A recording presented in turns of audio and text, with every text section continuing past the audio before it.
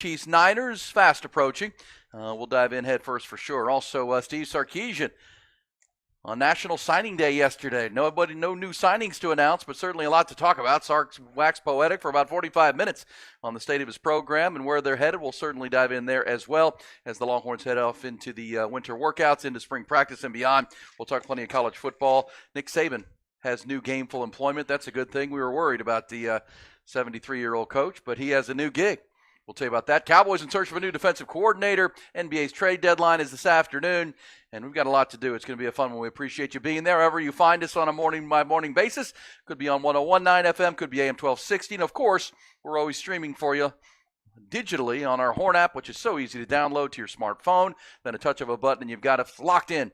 Crystal clear digital quality every single morning, every single day, all day here on the Horn. Appreciate you doing that. Also at hornfm.com. And look who it is. He's made his way into the South Austin Onion Creek studios across town and ready to roll. He is our shutdown corner out of the 713 down in Houston, Texas. DB High there coming out on his way to the 40 acres and DBU. Right here in the 512, a lifetime Longhorn for sure. 4 years in the NFL, now 16 great years doing media throughout Austin and all over the great state. He is our man, Black Stradamus, the football theorist, the proud papa of Baby Monroe. Good morning, Rod Babers. Doing great. Thanks for the intro, as always, and the hospitality. Also, appreciate my man Patrick stepping in today. Yeah, Patrick Davis from the sports complex. The real MVP, man. Yeah, we're down to our third pinch hitter now because, of course, Ty Henderson, we've talked about, our producer, is on a trip with his girlfriend to meet the parents. Mm-hmm. It's important. Meet the Fockers, as they say. You never know how that will go. That's hope it works out a little bit better than most of that movie there. Yeah, but, you're right about that. So. Yeah, and then our man Brock has another family obligation. So Patrick is jumping in here. Thank you, Patrick. We appreciate you, man, because we know it's going to be a hard day pulling double duty for you. So we appreciate that. Just want to throw that out there first and foremost. But also, we do it every morning, each and every morning. We're proud to do so. Shout out to those who serve. Our society built on the selflessness of service. So all those out there who are serving in any capacity, God, country, or community, we know it's an honor, but also a bit of a burden. So we appreciate you. Can't say thank you enough to the first responders, the teachers, nurses, all those professions and people. Can't mention them all, but just want you to know that you are top of mind and on our hearts each and every morning. Yeah, no kidding. And speaking of serving, our man Patrick Davis serving us this morning. We appreciate that for sure. Good day, though. It's the NBA's trade deadline, 2 o'clock today. Great day to have Patrick Davis on. Yeah, man. Any day would be great, but today for sure, because a lot of trades could go down. Patrick, as you figure out this early morning thing, are you going to be keeping your eyes on the wire for us? You expect any big names to be moved today before 2 o'clock? Yeah, I know you brought me in to talk about Xavier Tillman to the Celtics and Monty Morris to the Timberwolves. Those big trades. I think Pascal Siakam and OG Anunoby were probably the biggest trades we were going to see. But you never know, because there are already a lot of teams that want it, especially the 76ers right now. With the Embiid injury, they want to stay in the hunt because they feel he can be back for the playoffs. So they may try and go big, and Daryl Morey can go big sometimes. He can. Daryl Morey, former Rockets GM, of course, and president, he can make a move. And, Embiid out a month with that knee, and they got beat again last night by Golden State. So they don't want to sink too far in the Eastern Conference without a doubt. So Patrick will be mining and watching the trade ticker before 2 o'clock today for sure as we roll into our 5-hour conversation this morning. Also have a lot of Coach Sark to talk about, and we'll get to our top headlines here in a moment. Weren't a lot of sports on, Rod, last night. You know what I watched last night? Oh, no. And I highly recommend it. Good TV. On did the Netflix thing. Oh, good. There you go. Have you seen this Netflix documentary called The Greatest Night in Pop? No. Patrick, have you seen this? Mm-mm. I have not. It is highly recommended, by the way, if you have not. And if you're a child of the 80s like I was, and really, I think anybody will love this.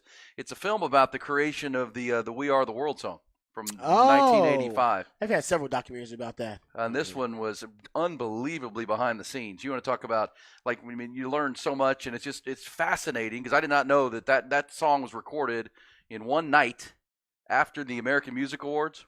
So because they already had a lot of the they got them together. They were it's hard to get all of them together. So, impossible. Yeah, great point. And so but the cameras are behind the scenes for the whole night. So they recorded this thing from 11 o'clock at night until 6 in the morning. And they just got access to this footage or whatever? I guess they've had it. I don't know. And you learn, it is such a case study. After I watched it, I was texting with our friend Craig Flowers, the Colonel, the master in human intelligence, and we were both just talking about him. And it was awesome to watch body language and people, and because these are like 45 biggest stars in the world at the time. Exactly. With Michael Jackson and Lionel Richie, kind of the ringleader, and Quincy Jones, and from all walks of, Cyndi Lauper to Willie Nelson to Waylon Jennings. It was unbelievable. Yeah. Highly recommend. I think it's one of those things you'll watch it and you'll come away with you'll be thinking about it. Okay. It's just really, really cool. I'll check and the that way out. it's done. It's only about hour 40 minutes. It doesn't take That's long. not bad. But very, very good. And if you've seen it, it's getting 97% on Rotten Tomatoes. So I guess other people like it too, it says right here. But recommend that if you're looking for something outside of football with the football season winding down on Sunday. Yeah, man, you better find some programming, entertainment. Pick a couple of shows. Matter of fact, we'll do that. We'll do that after football season. Ian and I would get together some of the best shows we've seen throughout the years, movies, so you guys will have something entertaining right after football season is over. So you don't go through withdrawal immediately. Yeah, well, I can't wait for you guys to see it because it's really it spawns so many conversations about the personalities of these superstars. These are the biggest stars. And it's got to be true that at least one or two of those people did not belong. You have that many people. It's like, okay, now there's a certain group of stars in rarefied air here. They're the biggest pop stars in the world. And I guarantee if I looked at that entire roster, it's like the dream team. There'll be somebody on there that didn't belong. Well, I won't spoil. Like Dan Aykroyd? Yeah, Dan Aykroyd. Well, because it does take you a little bit behind of the super agent that helped organize all of that and get everybody there with the Rolodex. And I had no idea they stayed up all night and did that deal. And of course, a lot of drugs consumed them. So. Well, no, not really. Well, you didn't see it, E. Yeah, you're not going to see the drugs, E. They're not going to go into the bathroom with them. Well, but not really. It looked pretty clean. It was the 80s. Al Jarreau was enjoying some wine. You're a baby of the 80s? I'm a baby. You know the 80s was mostly fueled by cocaine? You realize that, right? I do know that. I was a teenager in the 80s. Exactly. I was 13. You know all these weird plots to these movies and weird songs? They all came from cocaine-infused I'm creativity. sure there was some of that going on. But and Al Jarreau was into the wine, that's for sure. Yeah, which was cool. They were having some fun. Bob Dylan didn't belong, for sure. But you got to go out. It was really good. I bet it was really good. I'm going to check that out. Yeah. Greatest Night in Pop, you said? The Greatest Night in Pop. Greatest Night in Pop. It's pretty high up on the I'll check it out. The Netflix ratings right now. But yeah, you'll learn. You'll come out with a huge respect for Lionel Richie if you didn't already have one. Yeah, Lionel Richie was key in that. I remember that. Yeah, he was key in organizing. He was herding cats, is what he was doing. He was pretty incredible with those egos too. And what you don't know is that Lionel Richie, the night before, hosted the American Music Awards. Oh. So while he was hosting the American Music Awards and planning for it, he was in charge of putting this whole thing together with Quincy Jones and Michael Jackson, and pulled it all off, and just he was the glue to the whole thing, which is pretty incredible. Yeah, it's good. I would highly recommend if you're looking for something into the football weekend or after the football weekend wraps up. But we got a lot to talk about. Let's get to the headlines, top stories to get us going. It starts with Texas football. Top Gun Rentals and Lawn Equipment bring you the top stories each hour. And of our first three here on Hook 'em Up, we'll start with college football. National Signing Day. Much like any other Wednesday on the 40 Acres yesterday, no new additions for the 2024 signing class announced by Steve Sarkisian yesterday, but Coach Sark still held a lengthy signing day news conference and provided really an overview of his rising program. He once again highlighted the 22 high school recruits the program added during the early signing period, as well as 8 transfer players that have joined the program as part of an acquisition class that is ranked 6th nationally in the 24/7 Sports Composite Team ratings. On the topic of recruiting, Coach Sark addressed the program's ever-evolving recruiting department. Longtime staffer Brandon Harris has been promoted to the role of general manager. John Michael Jones, now the new director of player personnel. Taylor Searles, now the director of recruiting, and Kendall Perry, director of recruiting operations. Coach Sark also spoke for the first time about the hiring of his new defensive assistant coaches, Johnny Nansen and Kenny Baker. Nansen, now the co-defensive coordinator, will also coach inside linebackers. Baker now in charge of the defensive lineman coming in from the Miami Dolphins. He also applauded quarterback Quinn Ewers' decision to return to school and reaffirmed that the 22-game starter remains above Arch Manning on the depth chart. He is the team starter as they begin the mission to build on last season's conference championship and trip to the college football playoff. I came here, like I said before, I didn't come here just to be a head coach again. I didn't come here to say that I'm the head coach at the University of Texas. I came here to win a championship, and then if I can get one, I want to get 2. And I'm borderline obsessed with it at this point. I know what it tasted like last year. I know how close we were, and I couldn't wait to get back. And hopefully that's what our team really starts to exude, is this obsession with being the best. Pretty good stuff right there. Texas Spring Football will open March 19th, wrap up with the spring game April 20th. Program's on-campus pro day for NFL hopefuls is coming up on March 20th. March 19th, or the day after spring practice opens, by the way. Elsewhere in college football, following his surprising retirement back in January, Nick Saban has found a new gig. 7-time national championship winning head coach will join ESPN's College Game Day as an analyst, according to the Four Letter Network. Saban will also make appearances on other ESPN programming, including the NFL Draft and SEC Media Days later this year. In the NFL, Cowboys casting a large net in search of their new defensive coordinator to replace Dan Quinn. Word late yesterday that the New York Jets safety Marquand Manuel is scheduled to interview for the job today. On Monday, the team interviewed former Commanders and Panthers head coach Ron Rivera, as well as current defensive line coach Aiden Durd. The team has also met with former Vikings head coach Mike Zimmer and former Jets head coach Rex Ryan. In the NBA, as we mentioned, league's trade deadline is set for this afternoon, 2 o'clock. Trades have to be in. One score from last night, Spurs lost in Miami, 116-104. All right, I tell you, starting to get excited about the Super Bowl. We're going to spend most of the day breaking down the Super Bowl, and then we'll also hear from Sark. But Sark, I love that quote. I'm borderline obsessed. Borderline obsessed with winning a title. He said, I want two. I want another. He went Jim Harbaugh up there. He said, we're gonna try to win multiple championships. I think Longhorn fans, they're happy to hear that. And, you're ahead of schedule. You got really close this year. And I think a lot of people thought this would be the year you win a Big 12, but not necessarily compete for a national title. Competing for a national title, you do return all your coordinators and your starting quarterback. Not a lot of teams around the country have that kind of continuity returning. I told you yesterday, you look at Bill Connolly's returning production stat. He's got Texas returning 70% of their returning production from last season. That's a pretty good number considering the losses we've seen. They've had dramatic losses in the passing game, more of the receiving game, I should say, from the receivers with JT Sanders, X-Man A.D. Mitchell, and Jay Witt. Hell, even Jay Brooks, obviously going to the NFL draft. Guys going early or exhausting their eligibility. So it does look, and by the way, I think this is important too. We don't talk about it enough. 4 of the 5 offensive linemen returning. That is big. That's huge. We don't talk about that enough. Between the 4 of the 5 offensive linemen returning and your starting quarterback returning, that's your nucleus right there. And not a lot of teams around the country. I'm going to do some research, find out how many return starting quarterback and most of their offensive line. And I think we start looking at that, and then you cross-reference that kind of juxtaposed with the top teams in college football. And I think Georgia and Texas, in terms of top teams who are competing, who return quarterback, all their coordinators, and return a bulk of their offensive line. I mean, Texas right up there with the best teams in the country, or at least the most optimistic views for the best teams in the country. 100%, and 4 of the 5 starters and the 1 starter not returning, you feel good about whoever's going to win that job at right tackle. Exactly. Because you've got 4 returning starters and then 4 to 5 more that have played a lot of football. So you're like 9 or 10 deep on the offensive line. Pretty much. Man, that haven't been that deep since what, mid-2000s? Oh, gosh, I don't know. I was in mid-2000s. You were deep like that, where you had there was second string guys we knew that were behind the starters. We knew we'd play in the NFL. Yeah, we're like, no, that guy's gonna play in the league. As long as he gets season under his belt, he's gonna be an NFL guy. Well, yeah, and you bring what's coming back with a 5-star kid, Brandon Baker from Mater Dei High School. Yeah, one of the high-end programs in the country in high school, walking in here.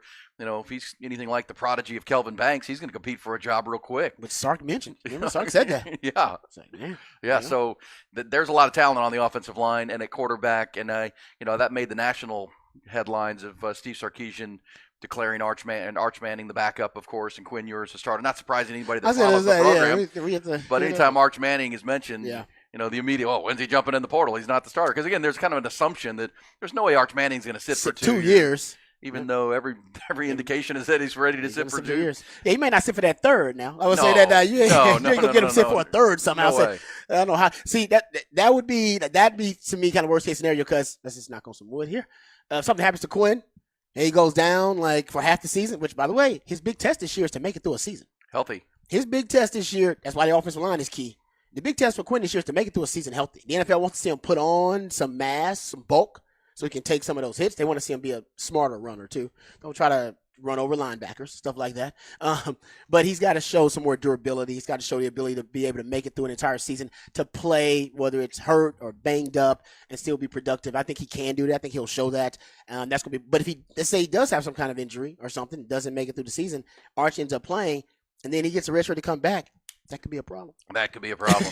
First world problem, still a problem. Hey, but well, as far as problems go, the Longhorns don't appear to have many, and that's a really, really good thing. Sark is organizing his front office. He's replaced 2 coaches, but he also talked openly about how excited he is to have the continuity on his coaching staff, where his offensive and defensive coordinator, his chief special teams coordinator Jeff Banks. I mean, and he did say late in the press conference, it was 45 minutes long yesterday, Rod. I mean, he was waxing poetically. He was going. He was going. You could tell he's excited and wants to overview what's going on. But he talked to me. He said at one point every coach on his staff was offered a job. Essentially, he said pretty much every coach on my staff had offers to go somewhere else. And yeah, I mean, obviously Jeff Choate took the job at Nevada, and Bo Davis went back to his alma mater at LSU, but everyone else stayed to be a part of it, which, I mean, you can kind of guess who was offered what and where. But and he said that's both college jobs and the NFL. Secondary coaches, too. That's what he said. And he did put the caveat as pretty much. Or I would bet or something like that. Because I understand what he said, because D-line, they were awesome. Your front 7, awesome. Your O-line, been great. Offense, great. Receivers were great.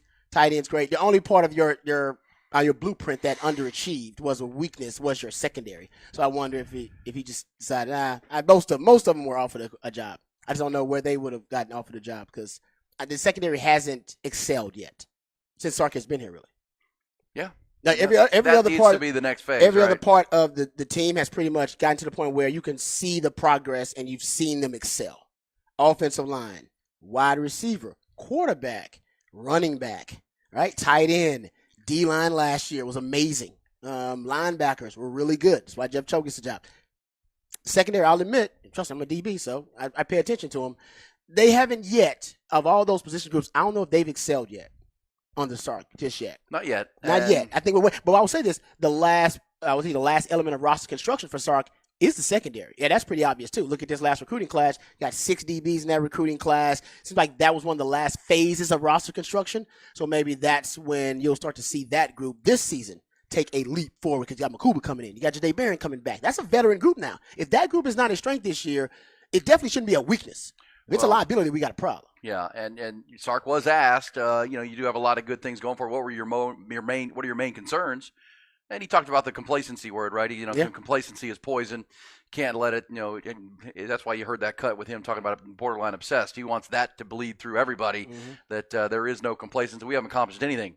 The whole idea of turning the page. Last year's team is last year's team. This is this year's team. What are you going to be is the question. Yep. But as far as specific things he's concerned about, it's the 2 things. The thing you just said, he talked about the defensive back end and getting that sorted out, getting the right guys on the field. Now with the addition of Andrew Makuba from Clemson, and how he's going to kind of fit in and rolled right in here with his high school friend Jahdae Barron. And he also mentioned the rapport between Quinn Ewers and the receivers. It's something we've talked about. That chemistry that only comes with reps. It only comes with time. Yep. And as you said, also something Sark said yesterday, that Quinn Ewers has to become the leader in the face of this program. It's got to be his team. It's got to be his team, and meaning we can only practice get so many reps during our allowed practices. Quinn, you got the keys to the facility. If you want to go down there and throw passes with Matthew Golden and Isaiah Bond and Silas Bolden and the rest of these guys, Exactly right. Go on in there. It's all yours. You got the keys, as you've always said about the quarterback. They do, and that's I think Quinn is probably looking forward to that that responsibility, because last year's team, it wasn't Quinn's team. That was more about the skill talent around Quinn. I think the theme for this year will be, can Quinn uplift the talent around him, right? Last season, it was more about the talent uplifting the play of Quinn Ewers, right? You got Jonathan Brooks was a Doak Walker Award finalist. You got J.T. Sanders, second best tight end in college football. If you're looking at draft prospects and as a draft prospect, if you're looking at the wide receivers, X-Man, you bring in A.D. Mitchell, right? The guy that got double-digit touchdowns, Jay Witt, and some of the torch bearer, the culture bearer, Jay Witt. It was almost more about those guys uplifting Quinn Ewers. And I think this year needs to be about Quinn really kind of uplifting and maximizing the play of those around him. And that's what I can't wait to see. And honestly, all that work, we won't see any of it. If the work that's going to be done for Quinn and these wide receivers, we won't see any of it, because it needs to be done in the offseason. And before they even get to spring, there needs to be just a little bit of that chemistry already developed. You can't really develop it until you get into the games, because that's when the reps matter the most. But you can start to get in the timing, right? Every quarterback likes their routes run a certain way. I was actually doing some Super Bowl research, and I think it was Marquez Valdes-Scantling. He was talking about with his difference between Aaron Rodgers and Patrick Mahomes. It's like Patrick Mahomes, he's more of a freestyle quarterback. Like, he likes us to just get open. He's more of a playground quarterback. Get open. Find an open spot. I will find you. You just need to find the open spot. And he said Aaron Rodgers was much more meticulous in how he wanted his route. I want my route run this depth. I need this timing. I want the break at this point. And he was very, very detailed oriented about how he wanted his routes. And not that Patrick Mahomes isn't detail oriented, but Patrick Mahomes wants you to get open. He said Patrick Mahomes wants us to find the soft spot, and he will. And that's why you go look at Travis Kelce's routes. Travis Kelce doesn't run a route. There's no hard angle in any of his routes. He's just like the freestyling and trying to find a void somewhere in the defense. And because the chemistry with he and Patrick Mahomes is so good, bam, it automatically found it. Yeah, every time. So I think that's what you're trying to find. You're not going to get, obviously, Travis Kelce, Patrick Mahomes type chemistry, but you're trying to get that timing down, the specificity of what my quarterback likes when I run this route and that route. And that takes some time. But they got time. They got months in the offseason to figure that out. Yeah, plenty of time. And obviously you won't find the culmination of that until game days and what it all plays out to be. But a lot of sound from Sark throughout the course of the morning. Let's see, Patrick, can we hear number 11 on the rundown sheet, because that's on the topic of Quinn and Arch and the quarterbacks, and obviously a lot of quarterbacks. I was listening to the press conference yesterday. Brandon Harris, the new general manager, was a quarterback. Sark's a quarterback. They're talking quarterbacks. Quarterback-centric. Quarterback-centric. Yeah. Got to be. Yep. He said that's one of the things with Brandon Harris, who's risen. Brandon Harris was in with the Tom Herman regime, and he said he and Brandon Sark did that. They just hit it off. They bonded, yeah. Yeah, as quarterbacks, they kind of see the game the same. They see talent the same and character and all these things, and so that's why he's risen and is now the team's general manager. But here is Sark talking about his QBs, Arch Manning and Quinn Ewers. Yeah, no, I think it was big for Quinn. I think pretty easy to see from the naked eye the development that Quinn made from year one to year two. I don't think that Quinn was a finished product yet, and I think there's plenty of room for growth and improvement in development in his game going into year three. And I think naturally, when you turn on, you get into the college football playoff and you look at the team that beat us. That was a 6-year senior quarterback, right? That played at a really high level in that game, and so. I do think his experience, his maturity are all going to be things that he can benefit from. We're going to need his leadership, right? We've got some new faces on the offensive side of the ball, especially at the skill positions, where his leadership is going to be very important.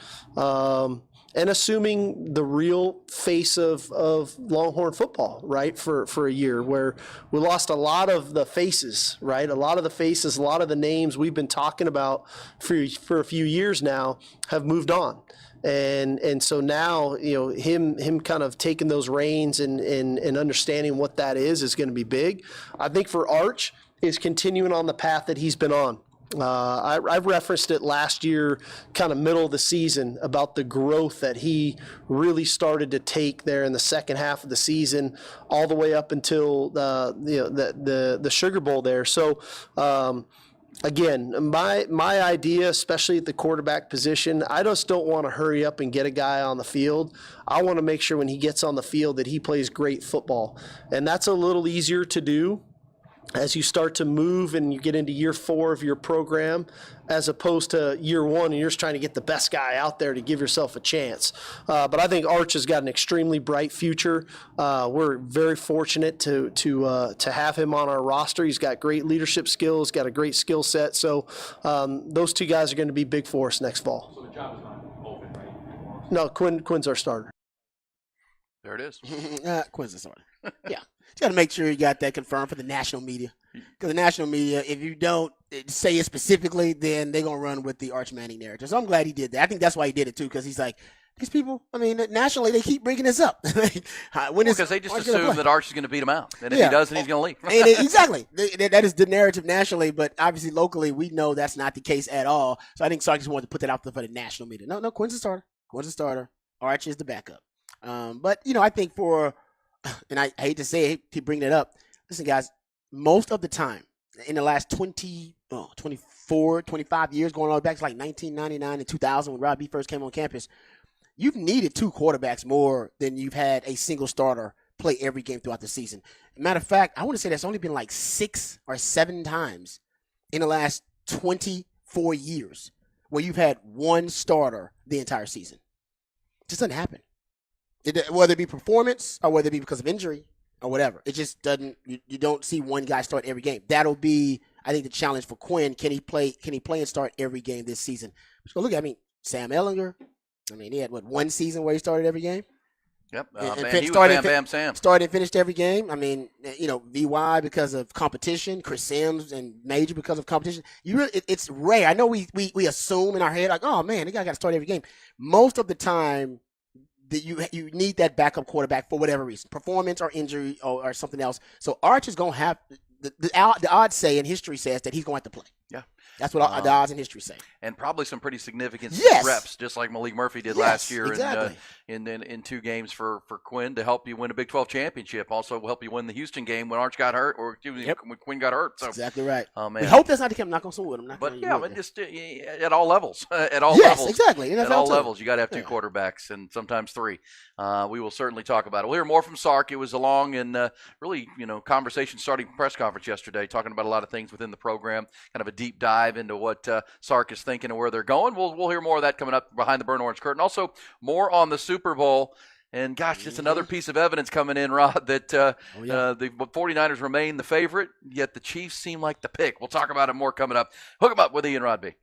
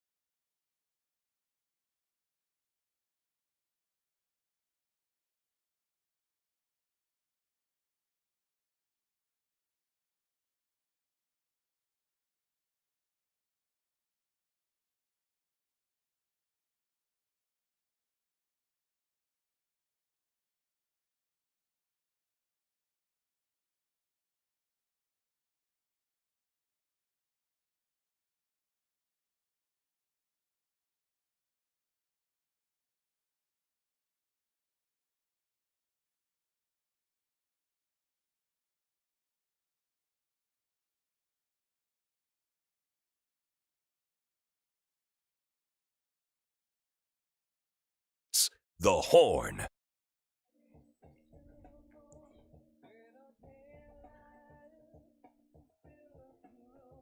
Appreciate Patrick Davis producing our show this morning back at the Horn headquarters. Rod Yes, and I are sir. live in the South Austin Onion Creek compound, bringing it live and talking all things Texas football, Super Bowl. Also, I mentioned off the top of the show, I watched The Greatest Night in Pop last night on Netflix and really, really recommend it. A lot of folks on the text line have already jumped in with their opinions and all agreement. Our man CB says, I agree, The Greatest Night in Pop was awesome. Really good, easy watch, Nice. but you'll, I don't know, it's just one of those you come away watch and thinking about it, man. This it kind of rattles around in your head afterwards of just all those superstars together for one night trying to collaborate and make it work. You get personality studies are certainly in there because when you think about it, you got guys like Paul Simon and Bob Dylan who are they're just such loners. They're used to just being on their own, and they're they kind of don't fit in with these huge superstars, and then. Even the superstars, Stevie Wonder and Michael Jackson and Ray Charles was there, cracking jokes. I know. Willie Nelson, of course, was there. And I will tease one thing that's going to be a spoiler, but Waylon Jennings was there and then said, I'm out of here. You just left? Walked out. Why? Because it was too long? Taking too long? Because this will be a bit of a spoiler. I don't, but because Stevie Wonder started trying to change the words and started singing Swahili. And Waylon Jennings was like, I'm out. He's like, I don't speak Swahili. I'm done with that. Can't do it. I don't even remember that part of the We Are the World. How long? It never made it in. It never made it in. Okay. Because that's So he was right then. He was like, we shouldn't have that in there. Because that was the hurting kick. Because Quincy Jones is trying to, guys, we're not changing the words. We're not doing that. We're here to record it. The song is written. The song is written already. We're here to get this on tape, and we got one chance at this thing, or it's not going to happen to get all these people together one time. And it's pretty well done. You'll enjoy it, I promise. Hey, so that's out there. We've got this too, Rod, as we've talked all since the Super Bowl was decided, like who was going to play in this game, Chiefs Niners. You came in Monday morning after the championship Sunday saying, I'll never bet against Patrick Mahomes ever again. It's hard to do I think that, we man. all agree. And yet the Niners continue to be a 2.5-point favorite in the game. But another piece of evidence, the Madden NFL video game has predicted that the Chiefs will beat the Niners 30-28 in the Super Bowl. So now the video game is in. I won't pick against him, man. Like I said, if I have to pick against Patrick Mahomes, I probably just won't make a pick because picking against Patrick Mahomes is not smart. I mean, every time you do it, it looks foolish. It looks foolish. It looks foolish. And then when you break it down, after you go, that was foolish. Why did I pick? He's the best quarterback, and they got the better coach. Well, usually in football matchups, my first two factors in making a pick is going to be who's the better quarterback, who has the better head coach. Mm-hmm. The Kansas City Chiefs have the better quarterback, and I love Shannon. I think Shannon's awesome. I think Shannon one day will be a championship coach, but he's not right now.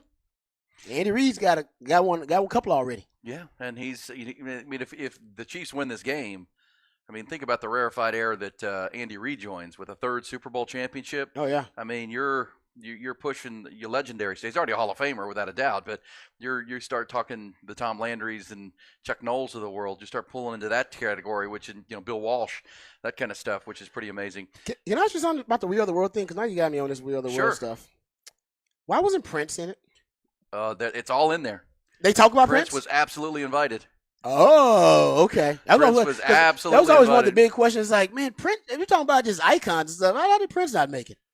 How do you get like who's the? He decided against. Okay, there you go. That makes sense because Prince doesn't like. Remember, he changed his name to a symbol once because he was in a dispute with the record company. Because Sheila E's in it too, and she She doesn't belong in there. well, you got to watch it, and you'll see what I'm talking about. Now looking back on it, the cast of singers, like I said, there was a drop. There's some people that didn't belong. Sure, but they wanted everybody from all cross sections and all walks of. That's why Dan pop. Aykroyd made it. But he was a big star at the time. He was because a Blues Brothers. Yeah, he was Blues Brothers, and was Ghostbusters out Jeffrey yet by then? Osborne. Anybody? Don't know. Exactly. I'm surprised Prince didn't send Morris Day. That's normally that's normally what Prince would do is be like, you get Morris Day. Morris Day is people's Prince. I'm by myself. Well, I'll just again, I don't hate to spoil the thing, but Damn, Kenny Loggins made it. Well, Kenny Loggins plays a pretty good role too. No, I know he does, but I think come on. You talk about iconic, all-time great iconic brands Well, and sure, music, but and you got got to Kenny think. Loggins You got to in think there? 1985 though, and we've talked about Kenny Loggins with his Oh, Top Gun. and all the Caddyshack and all. I mean, he was a huge pop star at the time. Huey Lewis plays a big role, and Huey Lewis is a great character in that. From Huey Lewis in the News. I mean, it's a really, but the Prince thing is a really cool subplot to it because it's something. No, I'm not going to spoil it. You go Don't watch spoil it, but I'm just like I just. But like, Prince, because remember, if you're just tuning in, how did LaToya make it and not Janet? that's never addressed. That's never, and you don't think you Maybe ever Janet really was see, too young. Then. You don't ever really see LaToya. Why is LaToya Jackson. even in there? I She don't doesn't even need in remember. there. I don't even remember seeing her. Yeah. Because Michael's there, of course. Her brother's there, and Michael's kind of Maybe- one of the ringleaders. Yeah. And helped Lionel Richie write the song. But so again, the night before they recorded this, and then stayed up all night and recorded "We Are the World." It was the American Music Awards, and in that, Michael Jordan and Prince were Michael Jackson and yeah. Prince were the two people up for all the big awards. Okay, that makes sense. Yeah, because Prince, it's Prince. It's Prince, Purple Rain. Yeah. So And and Sheila E. was there, but you'll see. You got this. There's so many little subplots. You're like, oh man, I didn't know that. That's really cool. yeah. Just the nuances of these super egos and superstars and trying to collaborate and come together. It was really well done. All right, so that is on Netflix if you're looking for it. We got the Super Bowl on CBS on Sunday at 5:30 our time. Got the NBA trade deadline coming up. We're going to go behind the burnt orange curtain right now. Rod's got more with Coach Sark from yesterday's festivities and press conference down on the 40 acres. And they were all asking themselves the same question. Hey, sorry, Patrick. Let's go What? 5. Is behind that curtain.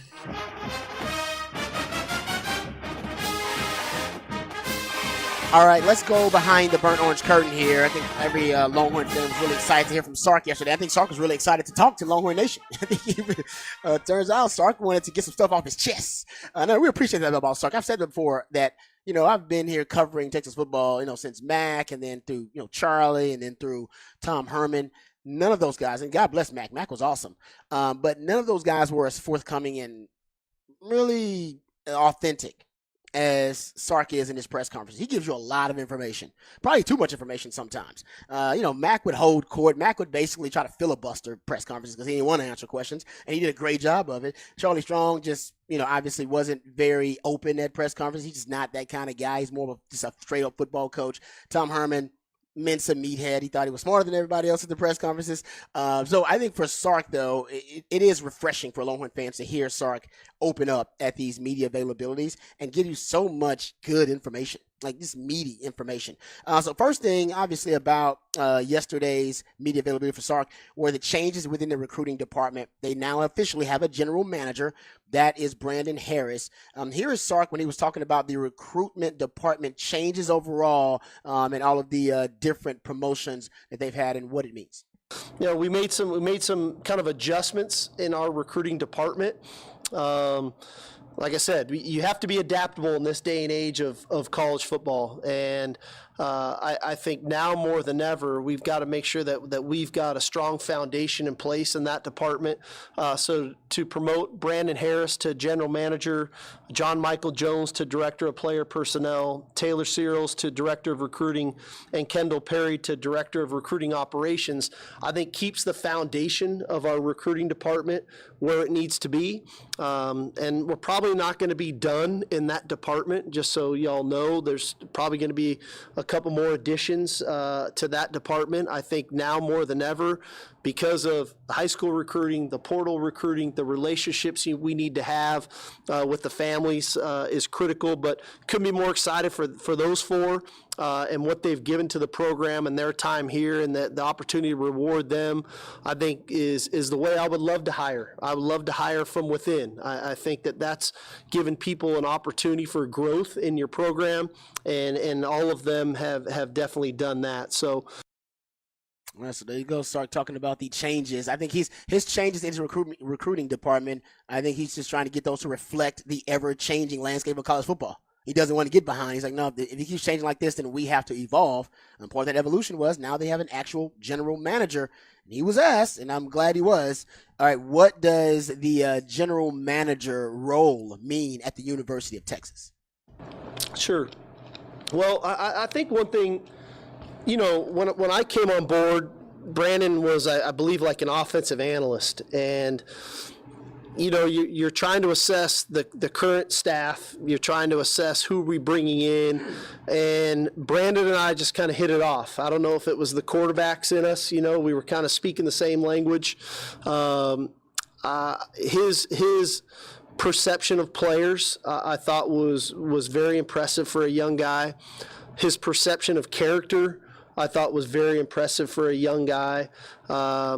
His ability to communicate, I thought was really incredible, and it was a guy that we've just grown. Our relationship has grown over 3 years now, and so I felt like the time was right for him to assume this role. I think so many times in football, in college football, used to always be director of player personnel. And that's fair. And that's what John Michael got elevated to that role. When you're really assessing talent, looking at your roster and things of that nature. But a general manager is so much more now.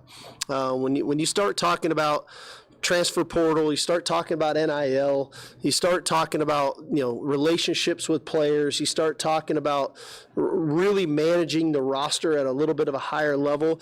I wanted to make sure that I had somebody in that role that I was connected to on another level, and I think my time with Brandon has allowed me to do that. I think he thinks a lot like me, which is important. As much as I try to kind of oversee it all, I want to make sure if I can't be in a meeting that somebody's thinking and speaking on my behalf that is on the same wavelength as me. And I just couldn't be more excited. I think he's a rock star in our profession, and he's going to be in high level roles for a long time. A rock star in our profession. And I told you guys yesterday, he was offered a job by Sean McVay a couple of years ago as an assistant quarterback job and turned down that offer. That kind of goes back to what Sark is talking about, with him being a guy that's on a meteoric rise through the coaching ranks. And I think at one point he started out, maybe he never wanted to go into coaching. Maybe he wants to be a front office guy. I thought maybe that's why he turned down Sean McVay, because you don't turn down a Sean McVay job because that'll put you on a fast track to being a head coach one day. And maybe he turned it down because he wants to be in the front office instead of being like an assistant coach. When we talk about Brandon Harris, he's only 28 years old. That's what I'm saying. He's got time to do both, actually. Yeah. He's a very young guy because he came straight out of playing quarterback at North Carolina and LSU straight into coaching. Yeah. At 21 years old, so 22 years old. So he's only 28, and he's already the GM here for the Longhorns. Oh, that'd be good. He's got to be one of the youngest GMs. He's probably, I know college is a little different, but 28 as a GM it looks good on your resume. It's really good at that age. And I would say this about Sark. And Sark mentioned, look, again, if you do the workflow chart, Sark's on top of it, and he reports to CDC, who's his boss. But, Brandon Harris is now in charge of player acquisition, right, and roster building. And as he said, we see football the same. And he said he actually specifically, I don't know if I heard it or he said at another point, he said, I can't be at all these meetings. He said, he said, I need somebody to represent me. Yeah, so and that thinks like me. Thinks like me. And then he runs that department and then checks back with Sark, and then is Sark's voice in that department. And then you've got, obviously, your digital division that does all your social media and digital stuff. They're working in conjunction with the recruiting staffers to make sure the digital's on point, and Sark's running the football operation along with the scouts, and because they've got analysts that are looking at advanced scouting and scouting these players for the portal and all those kind of things. It's a big operation, safe to say. And one person, Steve Sarkisian, can't do all of it. You just can't. You have to have people you trust at the head of these departments, and they report back to the boss. I was hoping somebody would ask him about was it John Michael Jones is his name? Yes. Who's now, I think he's now taking on the role that Billy Glasscock had, and Brandon Harris has been promoted to the GM. I wanted somebody to ask him how did he stay? When did you guys decide to bring him back from the previous regime? Because as you point out, he's been there 8-9 years, something like that. He's been there through multiple That's coaches. what Bobby Burton had told me. Okay. I would love to know exactly what the process is there. Did you just see him and say, no, we're keeping this guy, he's great? Or did he reapply, and then you brought him back on the staff, that kind of thing? I want that's detail that really doesn't matter, but I'm just curious about that. Curiosity, yep. Yeah. But yeah, it's good stuff. That's that's a huge department right now with all the things that are happening in college football. It's got to get everybody's talent acquisition department has to expand, grow, and evolve right now, because right now talent acquisition has never been this chaotic in college football. You should just have traditional recruiting. Now you got organic traditional recruiting, and you got the transfer portal. You got grad transfers, and then not only that, you got to keep track of your guys who also are transferring and how that affects your roster construction. I see why the GM is needed. You do. Well, and there's also, I mean, talked yesterday about player, your current roster player relations. You got to have people making sure you're checking in with your team. Yep. And making, hey, if someone's disgruntled a little bit, I need to know that, guys. Before it spreads. Yeah, I need. You guys are my ears. Yep. If somebody's frustrated with X, Y, and Z, having a trouble with their girlfriend or something, I need to know that. And their position coach needs to know that. Those are kind of things that as many eyes as you can get, because what you don't want is that, I know it seems like babysitting, but you have to re-recruit your own program year by year. Now you do. And you have to be on top of things like that. Yep, and that's a big part of the culture. And we'll hear from Sark talking about that, because I thought one of the interesting cuts that we have for today is that when Sark talks about the culture and how they're going to keep the culture positive, constructive, even though they've lost a lot of their culture bearers, a lot of their leadership that really established that culture is going to be gone. Who do you have right now that can make sure they're still cultivating that positive culture? So we'll get into that a little bit later on. He's got tons of audio, but there you go. Start talking about the new GM position and the changes in the recruiting department. And as Rod said, throughout the morning, a 5-hour conversation. We'll hear more from Sark and deeper dive on the Texas football program on this 8th of February. And we won't probably hear from Sark much between now and March 20th. March 20th is the opening, actually March 19th, the opening of spring practice. And as Sark said yesterday, they'll skip spring break and then start right after and go 5 straight weeks right through the spring game on April the 20th. We'll come back and pick up these conversations, somewhat the facts to get to, more on the Super Bowl, more on the NBA's trade deadline, which is today at 2 o'clock. Hook 'em up with Ian Rodby.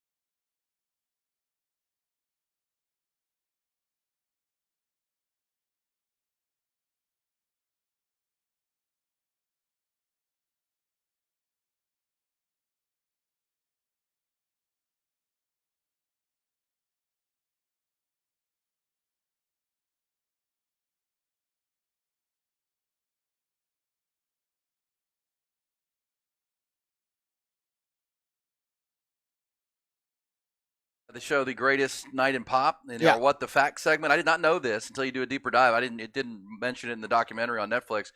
But the song "We Are the World" was the centerpiece, right? And Yeah. we won the Grammy for the best song and raised a lot of money for poverty and starving people in Ethiopia and in Africa. But they put out a full album, and on side one was "We Are the World," but there were also singles done by Steve Perry of Journey, the Pointer Sisters, and Bruce Springsteen and the E Street Band. And then on the other side, side two, had a song by Prince and the Revolution called "Tears Are Not Enough." Wow. So So Prince, like, I gave you a song. Leave me alone. and Chicago did a song. Tina Turner did a song. Kenny Rogers and Huey Lewis and the News. And again, this was all the biggest pop stars of the 1980s, Yes, it the was. mid 80s, and all those people were huge at the time.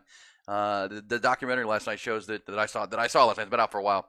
Bruce Springsteen actually flew from his final show of his tour in Buffalo through bad weather on a jet to get to L.A. to be a part of the Yeah. and he became a pretty critical figure. His voice was shot by early morning when he was the last soloist. It was really, really interesting, and just really recommend that. But I did not know that they did a full album. I knew they did a full album. I didn't know what was on the other side. I don't think anybody did. Side two, And that's where Prince was. That's where Prince was. Prince and the Man. Revolution did a song there. There you go. Nice little factoid. A nice little factor. That's what the Facts is all about, Rod. And Yes, speaking sir. of musical facts, on Sunday night they had the Grammys, and at the Grammys, one of the cooler moments, maybe the coolest moment outside of Joni Mitchell performing and Billy Joel's first single in 30-plus years. Tracy Chapman came out and did a duet with Luke Combs. That was really cool. Of Fast Car. Yeah. Well, Fast Car is about to be the #1 streamed song in the world. It's because of that performance? Yes. Wow. That song is going to be digitally number. I don't Hold know. on, which one though? Her original, I think. Okay, good. Yeah.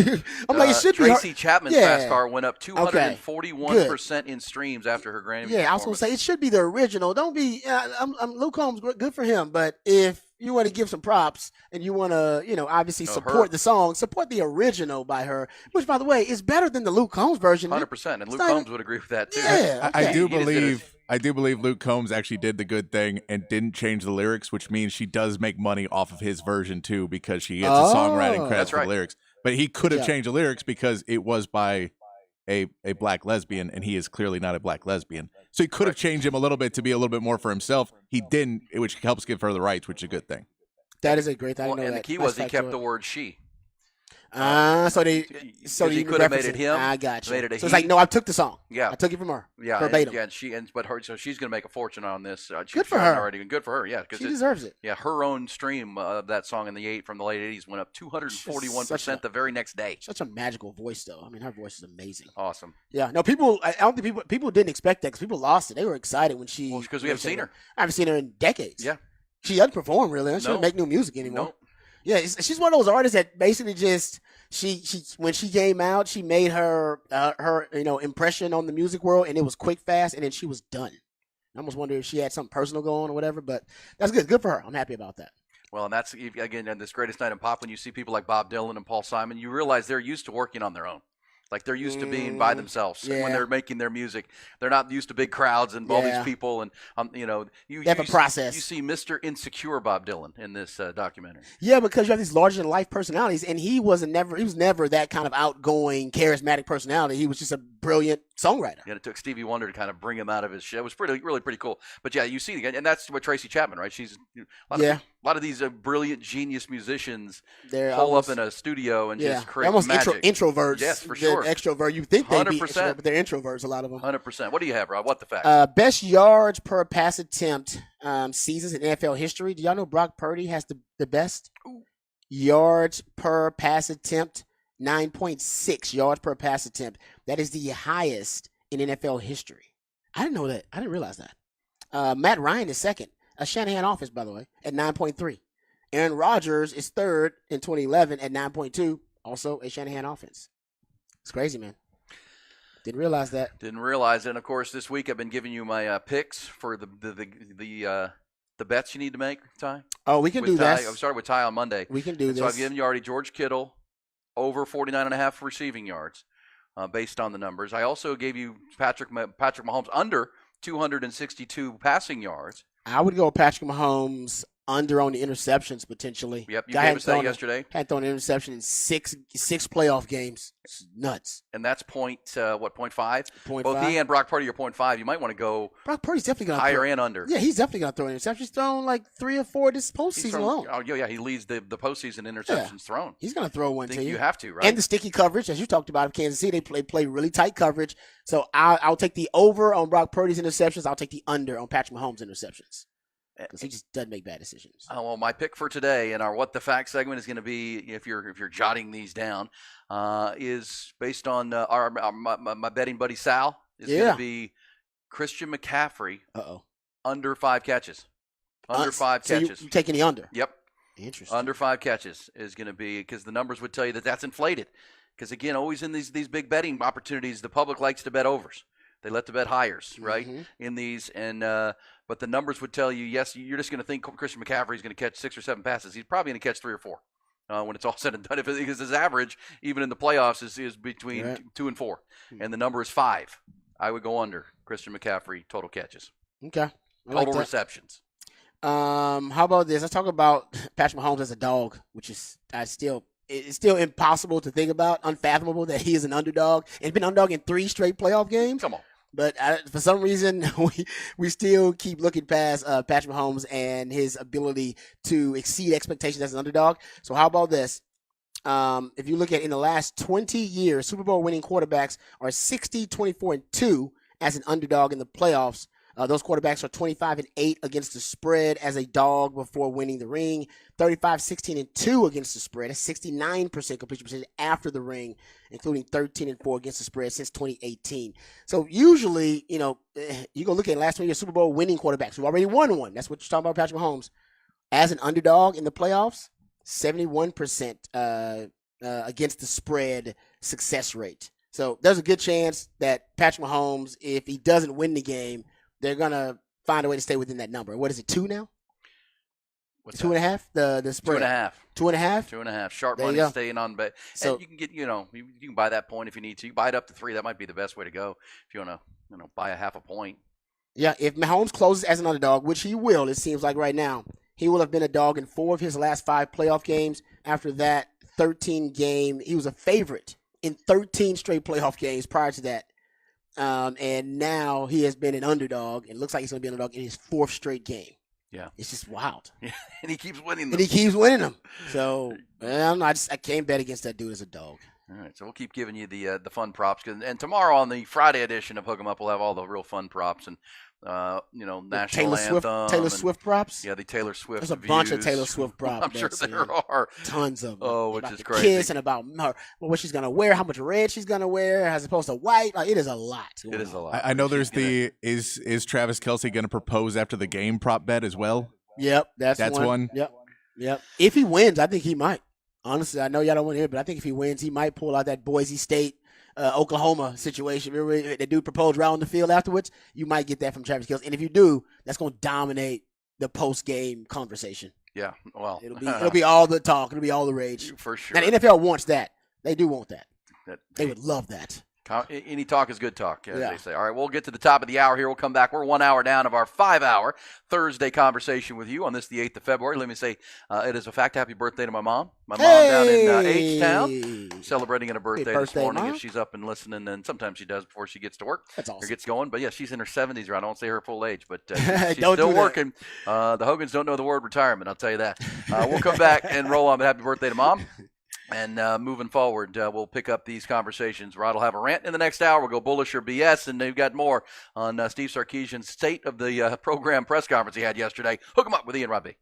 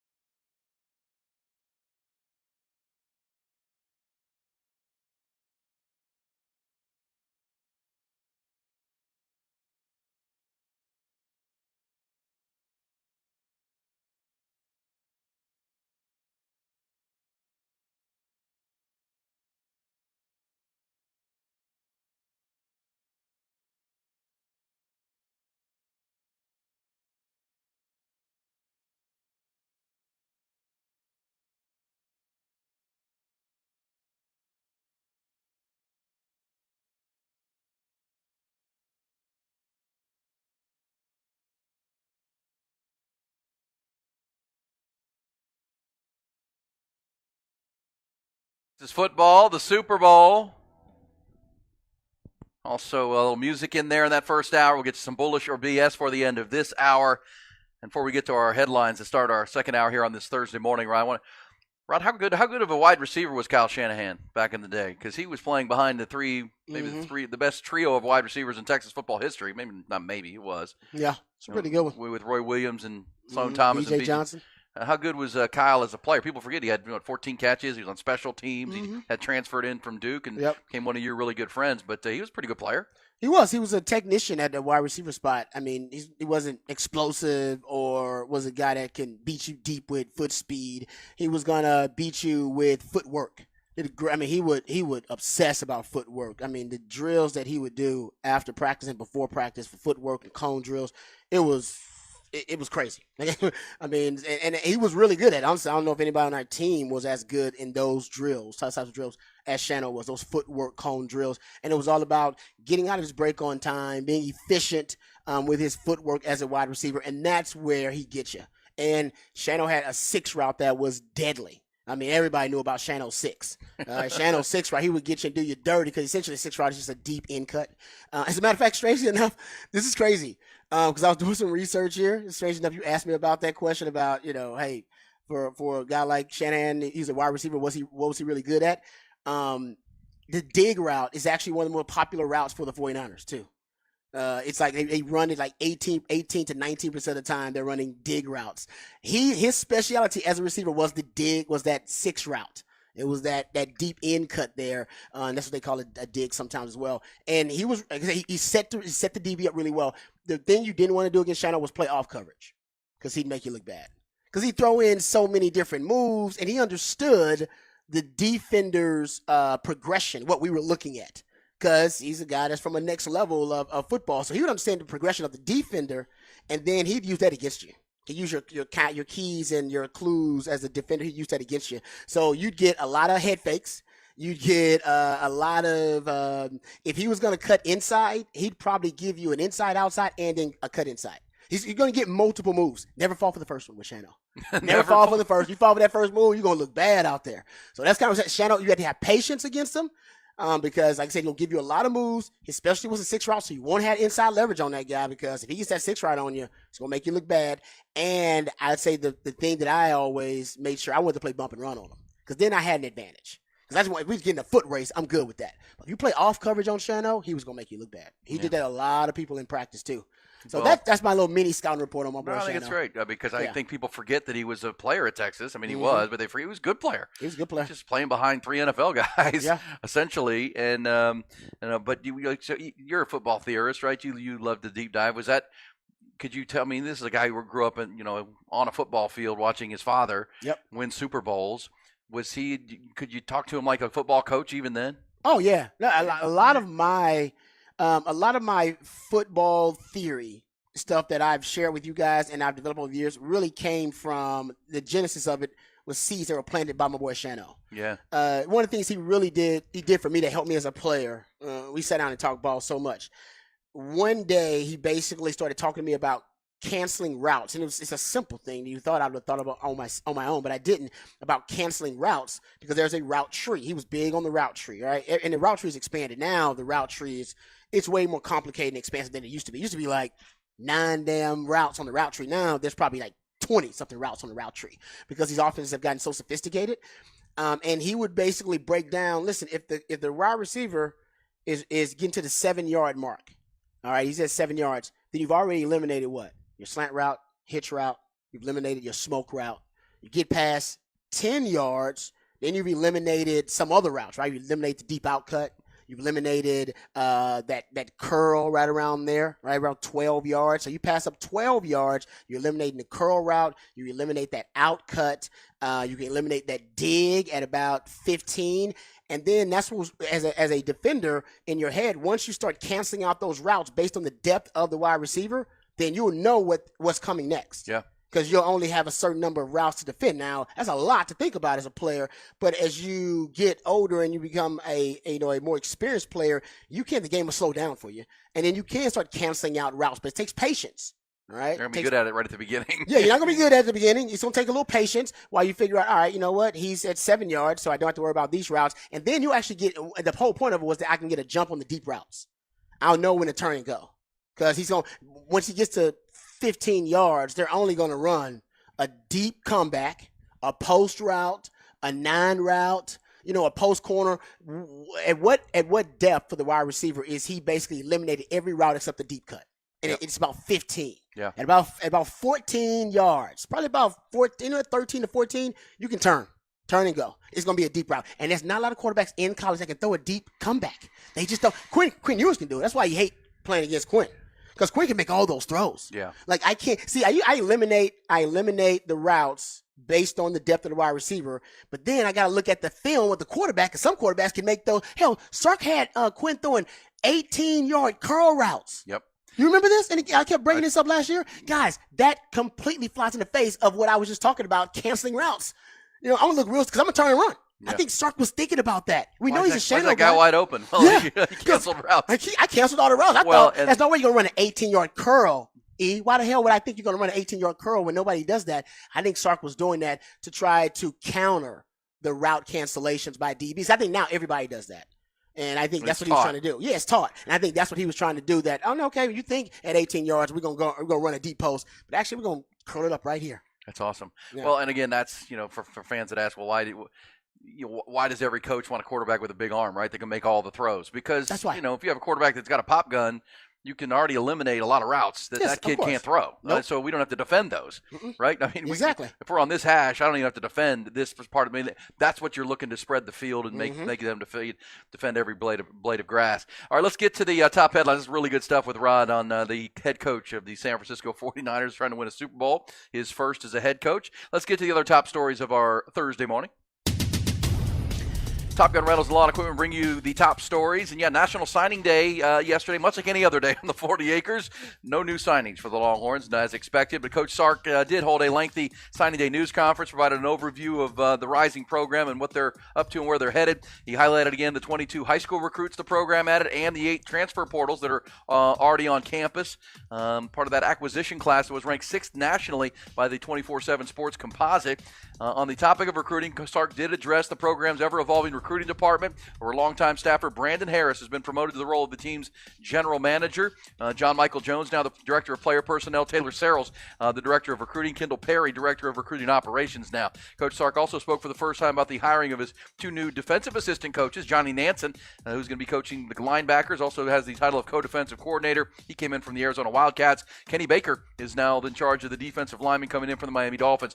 Sark also applauded the quarterback Quinn Ewers for his decision to return to school and reaffirmed that the 22-game starter now remains above Arch Manning on the depth chart as the whole program, including himself, begin the mission of building on last season's conference championship and trip to the college football playoff.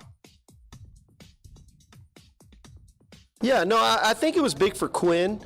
I think pretty easy to see from the naked eye the development that Quinn made from year 1 to year 2. I don't think that Quinn was a finished product yet, and I think there's plenty of room for growth and improvement in development in his game going into year 3, and I think naturally, All right, there's Sark on Quinn Ewers. Texas's spring practice, by the way, will open March 19th. The spring game is April the 20th.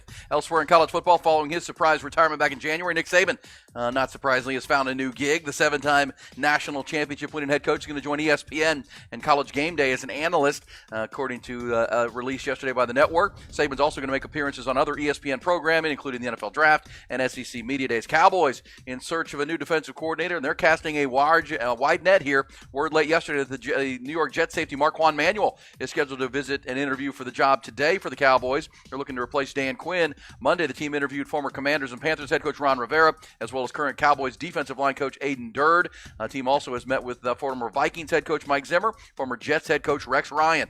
NBA League's trade deadline set for this afternoon. Many expecting possibly some moves, maybe even some big ones, before the 2 o'clock trade deadline today. One score from last night, Spurs lost in Miami 116-104.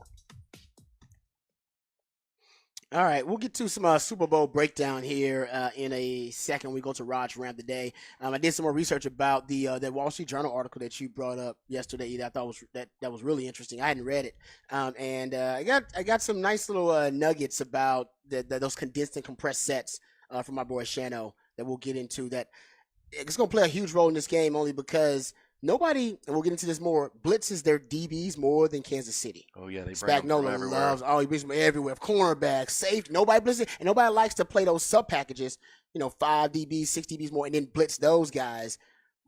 The way Shano structures his offense, the architecture of it, he dictates personnel more so than any other offense in the NFL. With his 21 personnel, 22 personnel, that's 2 backs, 1 tight end, 2 backs, 2 tight ends. And he does that really well, forcing you to defend his offenses with base. And what I mean by base is just 4 defensive backs, usually 3 or 4 linebackers. Let's call that your base defense. And most teams in the NFL, they're not comfortable in base because the new base in the NFL is nickel. It's 5 DBs on the field. But when Shano introduces that power set with 2 backs, 1 tight end, or 2 backs, 2 tight ends, you almost have to respect it by going base personnel, and that's when he takes advantage of you. With that in mind, it is just at 7:15 on this Thursday morning. Let's get Rod's first rant of a Thursday.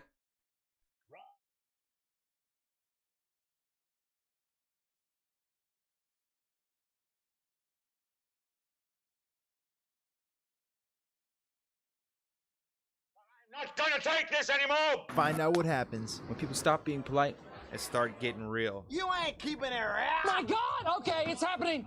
Everybody stay calm. Oh, you've done it now. It's time for Rod's Rant of the Day. Hold on to your butts. And now let's talk about Shano's offense, and I just talked about how the architecture of it makes it difficult to defend.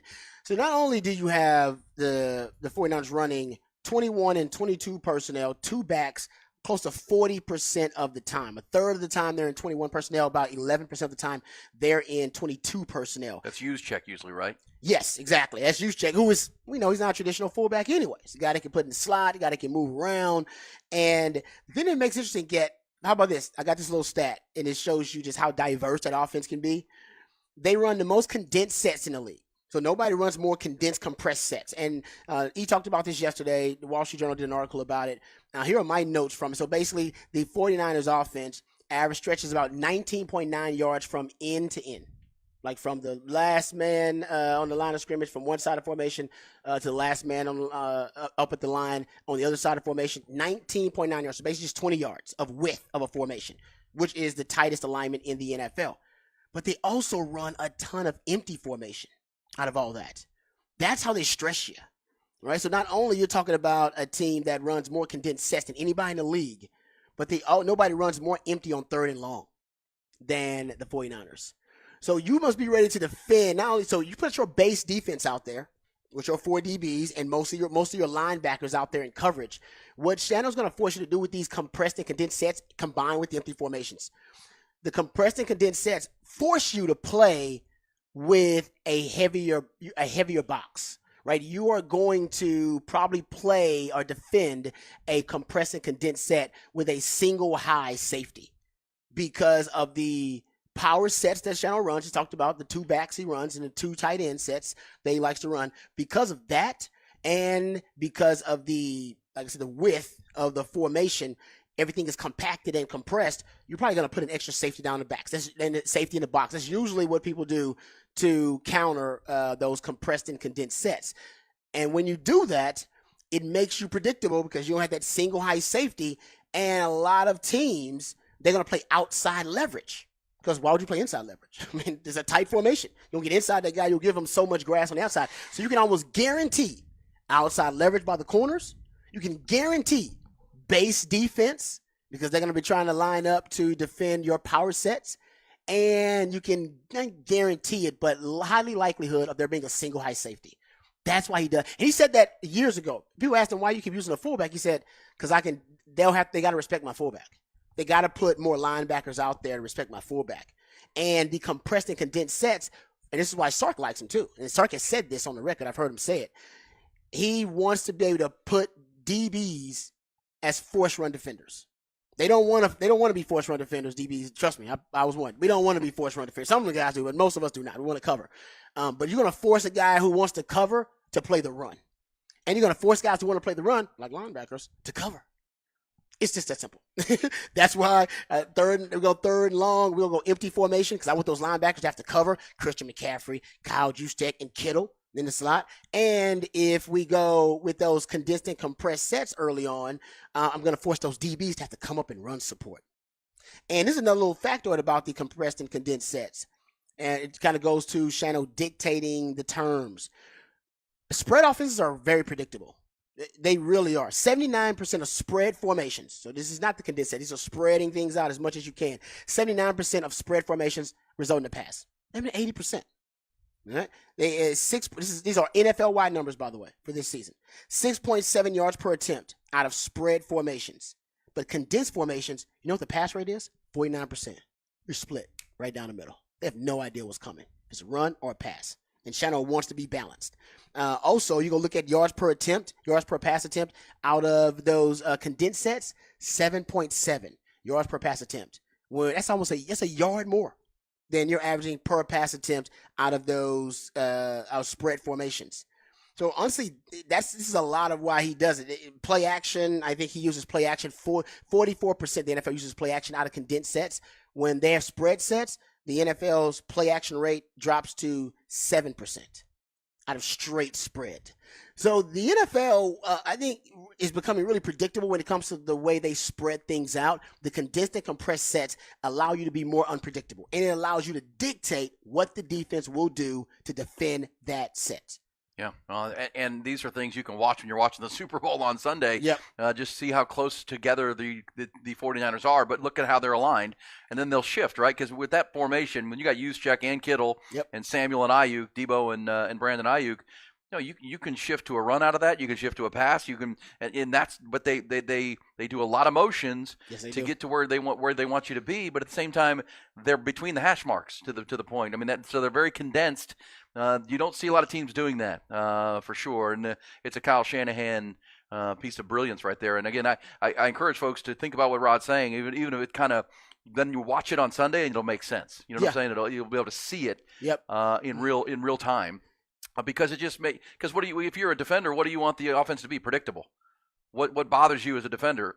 Unpredictability. Yeah, I don't know what's coming. Exactly. I don't know what to. And they disguise that very well, and that's why they run the ball so well. Because then all of a sudden it's a toss to McCaffrey, that's exactly right. And Kittle's a plus blocker, Juszczyk's a plus blocker, Debo Samuel's one of the best blocking receivers in the league. So they're spread out, but you're thinking, oh man, this is a pass. And then here comes McCaffrey in motion, gets behind, and they do a toss sweep. And now they got you, right? And Trent Williams, the big left tackle, is getting out in front of all of it, and that guy's devastating. So this is why Christian McCaffrey, set records for touchdowns, and they just make it unpredictable. They're running or passing, and they disguise it. They don't have to change personnel to do it, and that's why they have the top offense in pro football. And the truth is, this is a bad matchup-wise for the Kansas City Chiefs. Like I said, they want to be – Spagnuolo loves to be in sub-packages, nickel and dime, and Shannon's going to try to force him to play him out of base defense.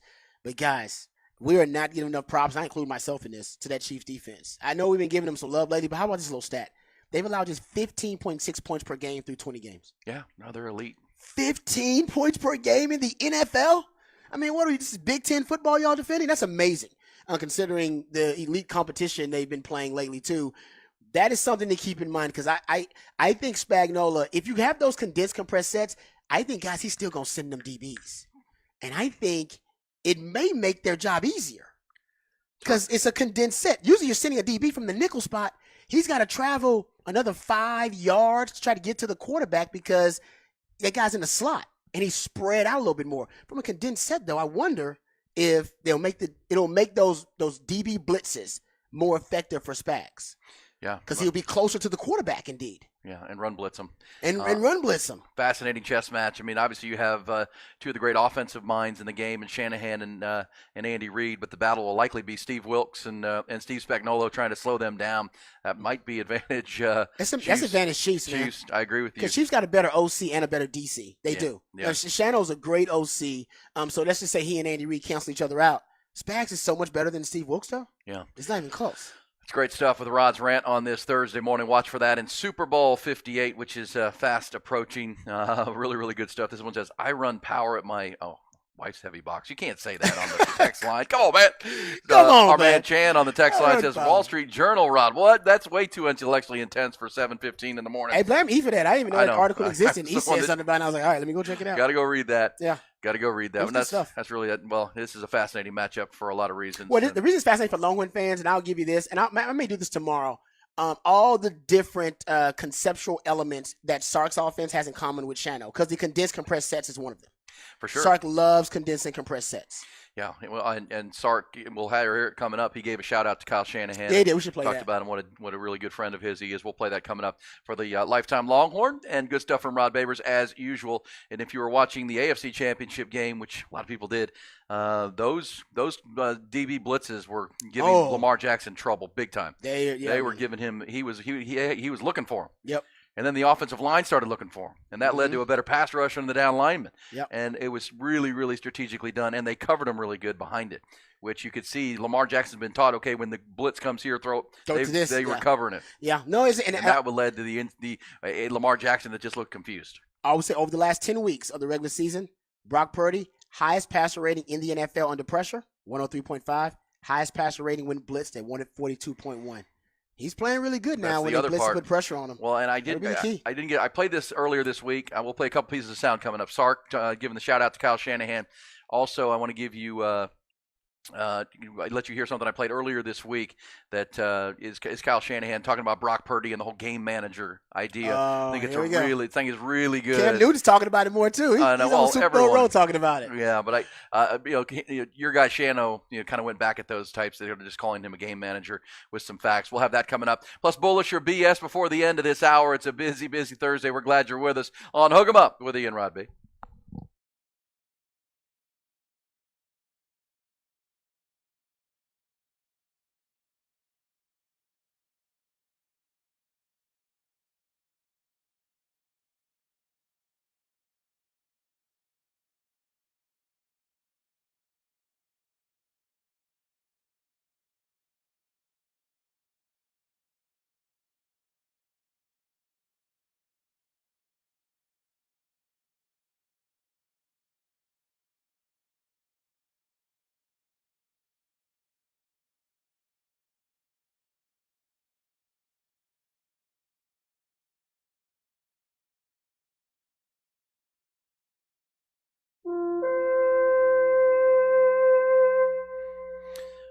Viking Fence, folks, the premier fence company in Austin, Texas, and man, so many reasons for it. But Viking is the only fence company in all of Texas that has its own cedar mill, the remanufacturing facility where they saw and custom cut your fence project to your specifications. They're the only company to do it with specific fence picket grades as well that they produce. They have their own brand of lumber.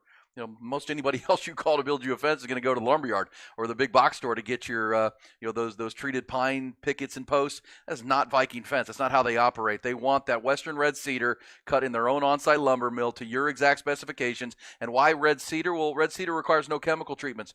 It's just a much better piece and quality of wood. Also looks better, by the way. That little red hueish tone to the red cedar is beautiful, especially when you stain it really good.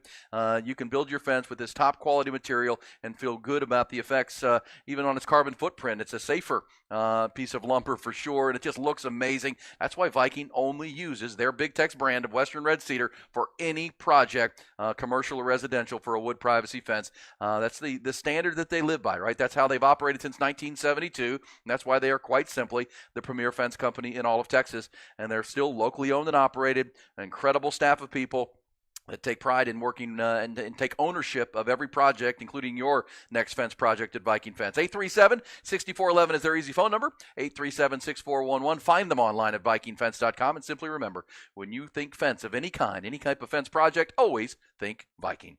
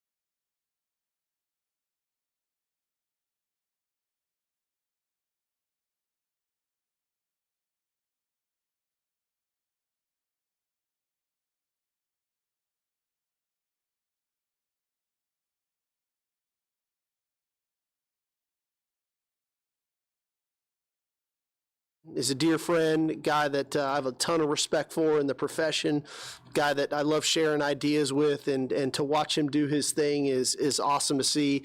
And then also Charles Omenihu, who I know was injured for the Super Bowl, but what a huge play he made in that game before he got injured with the sack fumble. So always cool to see Longhorns doing great things. And Steve Sarkisian right there, Yeah, Ron. Talking like about that. his dear friend, Kyle Shanahan, your dear friend as well. And I think a lot of Longhorn fans are rooting for the Shanahorns. Yeah, I like the Shanahorns. It's pretty cool. No, it is. It's good because when he followed Shanahan in Atlanta, not only did he form a relationship and a close bond with Shano after that, 'cause I think they talked and they were communicating about how to transition that Atlanta offense better to Sark's system. To do that, Sark wanted to use familiar concepts and familiar schemes that Shanahan used. So he really started adopting a lot of the Shanahan scheme after that and loved it. And so he didn't really change really a lot that season, that first season with Atlanta. And then after that, he started to kind of meld and started to kind of morph the two offenses together. So ever since then, and by the way, Sark has done this with a lot of offenses, so it's not just only the Shano offense. But he's now, I think a lot of the tent poles in the Steve Sarkisian offense are also Shanahan concepts, or at least some of Shanahan's favorite concepts. It is interesting that and if you're a Texas fan, you have to like what you heard from Sark yesterday, where they are, where they're headed. But also that, if you have a head coach and he's an offensive guy, and he's close friends with Kyle Shanahan and Sean McVay and these guys, that's a good thing. Yeah. That's a good thing. And if those are the guys you're borrowing concepts from and building your offense around, and you're acquiring the talent and bringing in the players like they are, you got to feel pretty good about where they're going. And with that in mind, I play this from Sark. This was the piece of sound of a 45-minute press conference that most Longhorns heard and got fired up about. Here's Coach Sark on, yes, it was fun to make a trip to the college football playoff, but he and the program want a lot more. I came here, like I said before, I didn't come here just to be a head coach again. I didn't come here to say that I'm the head coach at the University of Texas. I came here to win a championship, and then if I can get one, I want to get two. And I'm borderline obsessed with it at this point.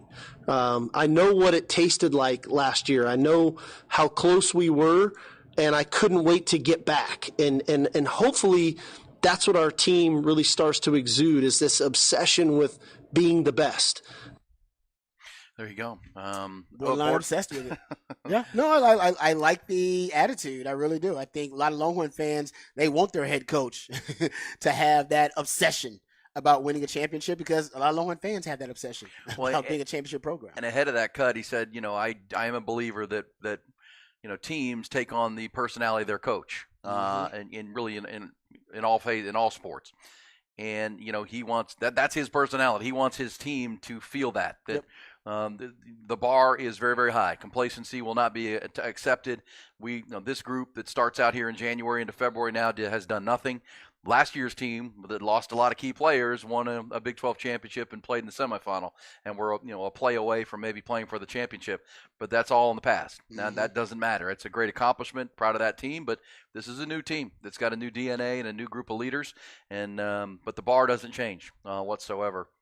Moving forward. So pretty good stuff right there with Coach Sark and Longhorns in the Super Bowl, and Sark getting his team ready. We'll have more with Sark throughout the morning as he talked about every phase of his program yesterday. He really did, man. He got on the defensive end. We'll hear some of the specific cuts where he's talking about position groups, but he talked about the defense, DBs, and on the edges. And so like I said, I love Sark's media availability, because I do think he gives you a lot of information. He gives you a lot. Most coaches are unwilling to give you that much information. Sark gives you a lot of stuff. And somebody texted us on this, and it's true. He said, I know who else gave a lot of info at his press conferences was Saban. Saban would answer questions. Saban was pretty open at his press. He did it in a different personality than Sark does. But that's fair. He was pretty open and kind of understood that Alabama football is a big deal. People want to know information, and the investors, which the team, the ticket buyers, and the fans are, they invest in the program. They want to know what's going on. And, there's no reason to be cryptic about it, Tom Herman. You can actually just be open about what's going on and share what's happening with the program that they care about. And I don't think there's anything. It's not all coach speak and There's actual some meat on the bone there for sure. Speaking of that, Rod, in your rant, you were talking about this 49er matchup with the Chiefs and Brock Purdy. I wanted you to hear this. I played it earlier in the week when you were getting your dental procedure, but I do think it is, because I've heard you say these exact words. It almost reminded me when I heard it. That sounds like Rod. But listen to him when he was asked at Super Bowl opening night on Monday about Brock Purdy as a game manager. And what it means to be a quarterback, and why. I think that this answer explains why pretty quickly Kyle Shanahan thought, you know what, Brock Purdy, even though he's our third-string quarterback, might be our best quarterback. Better than Trey Lance, better than Jimmy Garoppolo, and why he is flourishing in this system and has a chance to maybe win a Super Bowl for Kyle Shanahan, something he has not done yet. Here's Shanahan on the idea of a game manager. So I don't get how being a system quarterback and a game manager is a negative. The job of a quarterback is to manage the game, and it is to run the system. The system's what you work on all week. That's what the O-line works on. That's what your 5 eligibles work on. That's everything. And the quarterback, if you want to be great, you better be able to run that system, and you better be able to manage the game. But if you want to stay in that position, understand that no system is going to be perfect. There's going to be times where you have no answers.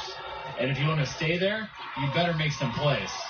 And that's how you become a consistent quarterback. You're a game manager, you run the system right, and you can make plays. And if you don't have those 3 things, it's a matter of time. 1 game, 2 game, 2 years, it's a matter of time. But Brock does all 3 of those things, so I don't get what we're talking about. There you go. I don't get what we're talking about. And that sounds like exactly what Shano would have told me in private. He'd have said the same thing. That sounds like him. And, I didn't get this from Shano, but I guarantee he agrees. Mostly game manager is just a part of the quarterback circle of life. And you have to be a game manager first, I think. Then you become what I like to call a signal caller, where you can kind of you can actually check the line of scrimmage, and you can call some of your own plays. That's the next step. Being able to audible the line of scrimmage. That's becoming a signal caller after a game manager. Then I think you become, that's your franchise quarterback after that, where he can basically just run the whole damn system on his own. I think I run the system. And then from there, you become a championship quarterback, hopefully. It's just a step in the quarterback cycle of life. Well, and I think you can compare it to a lot of different things, but I think if you watch the Packers win over the Niners win over the Packers and the Lions, exactly what he said. When the play broke down, or the initial play wasn't there, over and over again in the second half of those games, Brock Purdy made plays. Brock Purdy made throws. He bought time, made tough throws down the field. And then, of course, against the Lions, he used his legs and took off and ran for first downs and converted and kept drives alive. That's what he's talking about is, okay, we can only call so many great plays that are going to work, and be open, and I think we can. He only brings 30 into a game. He doesn't bring a lot of plays into a game. He brings 30 or 40 plays into every game conceptually, and then you can mix and match pieces and parts and formations off of that. Yeah, and I think, you compare it to, obviously, Dak Prescott can be, he doesn't make enough plays in those moments in the biggest of games. He just doesn't. Yeah. He's a great system quarterback. He's way above average quarterback. But in the biggest of moments, he doesn't make enough plays, and he actually makes negative plays a lot of times in those moments with the interceptions and big spots, and that's been critical to the Cowboys not advancing. And then, we also compare it to what we heard from Sark yesterday with Quinn Ewers. Those are the next steps for Quinn. It is next step for Quinn. Quinn, as he said, you become the face of our program. You're our quarterback. Don't worry about the national narrative of Arch Manning. Quinn Ewers is our starting quarterback. He's 22 starts in, and the next step, we saw him this year. Okay, if the first read's not there, and don't make a bad decision, take off and run. Run and get some yards, which he did this year. He did. But you might want to learn to slide a little better, Quinn. We don't want to be taking on linebackers. Just a little bit. With the injury history. But then this year's next step will be what we talk about right there. I mean, more progressions through the route tree, more plays made, becoming more of a signal caller, as you said, Rod. Check us out of a bad play, get us into a good play. Yep. That's the next phase. And when you start seeing Quinn Ewers at start number 28 and 29 and 30 and up into the mid. Now you got a guy that's seen a lot of football and had to react to a lot of football. That's what the NFL told Quinn when he looked into going to the NFL. No, we need to see more. You see more. As they say that you're going to be a future franchise quarterback, we need to see more. And I believe that he will show more this season. I think you will get Quinn having complete mastery over the offense. He's had that much time now where I remember getting to the point, I asked Tom Herman about this one time, and Tom Herman told me personally, he said, I'm at the point, I think this was Sam Ehlinger's third year. He's like, Sam knows my offense better than I know it now. Yeah. He literally will come up to me during practice or come up to me after practice or before and tell me something new about my offense that I didn't realize. That I had to go, oh, that's a good point. Okay, let's think about that a little bit more. That's what you want from Quinn now. Him having such questioning why are we doing this? Yes, can we do it better? Yes, such mastery over the offense that he's like, Coach, I think we should run this play. I mean, that's what Patrick Mahomes at 3rd and 15 in the Super Bowl against the 49ers. He called the play. Yeah. He said, let's run WASP. Let's run it. It's going to be open. I guarantee you. We're going to get it. 3rd and 15. They got it. They converted. That's what you want ultimately from your quarterback in the end. You want them to essentially to embrace the offense to the point where it's their offense. It's not Coach Sark's offense. That is Quinn's offense, and everything has been tweaked and everything has been adjusted so that it can be the most quarterback-friendly offense for Quinn Ewers. And I'm looking forward to seeing what that is this season. There will be adjustments made to make sure that this is a Quinn Ewers friendly offense. And what does that mean? Yeah. Is the question. It's good stuff right there. Yeah. And I think it's another reason why all Texans fans are excited about C.J. Stroud, because as a rookie, he's already doing that. Like, he's already coming over and telling Bobby Slowick, hey, I'm seeing this. Oh, yeah. I think we can run this play. Yep. I mean, C.J. Stroud, That's way next level. advanced with that stuff. That's and that's true. why he had That's a great point. likely the rookie of the year. And Texans fans are very excited about where they're going, because it didn't take him long to start understanding even the NFL's concepts of what he's seeing. All right, let's keep this rolling. We'll get to some bullish or BS, including, speaking of C.J. Stroud, tonight's a big night for the young man. We'll tell you why. Also, the other bullish or BS topics coming your way on a busy Thursday. We're talking all things Texas football, the Super Bowl with you. Of course, we appreciate Patrick Davis, of course, from the Sports Complex, up early this morning producing our show. We're bullish on that for sure because, he's pulling double duty today with Ty on vacation, and our man Brock had to attend a funeral this morning, unfortunately. But we appreciate Patrick, so we'll get him involved in bullish or BS. Coming next on Hook 'em Up with Ian Rodby.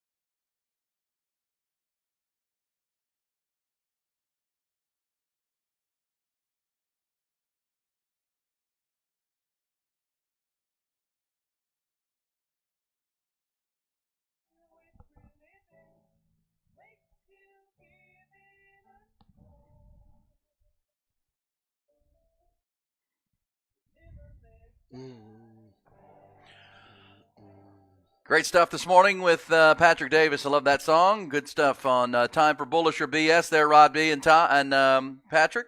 Bullish or BS. Including, as I mentioned earlier, I'm bullish on the Netflix documentary I watched last night called The Greatest Night in Pop. Nice. I think you'll like it, too. It's a fascinating look of the making of the song We Are the World, and it's recording in 1985. It actually was done overnight after the American Music Awards, where they had enough people in Los Angeles to attend the award show to begin with. And then a lot of unbelievable, iconic names in pop music and rock music all gathered to stay up all night and sing that now iconic song, We Are the World. Very, very interesting. To a point where, Rod, I was texting last night with Colonel Craig Flowers, who is our expert and everybody's expert in human intelligence. He actually watched it 2 nights in a row because he was so in, because he's big on body language. Might have missed some stuff. Oh yeah, he had to go back and watch. Well, the interactions between people, and we were talking about the biggest artists in the world at the time, who are used to being whatever room they walk into, they're the biggest star in that room, and then you're in a room with 45 other stars and legends, and there's a great moment in it when Diana Ross. The great Diana Ross actually walks up to, it was, who did she go? Oh, she went up to Daryl Hall from Hall & Oates. Oh, yeah. And said, I love your music. You're my favorite. Will you sign my music sheet? That is crazy. Yeah, so Diana Ross is asking Daryl Hall to sign his music. And that started, the whole room started doing that. Going around getting autographs from these famous. They became fanboys, basically? And one of the things they point out early in the documentary, which is when they started to gather, is that all of these stars are used to being surrounded by these mobs of assistants. Yeah, that's true. And they couldn't come in. It was just the artist could go in. So they're kind of vulnerable. They're there by themselves. They don't have their protection that they're usually get. They don't have that buffer usually in between. So they have to be like real people. You know what I mean? That's and most of those I think are introverts. Most of those folks, they're geniuses, but still. Yeah. So it was really cool. It was really cool to have cameras and the interactions and all those stories. And that's what Colonel Flowers was like. Man, I had to go back and watch and who's a troublemaker. I gotta go check that out, man. It was really good. Fascinated by it last night. Also tonight, Rod, we don't have to worry about what we're going to watch this evening because Bullish or BS tonight is the NFL Honors program. NFL Honors tonight. Red carpet at 7. Are there any I don't know, any that we think are going to be a mystery? Well, that's the Bullish or BS question. We know it's going to win MVP. Right? Well, they're going to hand out 20 awards tonight. It's starting at 8 o'clock. Red carpet at 7. It'll be on CBS tonight, which, of course, they're broadcasting Super Bowl 58. The red carpet. So tonight they will give out AP Most Valuable Player. Defensive Player of the Year. So AP Most Valuable Player, likely Lamar Jackson. Dak Prescott is a finalist. That's big. Big for Dak. AP Coach of the Year. Oh, that would be an interesting one because Stefanski could end up winning it because of what he did with the Browns, but DeMeco Ryans, and that vote was in before they played in the playoff game, but DeMeco Ryans and the Texans, first rookie head coach quarterback duo to win the division and make the playoffs. And your Coach of the Year finalists, because they've already announced it based on votes received by the AP vote, Dan Campbell, John Harbaugh, DeMeco Ryans, Kyle Shanahan, and Kevin Stefanski. I think it's a 2-horse race. Dan Campbell's he's probably got the vote was in before the postseason, though. Yes. So that's why you can't. The postseason vote was doesn't matter. due right at the end of the regular year, end of week 17. Yeah. So nothing that's happened in January matters, except for, once the playoffs begin. Yeah. So Lamar Jackson is going to win it. That's a tough one. The Coach of the Year might be that one might be a little. Well, because actually we said that coming in after the Texans throttled the Browns in that playoff game, that's going to make it really awkward at the NFL Honors when they hand that award to Kevin Stefanski and DeMeco Ryans coach circles around that team in the playoff game. He did. But that's the way the regular season award goes. AP Defensive Player of the Year will be interesting with Deron Bland and Micah Parsons finalists for the Cowboys. Max Crosby, Myles Garrett, TJ Watt also finalists tonight. And you consider that Cowboys defense with 2 finalists for the AP Defensive Player of the Year will give up 48 points. That's crazy. In their playoff game to the Packers. Unbelievable. I cannot believe that. Also, AP Offensive Player of the Year, Tyreek Hill, Lamar Jackson, C.D. Lamb is up for that, Christian McCaffrey, and Dak Prescott. I got to think that's CMC, right? Offensive Player of the Year? Yeah. Is CeeDee Lamb up for it? CeeDee Lamb, Tyreek Hill. Lamar Jackson's going to win MVP. It would have been Tyreek if he hadn't. I think he missed a game or something because of injury. He kind of slowed down. It would have been him, but I'm with you. I think it's Christian McCaffrey right now. Offensive Rookie of the Year will be announced tonight. Most assume that's C.J. easy. Stroud, but it's a great class with Bijan Robinson, Puka Nacua, Sam Laporta, and Jahmyr Gibbs. Puka would have had a case. I mean, he'd have won it in any other year if not for C.J. Stroud having such a ridiculously impressive rookie Puka season. Nacua record-setting as a rookie. And as Sam Laporta set records too for tight ends, right? For a rookie tight end. He and Jahmyr Gibbs were critical. So you got 3 record setters in that class. That is a hell of a rookie class. Well, and Bijan Robinson would have had more because Arthur Smith ignored him like Tom Herman did his freshman year at Texas. Arthur Smith's genius plan was to stockpile all of these uniquely gifted athletes and use them as decoys. Yeah, that's right. So I can get the ball to other people. And it was like, that's not failed strategy. We don't like it. Don't like it. Don't like it at all. No. AP Defensive Rookie of the Year, Will Anderson of the Texans, Jalen Carter Eagles, Joey Porter Jr. Steelers, Kobe Turner of the Rams, and Devon Weatherspoon of the Seattle Seahawks. That'll be a big award tonight. That's tough. I mean, Will Anderson had some injuries, but had a nice season. Jalen Carter Eagles, Devon Weatherspoon in Seattle. It should be Witherspoon. Think so? He had a hell of a year. He really did. But this honestly doesn't get a lot of props because people didn't watch them enough. But, I mean, they probably got more people watching them than the Texans. The Texans started out, everybody thought they were going to be a disaster. So nobody was watching Texans except us paying attention. So I don't know if Will Anderson – remember, Will Anderson missed a couple of games too. He did. That hurts him too. I'm not sure if Weatherspoon missed some games or not. And the Comeback Player of the Year will also be handed out tonight at the NFL Honors with Joe Flacco. DeMar Hamlin, of course, is the front runner. Baker Mayfield, Lake Travis is own up for that award tonight. Matthew Stafford and Tua. So it'll be a big night, and they'll do the whole red carpet thing. They'll also do the Walter Payton Man of the Year award. They'll have the tear jerkers with the Inspire Change tributes and all kinds of good stuff. That's tonight. That is this evening at 8 o'clock. There you go. So we'll have all that to talk about tomorrow of who wins these awards, where are the controversies, if any. That's tonight with NFL Honors. Bullish on that. Yeah, I don't know if there'll be too many surprises, but even when there are surprises, like the Coach of the Year, you talked about. I think CJ's going to win Rookie of the Year, Offensive Rookie of the Year, even Defensive Player of the Year. It's hard to say any of those guys is less or more deserving when they get really tight. Like Kevin Stefanski could win it, and he has a great case. And so does D'Amico Ryans, and so does Dan Campbell. So I wouldn't be, too upset about a shock or a surprise with one of those picks. Absolutely. Okay, bullish or BS? We ain't talked about it enough, but I want to give it just a little more time. Give it to me. Nick Saban as a new analyst for ESPN. Yep. Working primarily as the analyst on the set of College Game Day, but also they say he's going to be an NFL draft analyst for him, and he's going to be part of their SEC Media Days coverage. We bullish or BS on this? On Nick Saban as one of the lead analysts, I guess, for ESPN. I'm bullish. I mean, I thought it would happen the one thing I was a little bit surprised by is that Lee Corso is going to stay. Yes, at least ESPN announced yesterday it'll be a 6-man table. That's a lot of people. I know. How long? Too many people. Because they want to do right by Lee Corso, but at this point, I think they're doing wrong by Lee Corso for bringing him out there. He's been in failing health, and he's. I thought the immediate thought was ESPN's going to replace Nick Saban, Lee Corso with Nick Saban. And that Lee Corso would be honored and said, thanks for all your years and years and decades of ambassadorship for college football. But, Nick Saban's the GOAT, and he's the perfect replacement. And there could even be like a handoff to start the year. Yeah, the Nick Saban thing. Listen, Corso and Nick Saban are very different, though. 100%. They're totally different in the way they're going to approach that gig as an analyst. So Nick Saban, to me, is not the Corso replacement. Actually, I think Pat McAfee may be more the Corso, but you need somebody who's going to wild out. He's put put the mascot heads on and do crazy stuff. Nick Saban ain't doing none of that. That ain't Nick Saban doing. So you got somebody who's going to do who can live up to the antics and a lot of the kind of improvisation that you would have when Lee Corso was there. That was Lee Corso's brilliance. Is that I don't know what he's going to do, putting the head on, gets the crowd hype. Nick Saban ain't doing that. So I don't know. I'm with you. Maybe they haven't truly found the replacement yet for Lee Corso.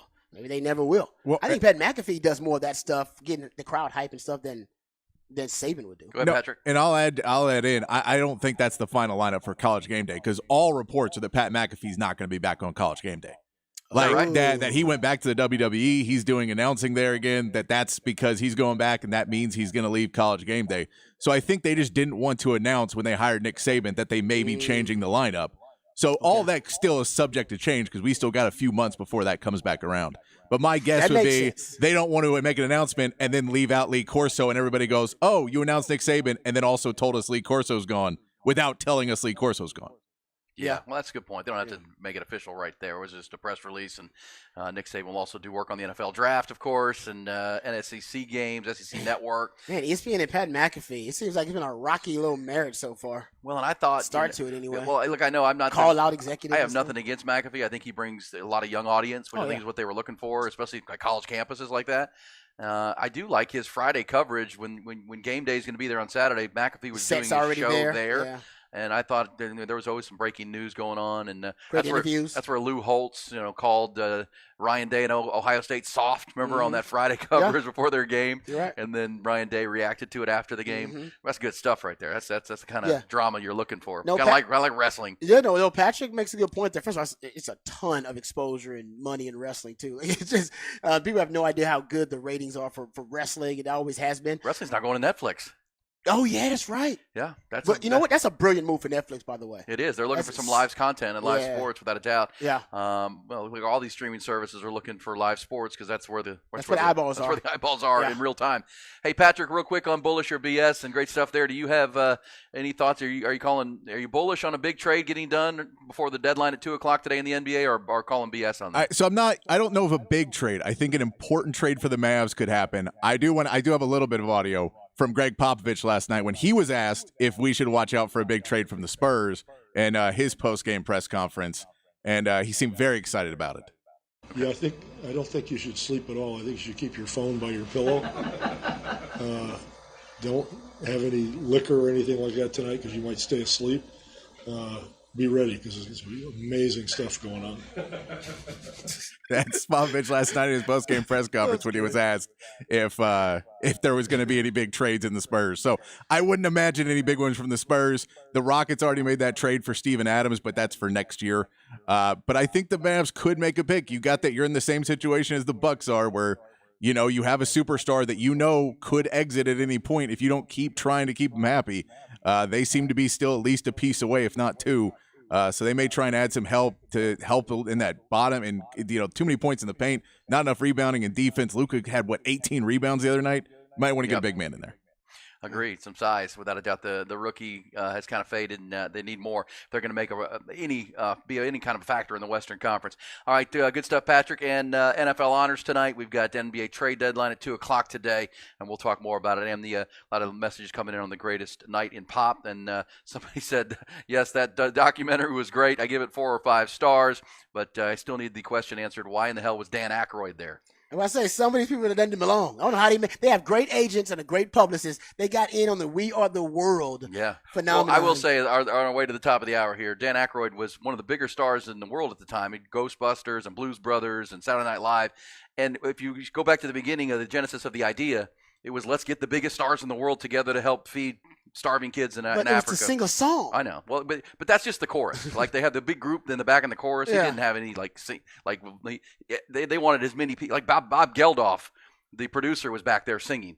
They just wanted a big wall of voices as We Are the World. And so Dan Aykroyd got his way in there, and he was Dan Aykroyd. He was Dan Aykroyd. No, somebody else mentioned, because you asked about Janet. Agent. Somebody mentioned you asked about Janet Jackson. Janet Jackson was just a teenager at the time. So she was still known as Michael's little sister, and LaToya was a bigger star at the time. Yeah, Janet Jackson had 2 records out, but her first #1 single was 1986. Okay, there you go. So she was already recording, but honestly, Doc, you had to listen to LaToya and Janet sing one song and know that Janet was more talented than LaToya. Yeah. So what was a hit that LaToya had that got her on the We Are the World? Well, but again, the whole premise, you got to watch it. It wasn't about the best singing voice. It was about the most people we could get. The biggest names to get the most awareness out, to have the most voices calling for help is really what that was about. She drove Michael, Rod. She drove Michael. Exactly. I'm like, you could have got the Jackson 5. Hell, what about those Jermaine and Tito and those? They were more well known than LaToya was. Nobody knew LaToya was back then either. No, really, they were trying to get big names, big pop stars. Then why not the Jackson 5? With Michael Jackson. Yeah. Well, you got to watch it. Then you maybe the answer for you. You know what I mean? I got it. Well, because Michael was the driver of it, and one of the drivers of it. He could have certainly invited his brothers to be there. Yeah, probably something going on between him and his brothers, honestly. Yeah. All right. We'll pick it up on the other side. That show is on Netflix, by the way. The NFL Honors is tonight. We roll forward. Hook 'em up with Ian Rodby. We continue with Lane's block.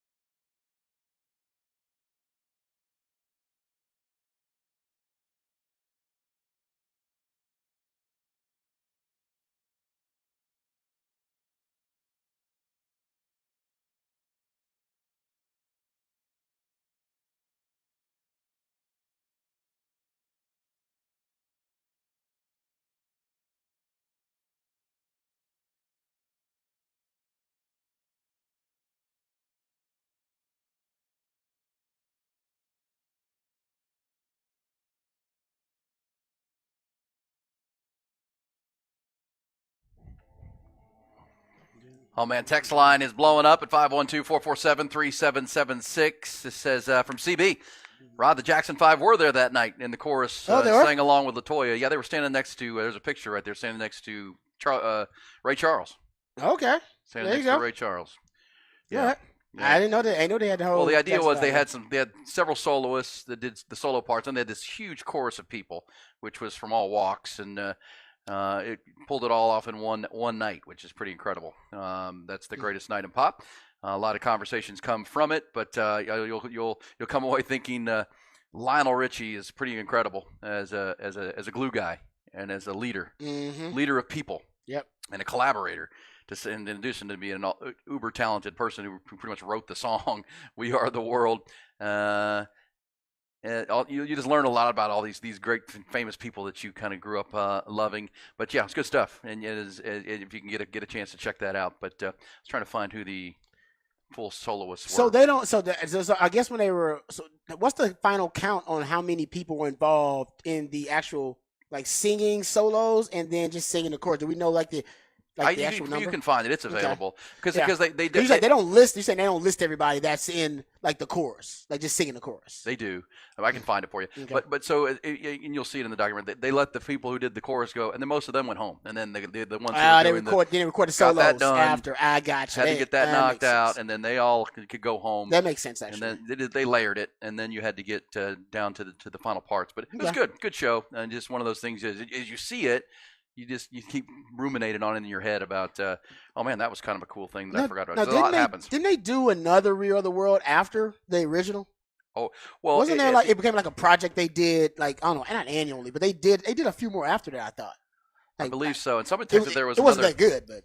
Yeah. Well, it really spawned the idea that. That was the whole movement of music can change the world, yeah.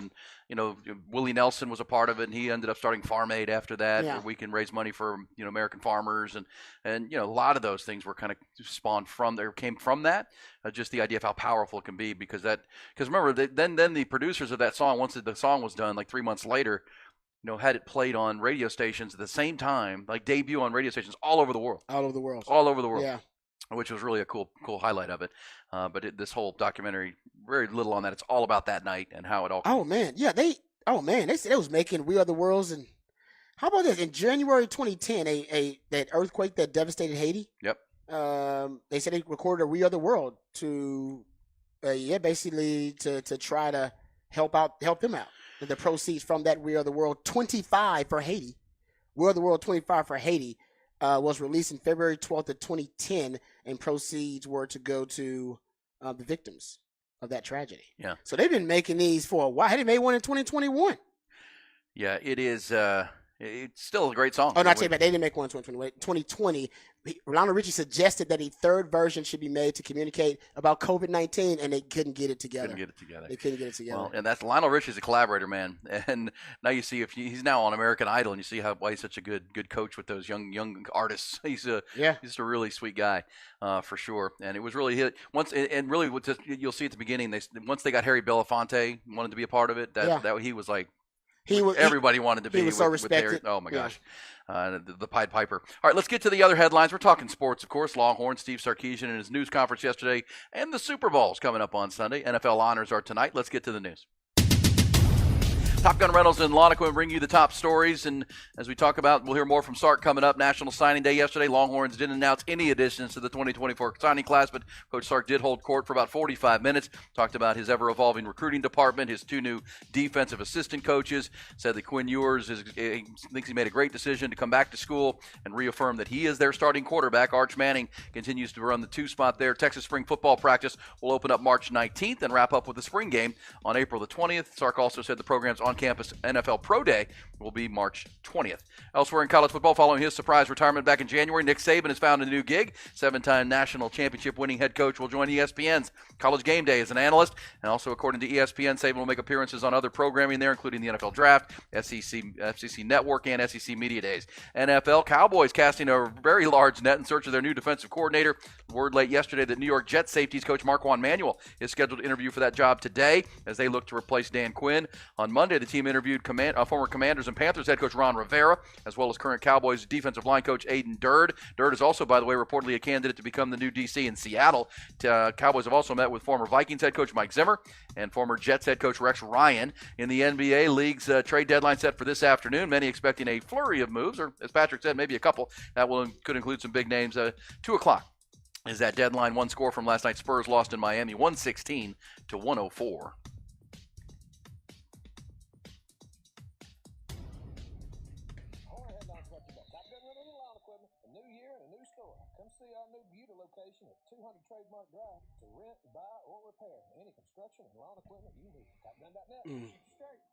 Not too long ago, before Andy Reid hooked up with Patrick Mahomes, before they drafted Mahomes, and he had the greatest start to a career in the history of American pro sports. Andy Reid had a reputation for being a coach that couldn't win the big game, that couldn't close. Remember when he first got to the NFC to the Eagles? He had in his first 6 seasons. They went to the NFC title game 4 times. Went to 1 Super Bowl out of that group. I mean, he was the second youngest coach, I think, in the NFL at the time when he got the job. And people forget this now because we're so far removed from it. But the narrative about Andy Reid, probably even after his first or second year with the Chiefs, was he can't win the big game. He's a great coach. He's an awesome coach. He's amazing. He's one of the best offensive minds in the game. But he's not going to win a Super Bowl for you. He's just not that kind of coach. You remember this? Of course I remember. And strangely enough, that is the Kyle Shanahan right now. That is exactly what the narrative is. It is very similar to what the narrative used to be about Andy Reid. He's exceptional as a coach. He hires really well, right? He's got one of the best systems, one of the most influential systems in all the league. Everybody keeps stealing from his system, stealing from the organization, and everybody in the NFL calls him a genius. Calls him a genius. He's a prodigy. These were all things that were said about Andy Reid too. But the negative but was he can't win the big game. He's never going to win a Super Bowl. That's just not. He's a great coach. He's never going to win a Super Bowl. And that was the narrative about Andy Reid for a long time. Before he got with Patrick Mahomes. For sure. And Patrick Mahomes been the key, right? Yeah. Because the same thing with 49ers and with Shano. Maybe the quarterback change is the key for him. Yeah, going to Purdy. We'll see. Yeah, he has a chance to get over that hump, and we'll see. And he's, but to your point of look, when the Eagles let Andy Reid go, that was a difficult day. My brother lives up in the East Coast, and he was like, man, they don't really want to fire the guy. They got to do something different. I mean, it's like the time is up to your Windows argument. It's like, what are we going to do? We got to do something. Yep. And because Donovan McNabb was just. He could for several years he couldn't get out of the NFC Championship game. Mm-hmm. Lost to the Buccaneers and Tony Dungy beat him. Yep. And then when they got to the Super Bowl, and this was interesting to me because one of the things that Andy Reid has said now is people don't realize just how great of a leader Patrick Mahomes is. Like how great of a locker room leader, and that's something we've learned about Tom Brady, right? They're like kind of the glue in the locker room with these guys. This is not at all a shot at Donovan McNabb, but he talked about how people don't realize how tough it is to be, close with the front office and the coaches, but also be close with the locker room. It's hard to do. It's really hard to do. Different cultures. And Andy Reid had a specific example with that with Donovan McNabb. Remember, Donovan McNabb got cross with his locker room because he got called out as the brown noser, like always sucking up to management and those kind of things. And that's what got to the rift between he and Terrell Owens. Yeah. And Terrell Owens, kind of led the negativity towards Don McNabb, and of course, then when they didn't win the Super Bowl, T.O. kind of threw him under the bus and whatnot. So yeah, I mean that's a toxic teammate for sure. But at the same time, Patrick Mahomes is he's the total package, and he changed the legacy of Andy Reid forever. And I think the hope is that Shano's legacy will also change forever because of them putting Brock Purdy in the starting quarterback position. And now the reports are, Jed York said it, that Shano was telling him, when Brock Purdy was a third-string quarterback, that he's probably going to be our best quarterback. Yeah. He's probably going to be the best quarterback for us. So that is the hope, is that these very similar kind of career arcs for Andy Reid and for Shano, and different for different reasons. One's, a son of a Super Bowl winning coach, and that's not necessarily Andy Reid. But like I said, you remember it too, and I remember it all too well. The narrative that Andy Reid can't win the big game, that Andy Reid because he couldn't. He couldn't. No, he couldn't. He kept getting there too. He kept getting to the NFC title game a lot, and they couldn't win the big game. But all it takes is a one right decision at quarterback to change your fortune. And I think Shano is hoping that that's what Brock Purdy is going to do for him. That one change at QB will now start to put his legacy, his coaching legacy, at the forefront. Well, you were out Monday and Tuesday, and I did play. Did you hear Kyle Shanahan's explanation? Remember the story of him telling the owner, our third quarterback's our best quarterback? Yeah, that's what I said. He said, yeah. Did you hear Shano's explanation of it? Shanahan was asked about it on opening night. And Patrick, I just sent it to you on X, and you can play it for us through the DM. But this is interesting because what you hear here is that he kind of said it after a training camp practice, and he was pissed. Yeah, probably because Jimmy Garoppolo and Trey Lance didn't have good practices. Exactly. And so listen to him explaining, like who's your bet? Because Shano explains it, but you can tell he was ticked off. He didn't think they had a very good workout in training camp with their quarterbacks. So that's the mood he's in when the owner approaches him. Here's Kyle Shanahan from Monday night. Well, it's funny to hear Jed say that because it wasn't the smartest moment I've ever had. I mean, when an owner comes in after training camp practices and is like, hey, how's the quarterback? And what he means is the starter or the second. And you in irritation go, I don't know, but our third guy's the best. Like, that's not what he wants to hear. So that's why he remembers it very strong. But that was just more, Brock was so good right away with every rep he got. He was always the same. And he only got a couple of them. So it was easy for me to say. Because in his few reps, he was the best. But if you know that for a fact, I mean, then you do what you do right away. But he was the best. But you ease that on. And every time he got a little more reps, it was the same as when he only got 2. And so when it was all said and done and he got a lot of playing time, it was like, oh, this looks exactly like what I told you when I was irritated. And he only had 3 reps. And I said, no, he's the best. But that's what was so real about Brock. That's why after his 7 games, his rookie year, even when he got hurt, we knew what we had because he'd been that way in practice every day. And it was the exact same way in the games. Right there, Shano. So a little irritation probably and a lot of coaches have been irritated with Jimmy Garoppolo. I was going to say, with Jimmy and Trey Lance. I mean, think about it, Trey Lance was very irritating too because he wasn't progressing the way they thought. Yeah. And turns out Brock was their best answer. I always say picking a quarterback is like picking a significant other. The woman you marry is not the hottest woman you ever dated. She was the one that was most compatible with you. It's about compatibility. And Brock Purdy is compatible with that offense. They wanted Trey Lance to be compatible. They wanted this monster of multiplicity. The most sophisticated multiple offense in the league with Debo that can play wide receiver and running back. Christian McCaffrey that can play running back and wide receiver too. Kittle who can line up at tight end, H-back, line up in the slot. And you got all these different, movable chess pieces. And what they really wanted was the ultimate advantage. The +1 in the running game, a dual threat quarterback. We combined with the Shanahan run scheme. Can you imagine? Ooh, that's scary.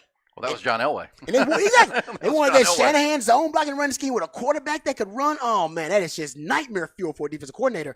Didn't work out. Trey Lance wasn't, he wasn't adequate enough, right? He wasn't capable enough within that offense. They wanted to be Jimmy G. They really wanted it to be Jimmy G bad. And the system got Jimmy G to the Super Bowl, but as Shano said, there are plays that as a play caller you can't make. I'm not, as a play caller, going to be able to account for all of the problems that will arise within the structure of a play. All right, I can account for pass protection. I can account for the hot reads and the blitz. There are certain solutions I've built in too. All right, that I basically kind of have weaved into the structure and the architecture of the offense. But I can't account. I'm not going to think of everything. And when I don't think of a solution to a problem that arises on the field, I need you as a quarterback to go solve that problem. Yeah. I need you to figure it out. And none better than the person on the screen right now, Patrick Mahomes, in history of football. Yeah. And when the ad-lib is necessary, no one ad-libs like Mahomes. And that's when the original play is no longer happening. And you got to have a play. Patrick Mahomes, the best maybe that we've ever seen. Now, Tom Brady was pretty damn good too.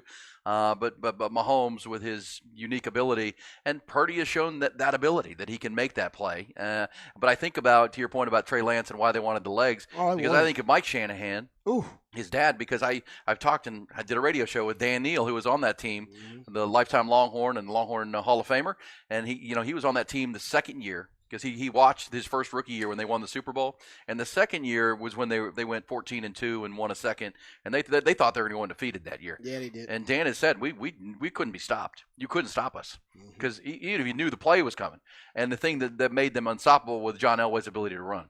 Like you could kind of get your hands around everything else: Rod Smith, Ed McCaffrey, Shannon Sharp, Terrell Davis in the run game, but John's legs separated. Ultimate stressor. Then you couldn't stop it. You couldn't stop it. And, like Vince Young at Texas, You right? can't account for all of those variables. It's too much unpredictability. That's what I thought when I covered the Texas offense in 2005. I mean, you could cover David Thomas. You could try to stop the running game. You could try to stop these receivers, but then Vince would just take off. And he's going to stop. Yeah, exactly. He's going to when the play breaks down, he's going to take off and run. You're like, well, I can't solve all those I problems. can't do anything about that.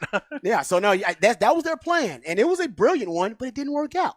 And that the Brock Purdy solution really kind of slapped them in the face, and give them props. That's what I say about the Cowboys all the time. Keep drafting quarterbacks because you never know. Just keep on drafting them. They had no idea they would find Brock Purdy. That's why he was so stressed out. He was thinking to himself, dude, all this work I've put in, and my blueprint ultimately is going to fall short because I can't find the right QB. Well, and think about it to your put us over the point top. of good organizational habits of drafting quarterbacks, because it was Peter King, and we played that sound earlier this week too, that reported that because he spent the day with Kyle Shanahan. Oh, yeah, he drove in to work with him and everything. Yeah, that was pretty cool. But he talked to a lot of people, and so when that pick was made of Brock Purdy, Mr. Irrelevant, there were a lot of coaches and people on that staff that were pissed. They were like, you don't need another quarterback. I need another defensive lineman. Yeah. I need a linebacker. Yeah. What are y'all doing? You already have two quarterbacks. Yeah. You're taking a quarterback? Really? We've already got money in Garoppolo. You already traded for Lance. We don't need another damn quarterback.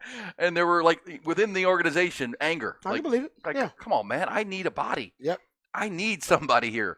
We just gave up 3 number ones to go get a quarterback, and now you're taking another quarterback. Well, they wouldn't be without taking the quarterback. Yeah, I mean, exactly. And Shanahan knew that and Peter King reported this, that Shanahan knew that if they didn't draft him, he wasn't going to sign with them because they already had 2 quarterbacks. Purdy was not going to be a preferred free agent with them because the quarterback room was already stocked, and he would have been available to others. Keep and so drafting they drafted quarterbacks. him. Keep drafting quarterbacks. It's never a bad thing. Even if you got a starter, you can just trade the quarterback that you get that's really good. We'll play this sound in Who Said That? But Matt Rule recently, and there are some sources that confirm Matt Rule's story. And Matt Rule said, I like Brock Purdy, and I wanted to draft him. Like, I wanted to draft me some Brock. I want to draft Brock Purdy too. And they are, they're gonna have a quarterback then. They probably would still been drafting number 1 overall and drafting Bryce Young.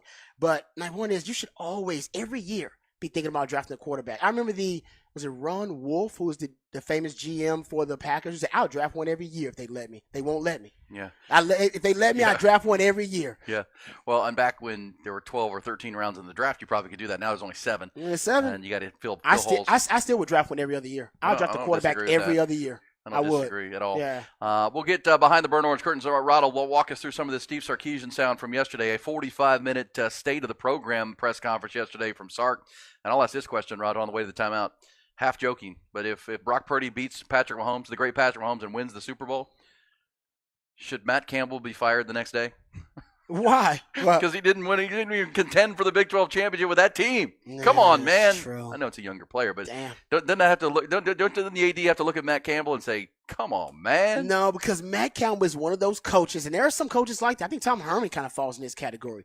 They do more with less, but oftentimes will do less with more. Right? That was his best team he had ever had. Brock Purdy, Charlie Kolar, Breece Hall. They were loaded on that offense. Xavier Hutchinson in the NFL. They were loaded, dude. They were loaded. Tariq Milton was a good player. They were loaded on that offense. And I want to say that was just one of his worst years at Ohio State in terms of expectations. They went 7-5 because everybody was expecting him to be a college football playoff contender. And when he has, even this past year, I think he overachieved because he had all the gambling scandal. Nobody expected Ohio State to win any games. They made it to a bowl game. Well, that's what I'm saying. If I'm the AD, I'm like, okay, guys.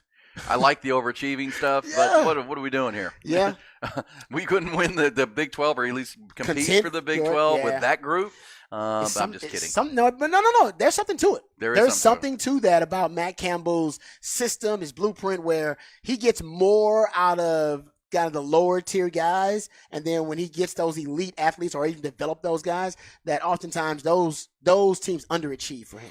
Well, rather than that is overachieve. proven to be a really talented team because about 6 or 7 in the NFL, Oh, and they man. they were 7-5. All right, we'll come back. When we do, Rod will take us behind the BOC. We'll get to some off-the-record topics before the end of the hour on this Thursday. Hook 'em up with Ian Rod B.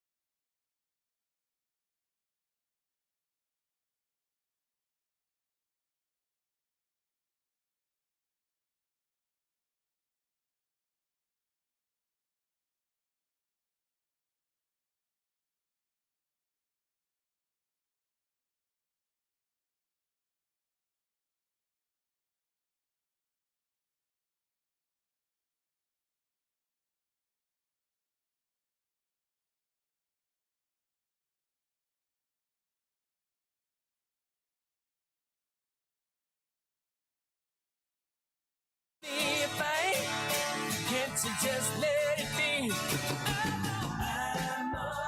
At the Turn is presented by Callahan's General Store, helping to keep your yard in golf course condition year-round for 45 years. It's always a good day to make it a Callahan's Day. Sure is. There it is. Kenny Loggins was part of that We Are the Yes, he World was. recording back in 1985. He had a one of the solo voice He was big time back then. No, you're right. All of his soundtrack hits. He had a bunch of them. Every good movie, every hit movie from the 80s, seemed like he had a little piece, a little Top Gun, right, Caddyshack. Yeah. Like he had a nice little hit on the soundtrack. So that's back when soundtracks mattered. Now soundtracks don't matter as much. Hey, Rod, don't forget about Loggins and Messina. Back in the Loggins and day. Messina, baby. Exactly right. Oh man, and I'm trying to remember who he had to follow because they each sang a line.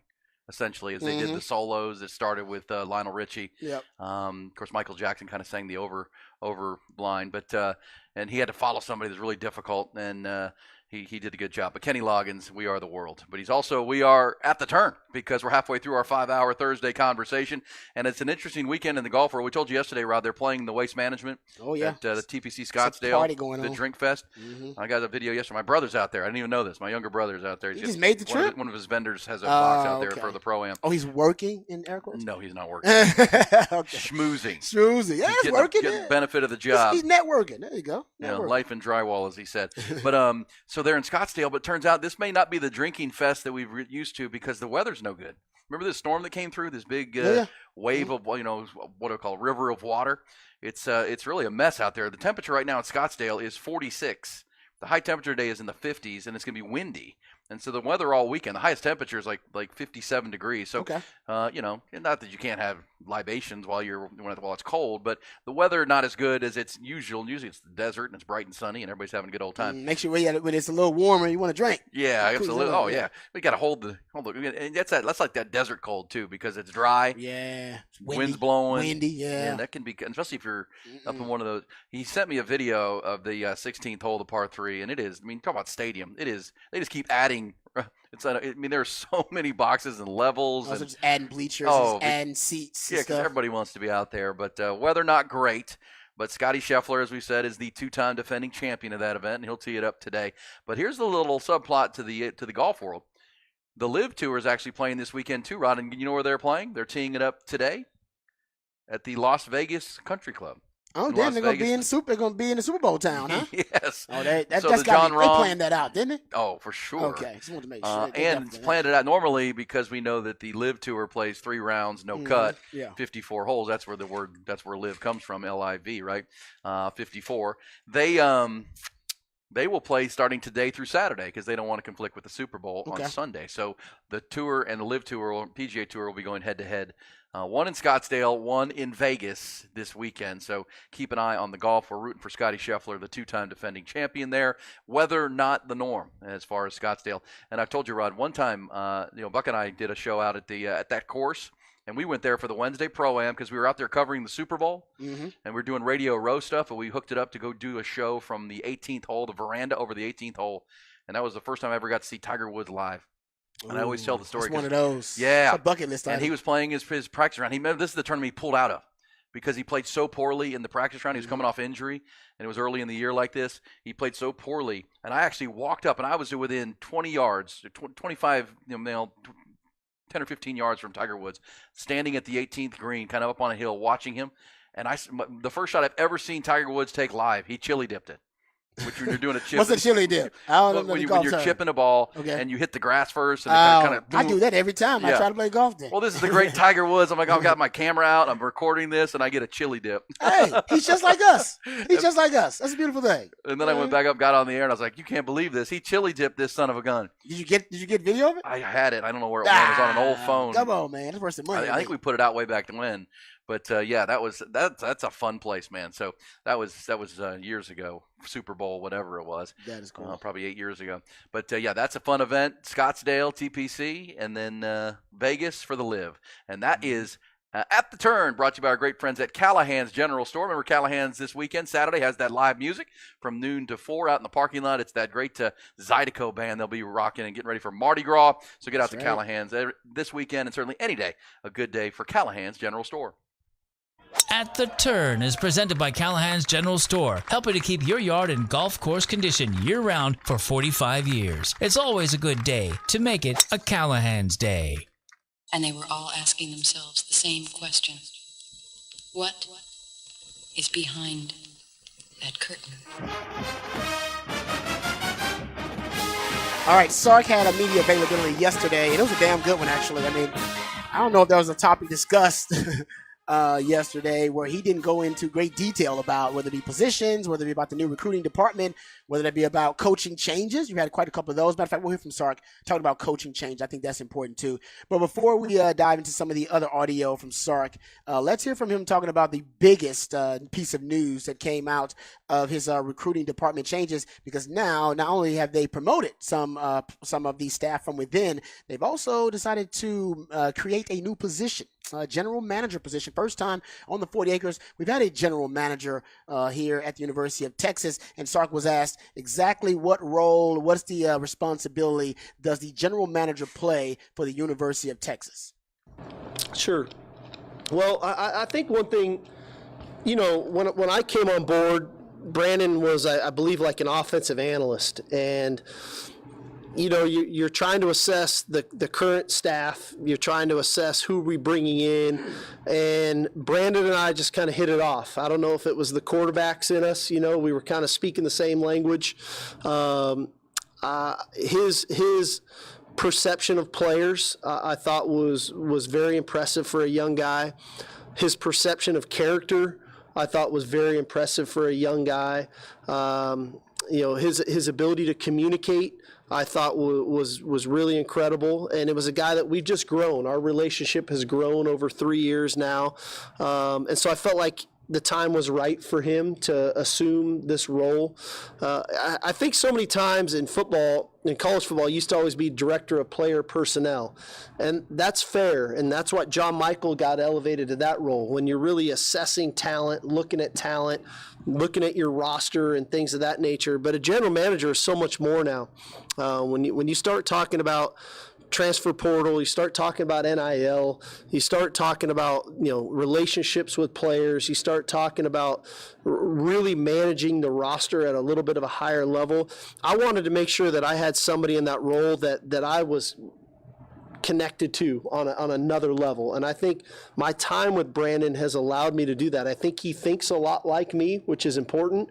As much as I try to kind of oversee it all, I want to make sure if I can't be in a meeting that somebody's thinking and speaking on my behalf that is on the same wavelength as me, and I just couldn't be more excited. I think he's a rock star in our profession, and he's going to be in high level roles for a long time.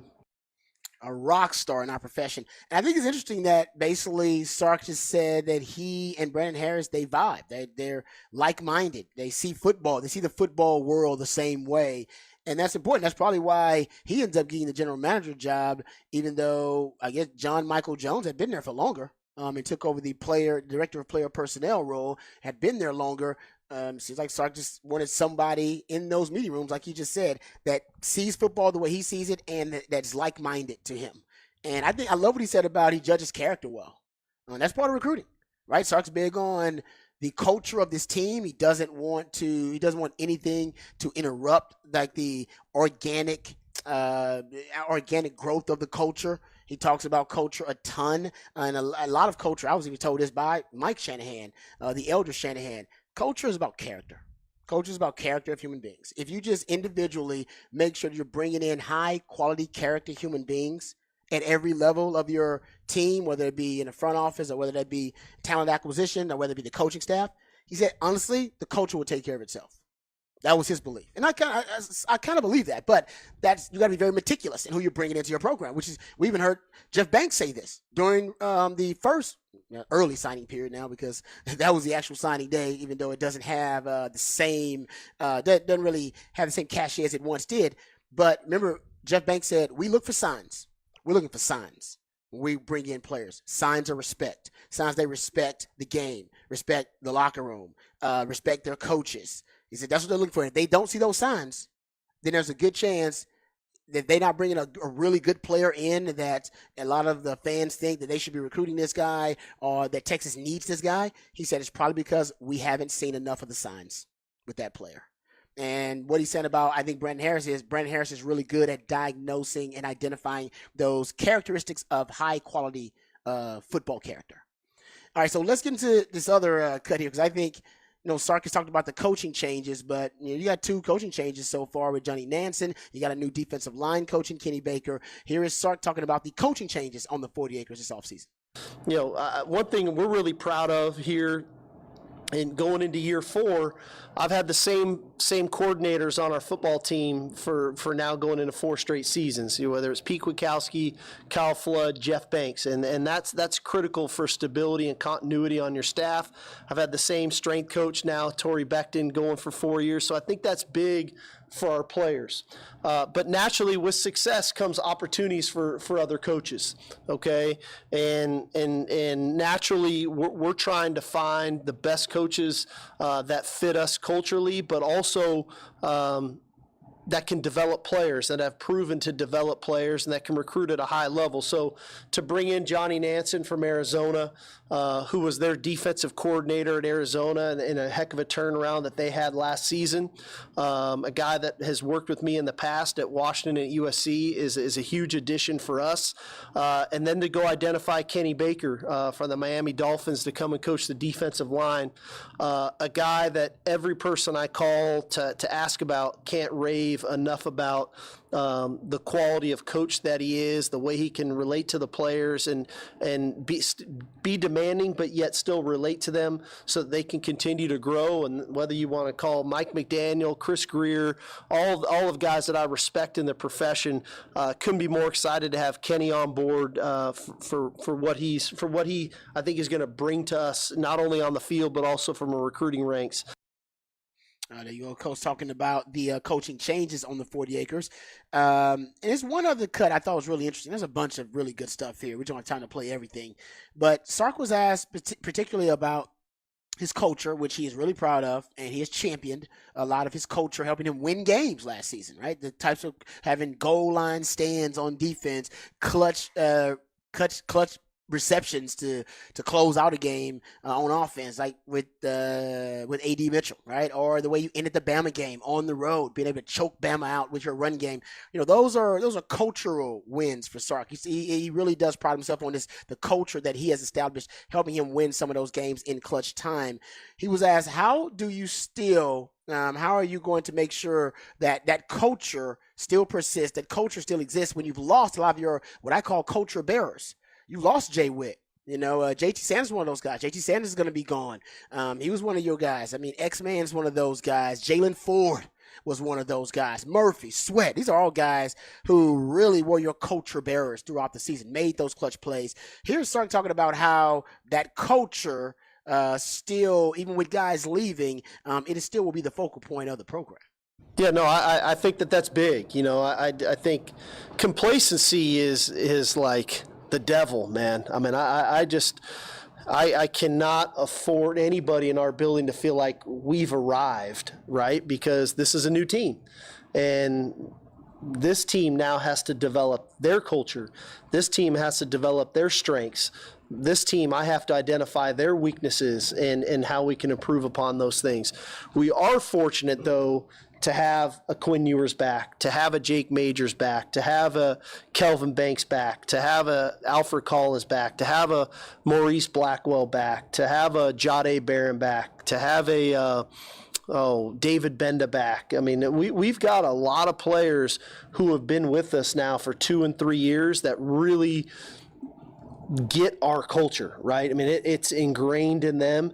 Now it's their responsibility to get that ingrained in these 30 new players, right? As much as it's the coaches, man, it's way more impactful when it comes from, the leaders on the team. And so that's always the challenge of empowering those guys and them taking responsibility of it and then growing this team into the team that we want to have as quickly as possible.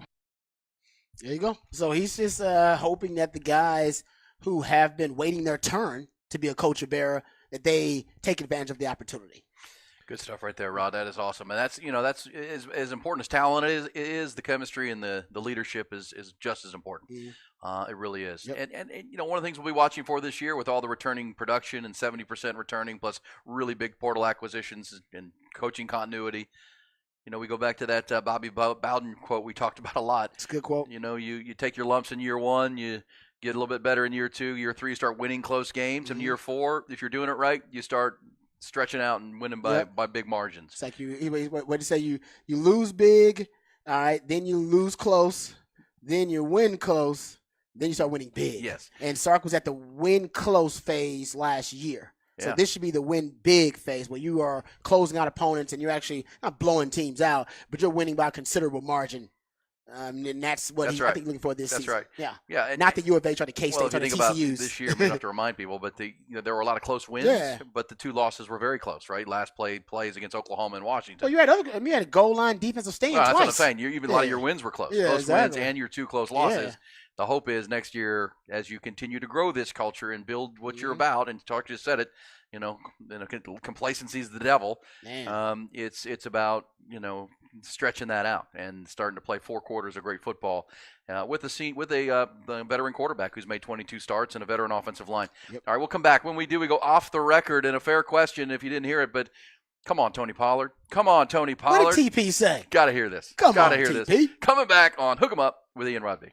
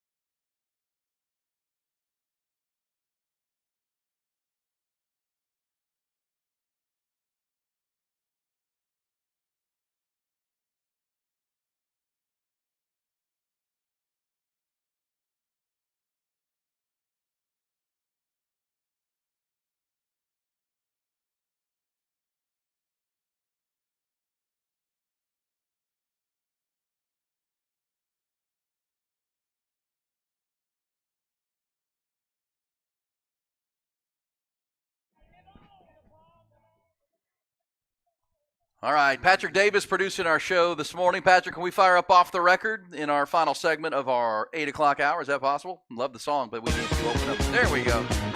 Beautiful. DD. No problem. Mangudu. Once it's turned on, the sign will spell out Deli Cat Essen. Well, I don't get break my head cold. Well, congratulations. Continue good sex in the Big East. Thank you, Jimmy. And boom goes the dynamite. It's time for another edition of Off the Record. Do it live. I'll write it and we'll do it live. And thing sucks. All right, it is Off the Record time on this 8th of February. I mentioned earlier, happy birthday to my mother. Hey, happy birthday. Barbara Hogan, listening right. probably down in Houston, Texas at our house. She works from home, does medical coding, and having a birthday today. Man. So happy birthday to her. That's fantastic. Hey, Rod, I got to play this for you because it happened on the McAfee show yesterday. And, it just, you can make your own judgment, but it appears that our man Tony Pollard, the Cowboys running back, who may not be the Cowboys running back moving forward. Remember, he was a franchise player on a 1-year deal, so he's likely a free agent in March. But he was on there talking football, and it doesn't appear he reads the paper very often or reads the news or keeps up with his teammates. Can I play this from McAfee yesterday, Patrick? Thank you very much. Your guys' defensive coordinator obviously got the head coaching gig in Washington. I think you guys are still going through the process, right, of figuring out who that DC might be. When you face that defense, you guys have stars everywhere you look.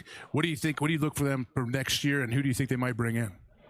It's crazy. See, I hadn't been on social media. Like, I got rid of Instagram like midway through the season. How come? Too much people being negative? I mean, being a Cowboy, you just have to find ways to keep your mental on point, Yeah, keep the noise out. Yeah. Did you just find out you lost your defensive coordinator? I just found out right now. Oh, hey, he's the head coach of Washington. Newsbreaker. Yeah, he's the newsbreaker. Dan Quinn's the head coach of Washington. Dan Quinn, head coach. Wow. Washington Commanders. All right, there we go. Thank you, Patrick. So he didn't know. Then when did that didn't happen? Like Friday. Wow.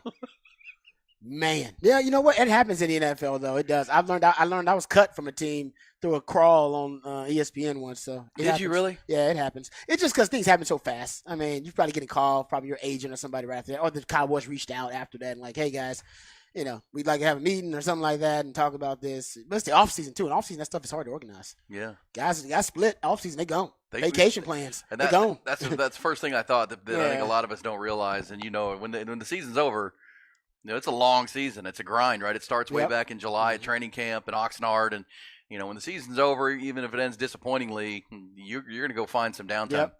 So, show up at the Super Bowl, unplug for a few days. And, but again, Dan Quinn was hired on Friday. And it's now Wednesday yesterday. But that's, that Tony Pollard doesn't read the paper. That's pretty clear. Yeah, no. Well, you know what? It's like I said, they ain't just reading the paper, but it happens fast, man. The coaching carousel is moving. Okay, can I give you this? Have you heard of this Theory of 13? Theory of 13. Okay, I like it. It's Taylor Swift. Oh, it's a Taylor Swift oriented. She had an theory. album called 13, correct? Yes, exactly. There you go. So apparently she's obsessed with the number 13. That's one of her things, and apparently a lot of people have used that to. Put together this random theory of 13 about the matchup in the Super Bowl. I'm not sure if it leads you to predicting who's going to win the Super Bowl, but it is weird. Taylor was born on the 13th of December. She turned 13 on Friday the 13th. Her first album went gold in the U.S. in 13 weeks. She won her 13th Grammy just at the last Grammy Awards, and her last album, you brought up the album was 13. Yep. If you go look at it, it's the Super Bowl is 58, but you go 5 plus 8. 13. She's been to 12 Chiefs games. The Super Bowl will be her 13th. The Niners are the number 1 seed. The Chiefs are the 3 seed. 13. 1 and a 3. The Chiefs versus the 49ers, if you go, and I don't know why they did this. They went 4 plus 9, so I don't know if that's the way you want to do it. But it's on 2/11. That's the Super Bowl. So 2 plus 11. 13. Boom. If you go look at they got Travis Kelce in here too. They say if you go look at 100 minus 13, the number is 87, which is Travis Kelce's number. These switches are going deep. I'm telling you, this is deep. I like numbers. I'm like, man, this is some mental gymnastics here. Not to mention the quarterback of the 49ers wears what number? 13. Boom. They also said she's flying from Tokyo to Vegas to make it. 13-hour flight. Boom. It's 12 and a half. Boom. 13-hour flight. Yeah. So it's a lot of 13s thrown out there, man. So apparently, I don't know what that means. I don't know if that's good or bad for her side or the other side. I don't know. But a lot of 13s coming up. The theory of 13. Been the person on the show that watched the Grammy Awards the other night when she won her 13th. She made mention of it, and she announced a new album coming out, but she mentioned her favorite number. And yeah. Folks who know me know that that's my favorite number. But yeah, 13. And by the way, New York Post did a story just this week on, how about this, for everybody that hates the Taylor Swift mania, that apparently dads are connecting with young daughters more because the girls actually want to watch football with their dad. And come on now. How can that be a bad story? You can't hate on that now. How can that be a bad story? You can't hate on that now. I got me a little girl now, too. So my little girl wants to sit down and watch. Girl dads like that. She's going to watch football with me anyway, but she'd probably enjoy it and more. I'll say this. My daughter's 22 now, but when she went to a Taylor Swift concert when she was probably 13 with her girlfriends and the wives. I guarantee you, if she were that age now, she'd be wanting to watch football to see Taylor Swift. As big of a fan as she was 10 years ago. And you'd have been all for it. 100%. You'd be like, come awesome. here, let's go. Got to watch your favorite team. There you go. I mean, that's it. I think overall, even though I know people are annoyed by it, it's been really good for the game. Oh, it's really 100%. good for. It's been really good for conspiracy people. I know you're annoyed by it, but like, gosh, she's only on screen. Remember this for like less than 2 minutes per game. Like, and honestly, it's not even close to that long. A lot of times, it's less than a minute per game that she's actually on screen. We're just annoyed by it the entire game, but just because you're annoyed by it doesn't mean that they're being excessive or gratuitous with the showing of Taylor Swift. We'll come back. That's a little off the record stories you probably missed but need to know. Now you know why the number 13 is important on Sunday. She loves it, man. It's very spiritual to her. Somebody asked, is Taylor Swift the Antichrist, number 13? I don't know. That's true. It's supposed to be a bad luck number, isn't it? It is. Remember, a lot of hotels and don't high have rises floor? don't put a 13th floor. You go from 12 to 14. So that bad luck for Kansas City then? That 13th thing? Been good so far. Been Made good to the so Super far. Bowl. Yeah, she's all right. We'll come back. When we do, we will pick up these conversations and more. Patrick Davis produces this morning. Rod Babers is here. Rod will have his second rant of this Thursday coming up. We roll on all the way to 11 o'clock on Hook 'em Up with Ian Rod B. 101.9 AM 1260 streaming always on that Horn app and at hornfm.com.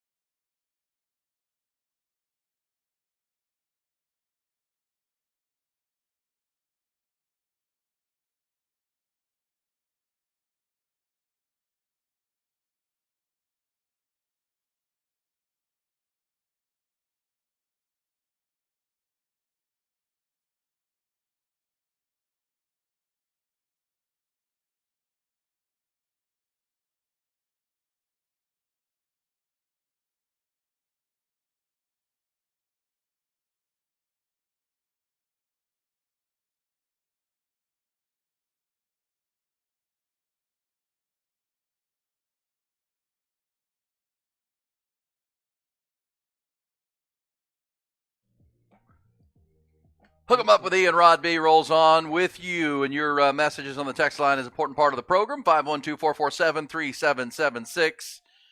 A lot of thoughts coming in. Somebody said with Tony Pollard, probably makes sense. Most younger people get their news from social media these days. That's true. Mm-hmm. And if Tony Pollard did indeed shut down the social medias, and that's where you get your info a lot of times. Yeah. I long for a day for that, Rod. I'm 51 now. One of these days, I'm going to take like a month-long vacation and just shut it off. Yeah, you probably won't, honestly, because we're so addicted to them now. Well, no, I could go. For me, it's unless I'm away, because that's why I would love to go at least a week without even glancing at my phone and or any social media. But it's our job. I mean, to prep a 5-hour sports talk show. Yeah. I mean, it's constant, looking for news, looking for stories. And once you get behind like that, and you take forever feeling like you're catching up. Yeah, it's easier just to stay current with all that stuff. Yeah, as it happens. Even when you're not working on the weekend, I'm sure you glance through everything and almost get 100%. you a mental Rolodex together about. All right, these are the stories that I would talk about. These are the big stories. And of the that day. can change as the day goes, but you're kind of always. I get to ask that a lot from people when you're out and about. Hey, how long do you prep? I'm like, that's constant prep. The prep never stops, really. That's the best way to prep. Is never stop prepping. I mean, you just don't shut it off. But that's why I say one of these days I'd love to shut it off. But they're so now interwoven into our personal and professional lives. Like you're talking about the professional aspect of it as to why you rely so heavily on social media. And then personally, we realize like some people you don't do it a lot, but a lot of people.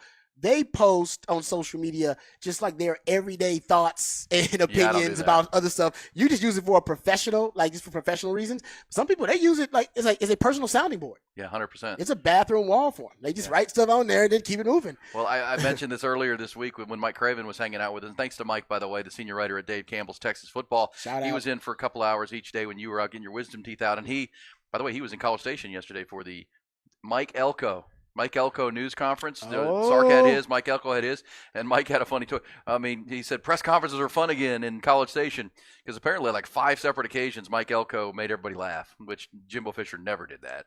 They didn't understand what he was saying. He was cracking jokes. Y'all just didn't get them. Yeah, he was. Be Cajun to get them jokes, man. And I'm going to play a piece of sound for you from Mike Elko coming up because apparently he has declared something as far as Texas versus Texas A&M goes that we need to discuss. But I mentioned that one of our bosses and our digital bosses over the years have always encouraged us to tweet more and put more social media out there. And I don't personally like doing that a lot. And one of the things I don't like doing, I don't like tweeting live during a game. Some people love it because I fell in love with talk radio because of the post game, like waiting till the game's over, All immediately talk about it. Yeah. But like during the game, you can you say, oh, what a dumb call, what a dumb play. It's a long game. It's a long game. They're bad stretches. Yeah. Because like Texas basketball, you're ripping them in the first half, but they damn near won the basketball game.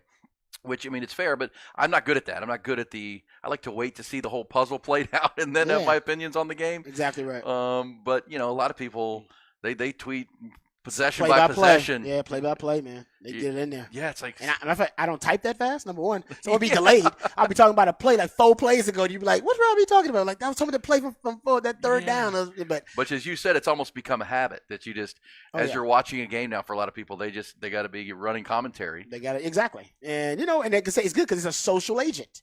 It brings people together, and that's the discourse happening about the game. People online talking about it, talking about this call, the coaching call. That was a bad call. This play was a great play. It's impactful, all that stuff. It is, but I'm with you. I'm not addicted to social media yet. I don't know if I ever will be. No. Some people are addicted to it. Nah, I mean, I could, if not for this job, I could go without, because when you have kids, you have to have a phone, right? You got to be, when you got kids, especially when you get to teenage kids that all drive, and you got to be available. You have to be, something could happen at any minute, right? And so that's true. That's important. And but the social media part, I could go without that for quite a while. I really do believe that. But maybe I'm wrong. I'm going to challenge myself. That's what Charlie Strong say. Downfall of society. A lot of ways it is. A lot of ways it connects people in better ways than ever before. But yes, there are goods and bads without a doubt. But a lot of social media talk. Hey, let me play this for you though, because Patrick, I just sent you this because our man CB on Twitter and on our text line, show historian. Can we say this? This is Mike Elko yesterday at the signing day news conference for the Aggies. They did get a big get. Yep. Terry Bussey, the two-way Timpson athlete, signed with A&M over LSU. And Mike Elko did announce that he's going to start his career at cornerback. cornerback, because they Okay. think that's where he's going to begin, but they're going to use him on kick return and that kind of stuff. But here's Mike Elko. We'll see what the Longhorns, of course, play the Aggies coming up this November for the first time in more than a decade. You know, we're the flagship program in this state, right? And you know, wow, we're the flagship program in this state. And somebody posted this, presented without comment. Damn. I mean, hey, what did the great George Costanza say? It's not a lie if you believe it. So go ahead, Only Coach 3 Elko. seconds. Can we have that again? Because we need to save this. It's Patrick. not a lie if you believe it. This will be played a lot between now and November. One more time. Mike Elko, new head coach at A&M.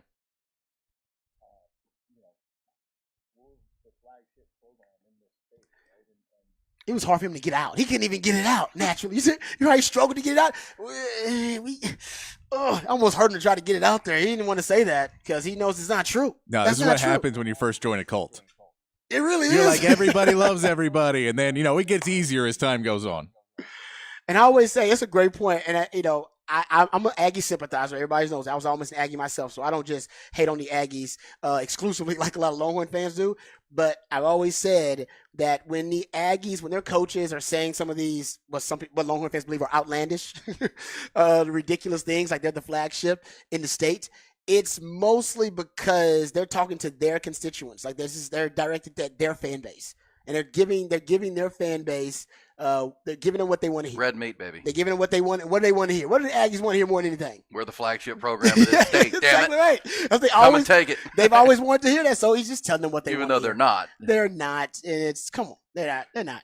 I mean, I'll admit Texas wasn't for like 10 years.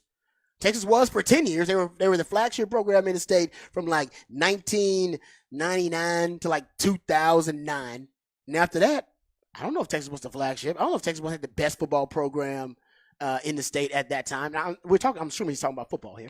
They weren't the best football program in the state. Hell, TCU was it at one time, and Baylor was it at one time, and U of H was it at one time. Now they're back to me, in my opinion, being the top football school in the state, the flagship school in the state for football. And it's been a while. This is the first year we can say that since 2018. I guess you could have thrown that out there. But it's been 2 years in the last Come on, 15. That game, Patrick, you were with us yesterday, but I have nominated, or at least made the suggestion, that the same weekend that Texas plays Texas A&M, the Houston Texans, who play the Cowboys this year in Arlington, I think that should be the Thanksgiving game. So we get, within a 3-day period, Texans Cowboys in Arlington, and then Aggies Longhorns from College Station. I'm on board for that. I'm on board for that. We could do that. I mean, the NFL has the power. I mean, when Texas gets to play the flagship program, you got to be able to put that on a big pedestal. Wow. How about that? That would be a great showcase for the great state, man, to have those two games within the same weekend. One other note, Rod, and then we're going to get to your second rant of the day, but I got to give some props, man. I don't know how to give more props to Patrick Mahomes for being the best quarterback maybe I've ever seen play. Exactly. He was asked this week about, can you chase down Tom Brady's records? He says, I'm going to try. I'm going to keep playing. Everything in my power. But let's consider that he does all this amidst tremendous distraction. Can I just say, Dad getting arrested. I mean, we know Jackson Mahomes, his crazy brother, and his then fiance kept doing dumb stuff that brought him into bad headlines. Now his father has picked up his third DUI and might be going to jail for a long time. Get a driver. And now this is just dropped. Can you play the breaking news sounder, Patrick?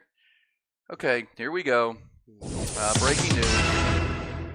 Brittany Mahomes, wife of Patrick, to be featured in the Sports Illustrated swimsuit issue. Oh, no. And there is a photo shoot that's out, and she looks pretty good.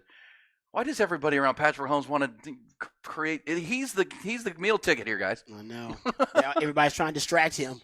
What are we doing? From getting that cash and getting them titles and getting them rings. But that's the brilliance of Patrick Mahomes, right? I mean, the truth is – he also, what's that reality show? Quarterback? Yes. On Netflix. Remember they shot that too?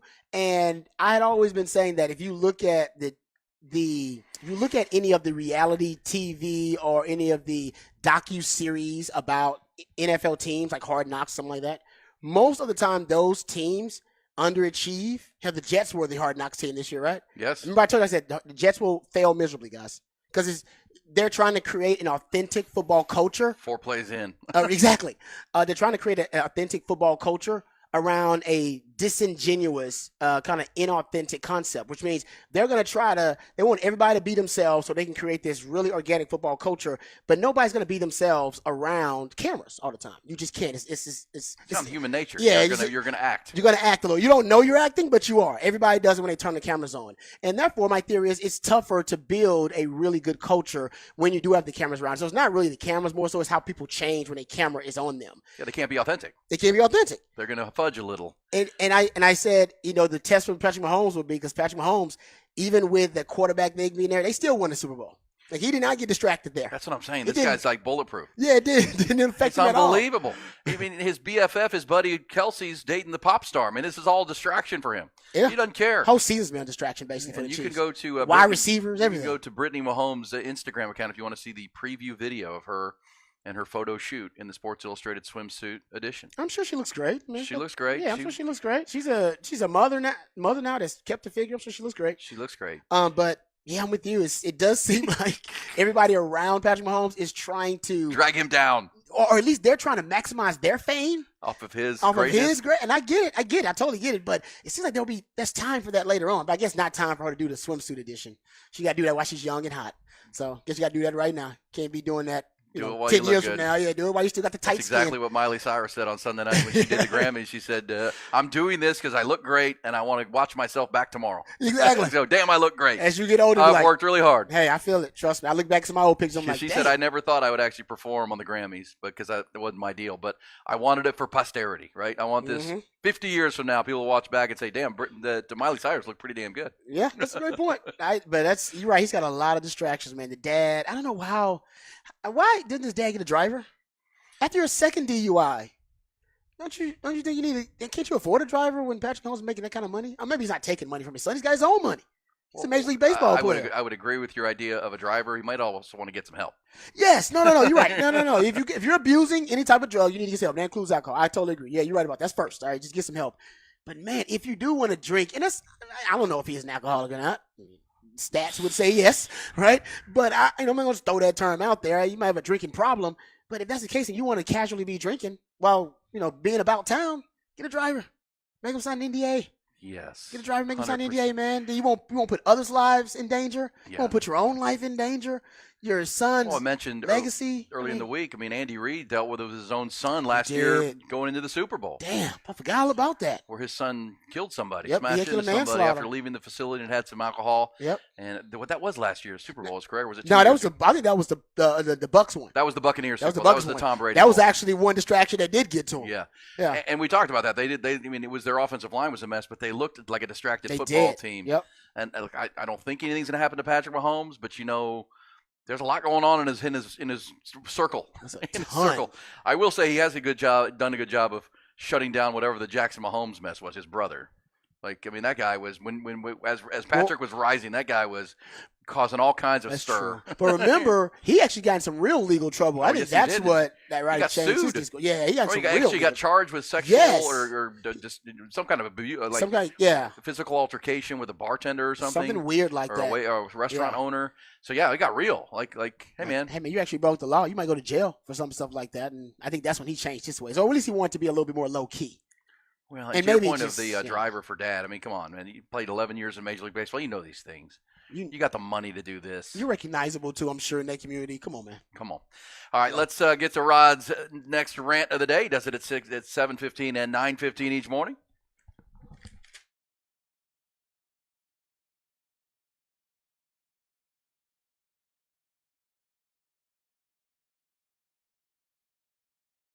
I'm as mad as hell, and I'm not gonna take this anymore! Find out what happens when people stop being polite and start getting real. You ain't keeping it right! My God! Okay, it's happening.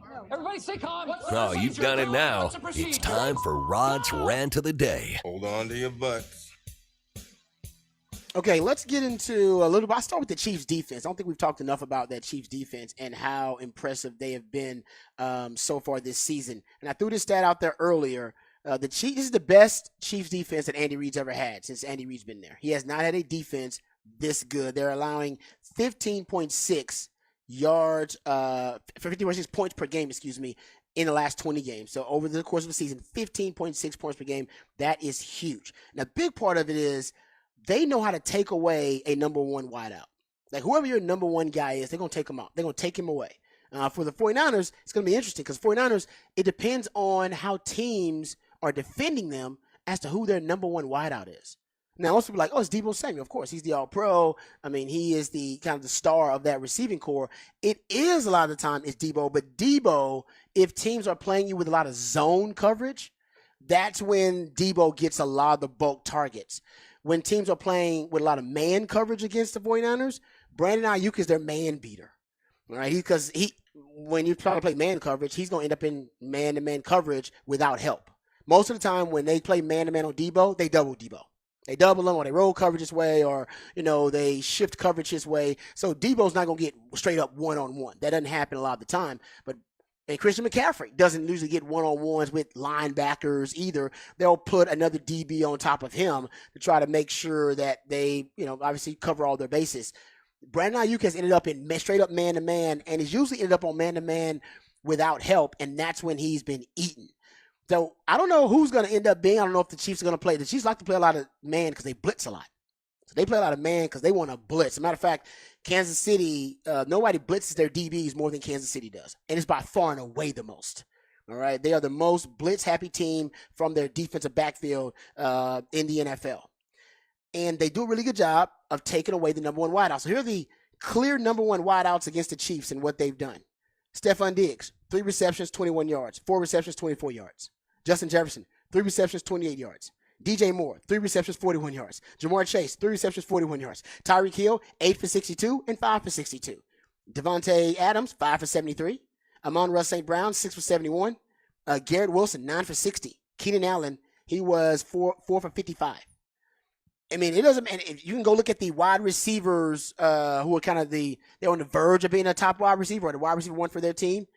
Those are the secondary options. Those are the guys who've had the biggest games against the Chiefs. All right. Look at Zay Flowers, 5 for 115. Christian Kirk had 11 for 110. Devontae Smith was 6 for 99.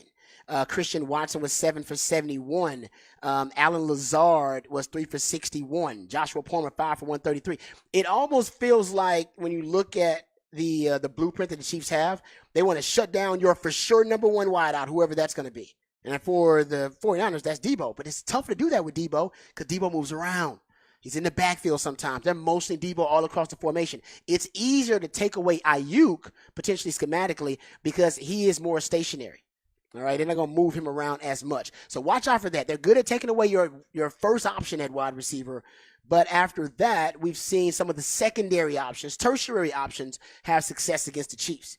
And that in this case, that means Kittle. I know you're big on Kittle having a big game in this game.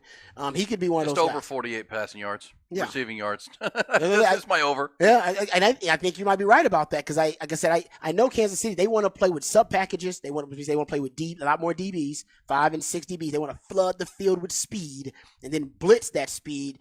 And one of the things that I think helps them out is they got so much speed on the field, they can cover better. They play sticky coverage. But that's going to make them susceptible potentially to the power run game, which we'll talk about obviously a little bit later on. So let's look at Brock Purdy against top 5 pass defenses because that's what Kansas City's defense is. It's a top 5 pass defense. I got 2 occasions where Brock Purdy has played a top 5 pass defense. Week 6 versus Cleveland. Week 16 versus Baltimore. Week 6 versus Cleveland. He was 44% completion percentage for 125 yards, 4.6 yards per attempt, 1 touchdown, 1 interception. The 49ers scored just 17 points. Week 16 versus Baltimore, 56% completion percentage. All right, 7.9 yards per attempt, 0 touchdowns. He had those 4 interceptions or whatever it was. The 49ers scored just 12 points before Brock Purdy left the game. So he's had to play a top 5 pass defense, which Kansas City is, playing a lot of sticky coverage. He has not had his best performances. And the Chiefs defense ranks 3rd in per drop back EPA, expected points allowed. Expected points added, 3rd in success rate allowed, 4th in explosive play rate allowed, and 2nd in pressure rate this season. So that's basically the evidence suggests that this is the best pass defense he's going to face all year. And when he has faced a really good pass defense, he's been mediocre. Yeah, I saw him play against the Browns, and that was when Debo got hurt, and it was bad. It was real. The weather wasn't great either. Yeah. It was a sloppy field and all kinds of things. But yeah, it was not good. And I remember talking to you. I think it was early on after they played Jacksonville, because remember the Chiefs lost their first game of the year to the Lions, and it was a really good game. It was lower scoring. I remember it was Kadarius Toney with the tip drill interception that really led to the Lions win. But even that night, you could see that their defense was improved. And then I saw them play Jacksonville. Remember, Jacksonville was a playoff team last year, and everybody thought Jacksonville was going to take that next step and become, one of these better offenses. A lot of people picked Trevor Lawrence to be the MVP of the league with the weapons he had. Early on, man, they just shut them down. And really, for me, it starts and ends with number 22, Trent McDuffie. He's a first-round pick out of Washington, the Huskies, and man, that guy can cover. Yep. That guy can cover. You add L'Jarius Sneed to that. The former Texan Jordan Reed at safety. He's good. Really a good player. I mean, as you said it, they flooded with and this has been Brett Veach identifying these really good cover corners, kind of like Sark's trying to do right now with PK, trying to identify coverage, and they've done it in Kansas City, and they do it to a really high level. I mean, the points allowed, the second half points, the fewest in the league. And this everything you're saying just makes this game more and more compelling because the matchups are fascinating. It is. Like I said, it's going to be a hell of a chess match between these two. How about this? And I talked about how much Kansas City likes to blitz their DBs. When they blitz at least one DB, just blitz one. All right, Kansas City has allowed 3.1 yards per play, and they get a 47% pressure rate. Those are really high numbers. Just shows you how creative Spags is with his DB blitzes. And Kansas City, this is the one thing I think this matchup between the Kansas City defense and the 49ers offense is going to be the most interesting matchup in my opinion. You got 49ers who are going to run a lot of 21 and 22 personnel. I talked about this. This is 2 back, 1 tight ends, 2 backs, 2 tight ends. Anytime, and by the way, Kansas City has only, they lined up against teams who ran 21 and 22 personnel, I believe it's 130 times so far this season. 75% of the time they play base defense when they face a 21 or 22 personnel set. Base defense is just 4 DBs, 3 or 4 linebackers, depending on what system you play, 3 or 4 defensive linemen. So basically, base is 4 DBs. That's your base. All right, nickel 5 DBs, dime is 6 DBs. They play base 75% of the time when they go up against or they're defending a 21 or 22 personnel set.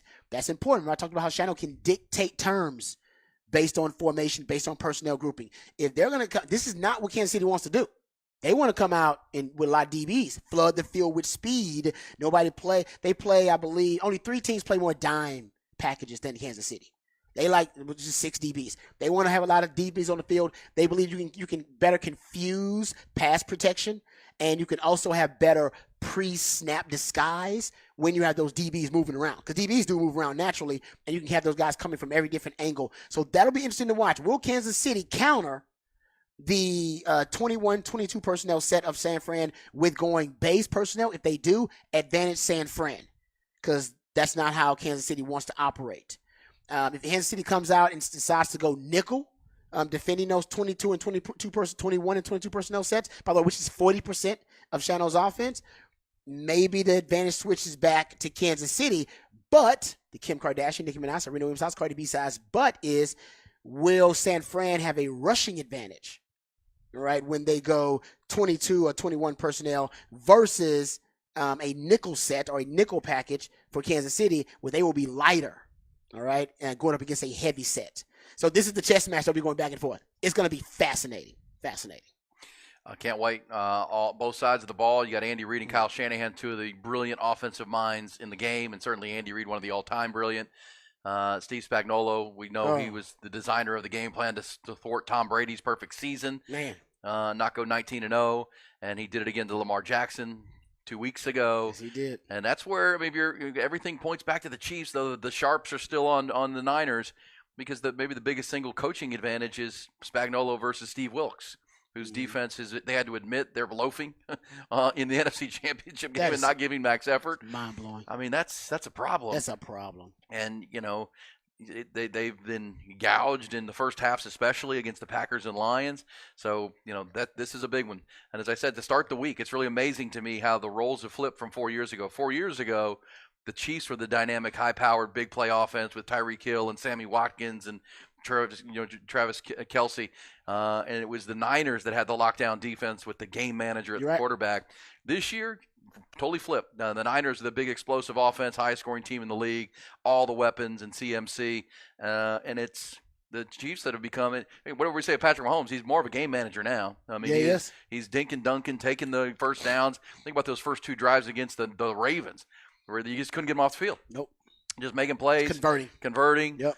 We're not going deep. You're not gonna let us go deep. So we'll just get first downs, and we'll execute to the level that'll put it in the end zone. And he's doing it at a very, very high level. Hadn't thrown an interception in the postseason, and the defense, as you just documented in Rod's rant, really, really, really good. Script going to be big in this game because that's essentially where you got your first 2 touchdowns. The only 2 touchdowns for the Chiefs in that game versus Baltimore was basically off the opening script. That's right. And after that, the chess match within the game, I think Mike McDonald might have won that actually. But he only gave up 3 points the rest of the way, and the 3 points before halftime came courtesy of 2 personal fouls by the undisciplined Ravens. And that's why it's going to be big because I think you can just double and triple team Travis Kelce, which is what they did not do early on. I don't know why Baltimore didn't do that. I guess they felt they had Kyle Hamilton. He can lock him up. He probably could, but that's why you got to watch Kelce in this game, guys. The last 2 weeks, Rashee Rice and Travis Kelce, 83% completion percentage when he's targeting those 2, 9.3 yards per attempt. Well, it's pretty clear late in the season, as they had struggled for most of the year, the Chiefs, with all the drop passes and who could we trust and that kind of stuff. They just boiled it down. Look, we're going to run the ball more with Pacheco. We'll put more 3 tight end sets, and we're going to identify Rashee Rice and Travis Kelce when we need big plays. Pretty much. Period. Then that's where, if you're the Niners, you now know that, right? You know that. make somebody else beat you. That's exactly right. But Patrick Mahomes guy's pretty damn good. And now his wife's going to be in the swimsuit edition of Sports Illustrated, the digital one. I don't know if they're going to put out a hard copy this year. No, I think they're done with those, right? Yeah, I think it's going to be all digital. We'll be back. Hook 'em up with Ian Rodby. There's Rod's rant. We've got more to come, including the NFL honors tonight. They're going to hand out all the hardware in Vegas. We'll tell you all about that coming up. Some Who Said That for the end of the hour. Hook 'em up with Ian Rodby.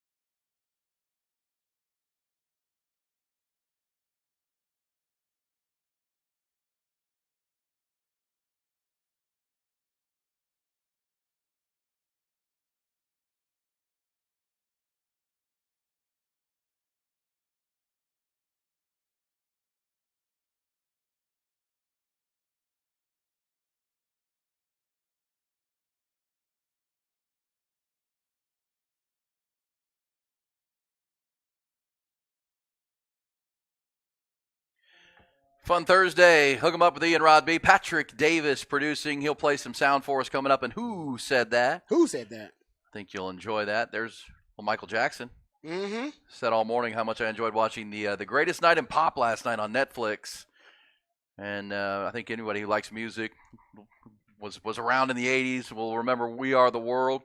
Really a behind the scenes of how that all came together, how it happened, how they recorded it over one night in 1985 and got it turned around after the American Music Awards. A pretty fascinating logistical challenge that they faced, and hurdles to climb, and 45, 50 different amazing, hugely ego. By the way, Quincy Jones, as you came into the studio where they held it. By the way, that was another big factor, Rod, that you'll see when you watch it. Oh yeah, Quincy was. That's where to hold it. Yeah. They didn't know where to have it because they didn't want word to get out. Yeah, and then media and the paparazzi. Oh media, man, it would have been flooded with all those names there. Yeah, those names probably would have left. They're probably like, "Nah, I'm going." Well, that's right. That's exactly what Quincy Jones said. Look, if we, or whoever the producer was, if this word gets out, everyone's leaving. Mm-hmm. Like Yeah. Michael will leave. Yeah, exactly. Your biggest stars are going to leave. Yeah, they're leaving. They're leaving. Yeah, exactly right. And it's amazing when you think about 1985, and it was the biggest stars of that time. It was Michael Jackson.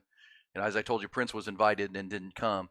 But Kenny Rogers was huge in country music at that time. Yeah, that was Kenny Rogers is Gambler, top. baby. The Gambler, yeah. He and Willie Nelson and Waylon Jennings were there from the countryside. But Kenny Loggins was a huge star at the time. He had just come off like doing Footloose and Top Gun. And was Daryl Hall and John Oates. I remember buying the Hall & Oates album when I was a kid. That was a great album. That's good. These were, and that's where people asked about Dan Aykroyd being there.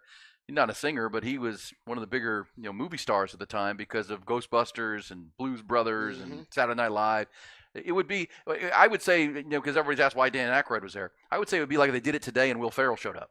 Like, it wouldn't be crazy for Will Ferrell to show up and just be there because he's such a. But it would. Don't you believe it would almost kind of mock the point of it, because that's what he's doing. Like, I'm not saying he's there. He might be serious, but nobody's going to take him seriously. No, he wasn't there. I don't think Dan Aykroyd was there to be taken seriously as a singer. That's what I'm saying. Like, it's tough for us to take it seriously when you're putting someone in it that's for comic relief. Yeah. And they're not providing comic relief. They're actually supposed to be just, contributing. And again, you'll see it when you watch it, but the idea was to get the biggest stars in the world at the time together to try to bring awareness to what was happening in Africa. Which they did. And so from all walks, country music, jazz music, Bob Dylan, for crying out loud. Bob Dylan. It's the more genres we can cover, the more people we can reach, and those kind of things. So I still think it's top 10 highest selling single still of all time, right? Yeah. I believe it is. Yeah, it's still, and as you hear it in this diary, it's still a real good song. I mean, and the fact that I haven't heard it forever. I don't think I've listened to We Are the World in 2 decades. You'll hear it when you watch the film, obviously. And it and as you'll learn, I mean, Lionel Richie had to write the song under pressure. I mean, they had figured out all the logistics, and now Lionel Richie had to write the damn song. That's pressure. That's a lot of pressure. Because you got a lot of great talented artists who be like, man, I would tweak that. I would change that. I would do once this. they had everybody in, they had to send them a demo so they could all kind of hear it and get to know the chorus and what they were going to be doing and that kind of stuff. So, yeah, and as I said, Lionel Richie was hosting the American Music Awards. So he's trying to get ready to host this big show, writing this song. That's a hard worker right there, man. And he called Michael Jackson and he called Stevie Wonder to come help him, and Stevie never showed up. Stevie never called him back. So Michael and he wrote the song. He didn't call him back? No. He's got stuff to do. Yeah, you'll see Stevie Wonder's a little bit aloof. That's safe to say. He's a musical genius. Because that's the cool thing, right? You have these amazing artists, but some of them are real quirky. Obviously, Bob Dylan was way out of place. Cyndi Lauper is trying to fit in with this. Oh, yeah, I remember Cyndi Lauper. She was a trip. That was good. Yeah, that was good. And then you got Stevie Wonder, who's, he kind of works on Stevie Wonder time. Yeah, he does. He's Stevie Wonder. Stevie Wonder. Yeah. And managing egos. I don't know if there's ever been a project we had to manage more egos than that. I mean, ever. That's wild. Ever. And as I said earlier, the fact that they were allowed in the room, so all their handlers and managers and the people that normally hold their hand through stuff like this, not there. So you actually have to be vulnerable and talk to people. Wow. By yourself. Yeah. No, you're right. Without anybody. No buffer. No buffer. They usually want that buffer. And you can see it. That's kind of why Craig Flowers. See how awkward it is. The body language of people are just trying to. This is so out of their element. Yeah. This is so out of their norm. It's a bit comforting, actually, because we've all felt like that before. Oh, 100%. And just so you know that the biggest stars, iconic stars in the world, oftentimes can feel insecure a little bit. And a little bit starstruck. You've been exposed. Yeah, they became fanboys too. That's really cool. Yeah, it was really cool. So Yeah. that's a good show. The greatest night in pop is it. That's what I was watching last night because there wasn't a lot of sports to watch. That's pretty good. Tonight, I will be watching the NFL Honors, Rod. That's right. I'm not real thrilled that it starts at 8 o'clock tonight, but that's because they're in Vegas. And it's a West Coast thing, so it starts at like 6 o'clock in Vegas. But they're going to have the red carpet at 7 tonight. Keegan-Michael Key will host this show. Hold on. Oh, okay. I'm going to say. Okay. So he's been the host the last several years. That's cool. And they're going to hand out all the hardware. They'll do a red carpet, so you get to see all the stars of the NFL dressed up, and the red carpet deal early. And then all the awards will be handed out: Coach of the Year, MVP, Offensive and Defensive Players of the Year, Rookies of the Year. It'll be a fun night tonight to celebrate the National Football League. Again, props to the NFL for continuing to just expand their reach. I mean, this is now like a must-see, not must-see, but it'll be their TV ratings for this tonight will be gangbusters. Yeah, they will. It's on CBS, which is hosting the game on Sunday with Jim Nantz and those guys. But it'll be fun tonight just to see those folks in that element, not playing football. No, the NFL's done a great job. The NFL will turn something that's supposed to be kind of a boring, menial, task for administration. They'll turn it into a TV show. Nobody's better at doing that than the NFL. And they basically stayed done with their award show. At one point, it was just like, oh, we'll announce the awards and hand them out. And then they decided, you know what, let's make it a TV show. That's the NFL's motto. Let's make it a TV show. Let's turn it into a TV show. Everything. Yeah. And it works for them. They're really good at it. Somebody reminded us, the Blues Brothers recorded albums and actually toured concert dates and everything. So Dan Aykroyd technically was a musician at the time. So fair enough. Good stuff on that. But tonight we'll see. If you had to guess one that would surprise us. So we come here tomorrow and say, man, I didn't see that coming with these awards tonight. Is there one that maybe stands out? I mean, I guess Offensive Rookie of the Year is going to go to C.J. Stroud. Yep, MVP is going to go to Lamar. Lamar's going to win MVP. Because remember, for people who watch this tonight, are like, damn. How could D'Amico Ryans not win Coach of the Year over Kevin Stefanski? Well, the votes for all of these awards were in on the Monday after Week 17. Yep. So nothing that's happened since the end of the regular season matters, and no one voted on that. So everything happened. So Lamar Jackson finished with an absolute splurge, right? So what Lamar Jackson's poor game against the Chiefs won't matter. He played great. Of course, they beat the Dolphins, and they took up the number 1 seed and all the things they did. So it's going to be Lamar Jackson, probably over Dak Prescott, right? Yes. I'm trying to think of who the second. I mean, other than Dak, I don't know if they'll announce second Brock place. Purdy. Brock Purdy, because your finalists for MVP are Josh Allen. These are in alphabetical order, by the way. Josh Allen, Lamar Jackson, Christian McCaffrey, Dak Prescott, Brock Purdy. Yes, I think Dak will be second there. Like you said, it's done after the regular season. Because I think the Purdy-McCaffrey vote will split. Yeah. With AP voters. And remember, later on in the season, I think they started to throw their support behind Christian McCaffrey. As a team, they started to do that more and more. CMC, yeah, and he may win the Offensive Player of the Year. I think he probably is would. the next. So maybe he will finish third in the MVP voting, which shows he's Offensive Player of the Year. Because remember, the finalists were released a couple of weeks ago, and this is based on votes received. And for Offensive Player of the Year, Brock Purdy is not a finalist. He is a finalist for MVP because that's where people argue about what is an MVP, most valuable. No doubt, Offensive Players of the Year were Tyreek Hill, CeeDee Lamb, Lamar Jackson, Christian McCaffrey, Dak Prescott. But you can't underestimate the value that Brock Purdy brings to the 49ers in distributing the ball to those great players. Yeah, you almost get to the point now where the MVP is usually the award going to give it to the top QBs. It's unfortunate. They didn't even know Christian McCaffrey's in it now. And then the Offensive Player of the Year is the best skill position offensive player in the league now. And I think that's probably Christian McCaffrey. I will be surprised if any of what we're saying don't happen tonight. What about Defensive Player of the Year? That one I think actually is a bit of a mystery. Be Myles Garrett. That's a bit of a mystery right there. That could go to 3. It could go. Deron Bland could get it, and I wouldn't be opposed to that. I mean, he set records in the NFL this year for pick sixes. You could give it to Myles Garrett. I think Myles Garrett is probably the most likely to get it. And I would say, here's Cowboy fans. I can hear them. We have 2 finalists for the Defensive Player of the Year, and we had Dak Prescott as an MVP. We lost 48 to whatever we lost to. How does this happen in the playoffs? You guys had more All-Pros than anybody in the league. You had the most talented team, the most talented roster in the league, arguably, because you had more All-Pros than anybody else and more Pro Bowlers. So what does that say? Yeah. The issue is not talent. Talent is not your issue. I know y'all want to say that, we need this piece and this piece.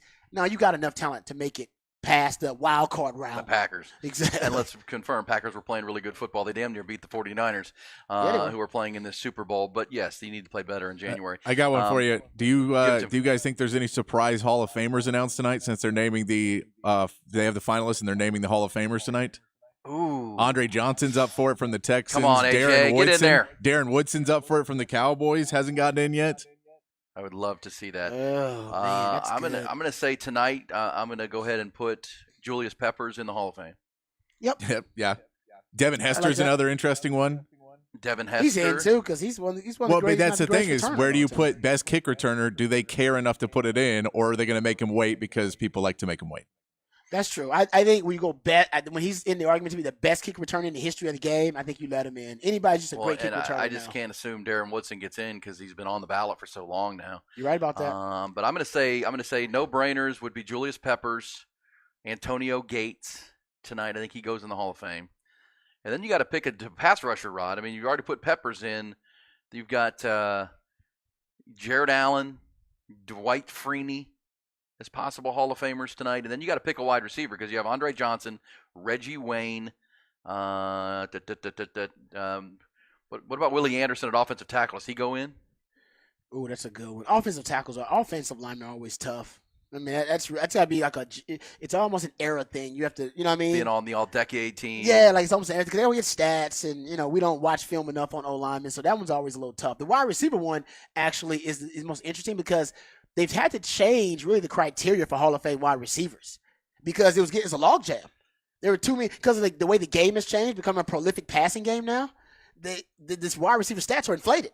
100%. So what used to be considered an elite season for wide receivers, like, was that an elite season anymore? So they've had to almost reframe the conversation about wide receiver. And that's why Andre Johnson is really interesting, Patrick, because if you go look at receiving yards per game and you go look at all time, I'm talking about all time receptions, all time, leaders in receiving yards per game, all time receiving yards leaders. I believe Andre Johnson is he's like in the top 20 of all those. He's 11th in receptions and 11th in receiving yards all time. All time. With no quarterback. Without an all-pro quarterback, yes, right? but if you go look at his touchdowns, touchdowns are ugly. He does not have a lot of receiving touchdowns. By the way, the ProFootballNetwork.com, which is kind of run by Hall of Fame voters, yeah, they're projecting Antonio Gates, Julius Peppers tonight, Patrick Willis, great Niners linebacker, Jared Allen, and possibly Willie Anderson. Okay.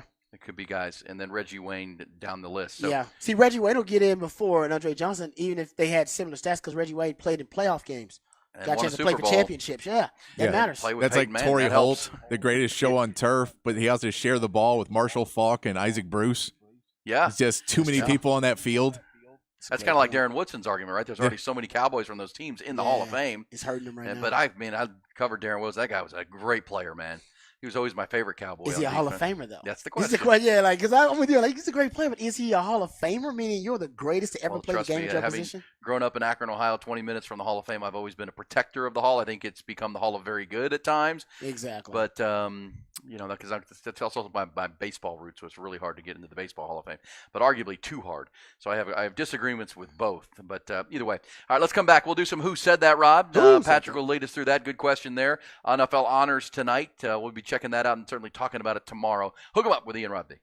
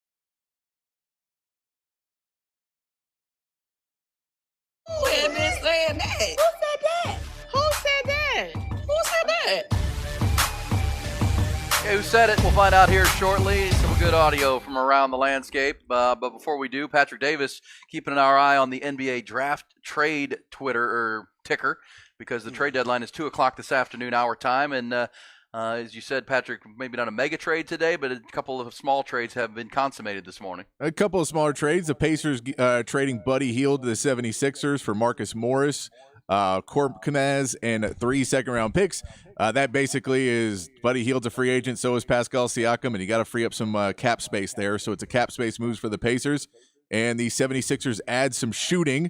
And then the Utah Jazz are finalizing a trade to send Kelly Olynyk and Ochai Agbaji, which we remember from Kansas, to the Toronto Raptors for Kira Lewis, Otto Porter, and a 2024 first-round pick. Utah is opening up more cap space to try and play around this offseason.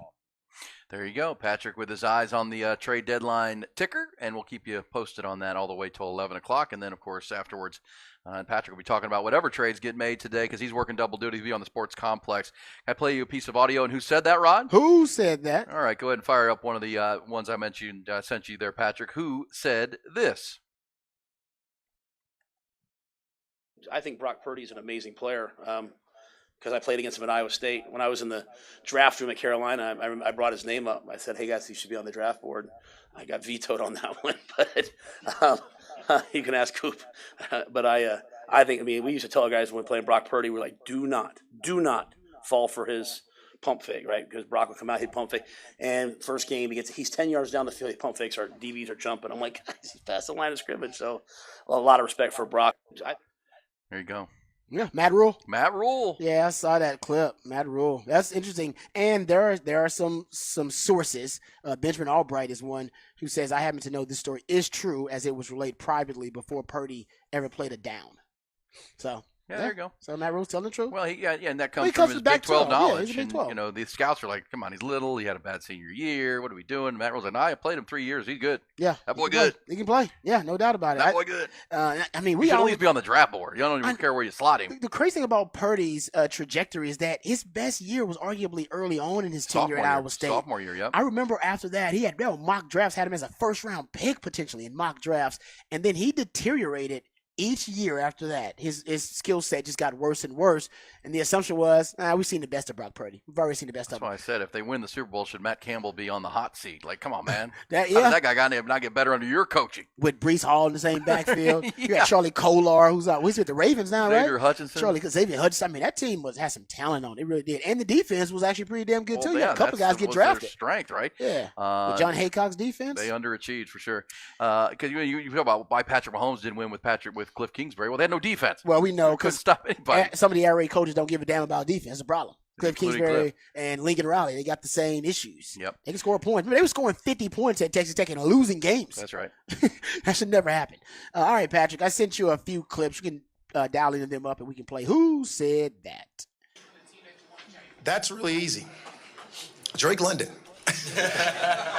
Bijan Robinson. This man has acquired some really good pieces and tools, right? And the things you got to change is just the obvious holes that we'll talk about, right? And every team every year is going to have some differences. Every team every year is going to have some change. Every team's going to be different.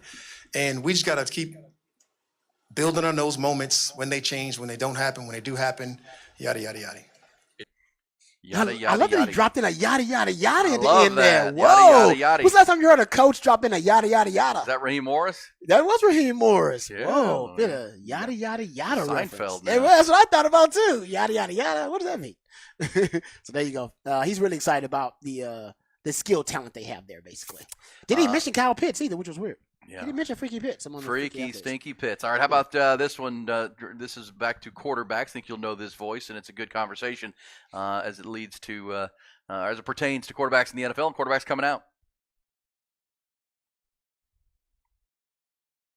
I'm sorry, it's making me try and log in here. Give me a second. And I tell mobile quarterbacks, guys that are like me, the only way to greatness is through owning the data, going to school, memorization, and literally understanding every aspect of the game, of the offensive playbook and the passing game, and then to become a sophisticated passer. It's the argument I've been making about to the Ravens about Lamar Jackson, and they've started to make that transition with him, asking him to be a sophisticated passer. He became better this year, and I think he's on his way.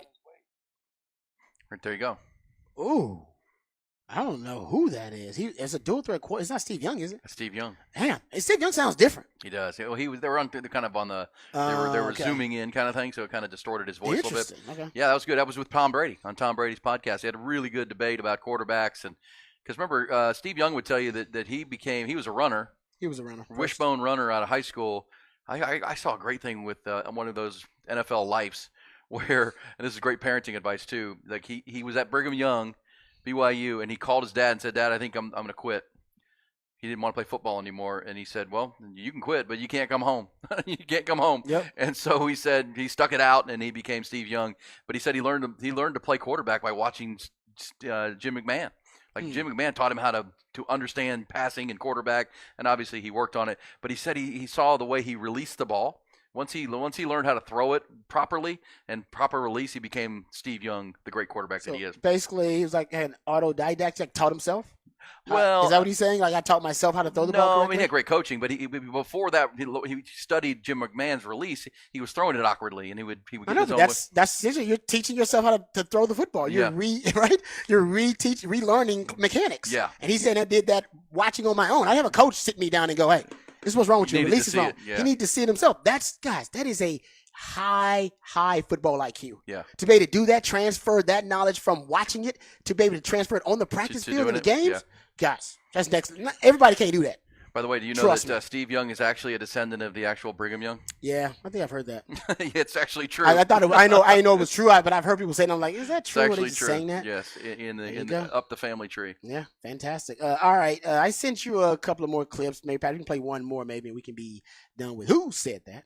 Well, I know you can't control it, but if you could, where would you want to go? Whoever wants to take me. I mean, it's hard to say. I'd love to go to. He wants the Niners to get rid of Kittle, and then he wants to go to the 49ers. That'd be all right. Let him say it. I'd be all right with going to the Tennessee Titans. I mean, I liked it down in the Georgia, Tennessee area. I thought it was cool, but that'd be a cool spot to be. You hear that, Titans? Well, I know. Brock Bowers. Brock Bowers. He wants to go to the Tennessee Titans. Now, he's a West Coast kid. I'm still seeing Chargers at 5, man. Chargers at 5. That is such a Jim Harbaugh pick. That is a Harbaugh pick. When you got a young quarterback like Justin Herbert, you got receivers on the outside. His toughness, though, hard-nosed, tight end. Man, yeah. that guy is such a good player. Yep. He was a big part of those 2 national championships, not just catching passes, but hand off to the guy. Mm-hmm. Yeah, I mean, and you heard remember we had the audio of his coaches talking about, no, this guy won't stop. This guy is relentless. Remember, he fought through the injury. We thought his season was going to be over. He had like an emergency surgery and was back like for a high ankle sprain. 3 or 4 weeks or something. It's like, what the? And it's a top 10 pick doing that. Yeah, Man, exactly. Not getting back on the field. You got that more guy, to lose in the game. That guy's awesome. Yeah. Well, remember, his coaches have talked about how he won't give up reps in practice. He won't stop. I mean, he almost have to slow him down. Brock Bowers. I think Brock Bowers is going to be a star in the NFL. I do too. I do. I think especially if he gets to Jim Harbaugh's team. I think this tight end class is actually pretty good, especially at the top. I mean, him and JT Sanders, lot of upside, A lot of potential. Yeah, no doubt. Yeah. Well, and the thing with Brock Bowers is he's already JT Sanders in the offensive receiving game, but he can block like crazy. He can. He is a willing and tough blocker, which means shades of George Kittle, because George Kittle loves to block. You know, yeah, out of tight He's end. excited about his work, man. Yeah, let's all right. He's excited about all his right, work. let's get to the fabulous 5th hour here on Hook 'em Up with Ian Rod B. One more to go. We'll hit some behind the burnt orange curtain here. More from Sark. They've got so much good audio. Might as well use the final hour to hear more from the Texas head football coach off of yesterday's National Signing Day State of the Program news conference. That's coming next on Hook 'em Up with Ian Rod B.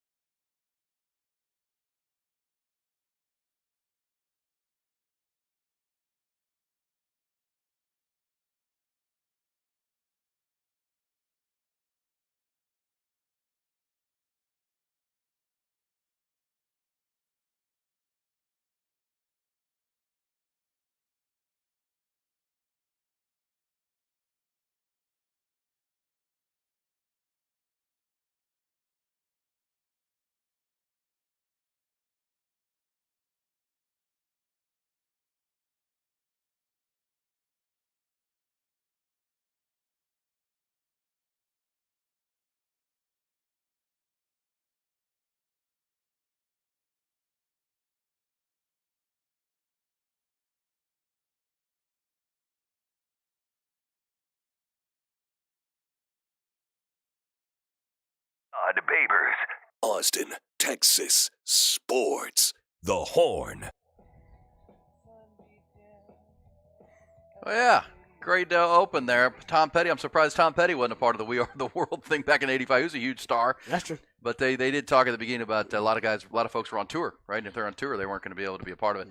Also, right about this, 1985, once Lionel Richie finally figured out the song, and they recorded a bit of a demo, he and Michael Jackson, to send it to everybody. They had to put them in FedEx. They had to make cassette tapes and put them in the FedEx and send them off in the FedEx trucks.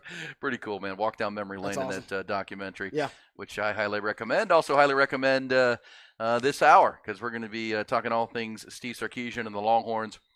Fair to say, Rod, that was a state of the program address essentially yesterday for Sark, talking about the overview of what's happened through the high school recruiting in the portal, the new front office that's being built, and I know you'll take us behind the burnt orange curtain, but you can tell Sark's pretty excited about where things stand, the foundation they've laid through 3 years, and the opportunity to build on that foundation and do some special things in the coming years. Yeah, I mean, he's talked about how he's borderline obsessed now with winning a title because he was so close with this team last season, and I think that comes from the realization that they were ahead of schedule last year too, and I think that to him was confirmation, reaffirmation that all the decisions that he had made in terms of the coaching hires and how to build the culture, the development aspect of it, even the schemes that they had implemented, that they were all the right decisions. Like he was actually making the best decisions to put his team in a place to be a championship caliber team.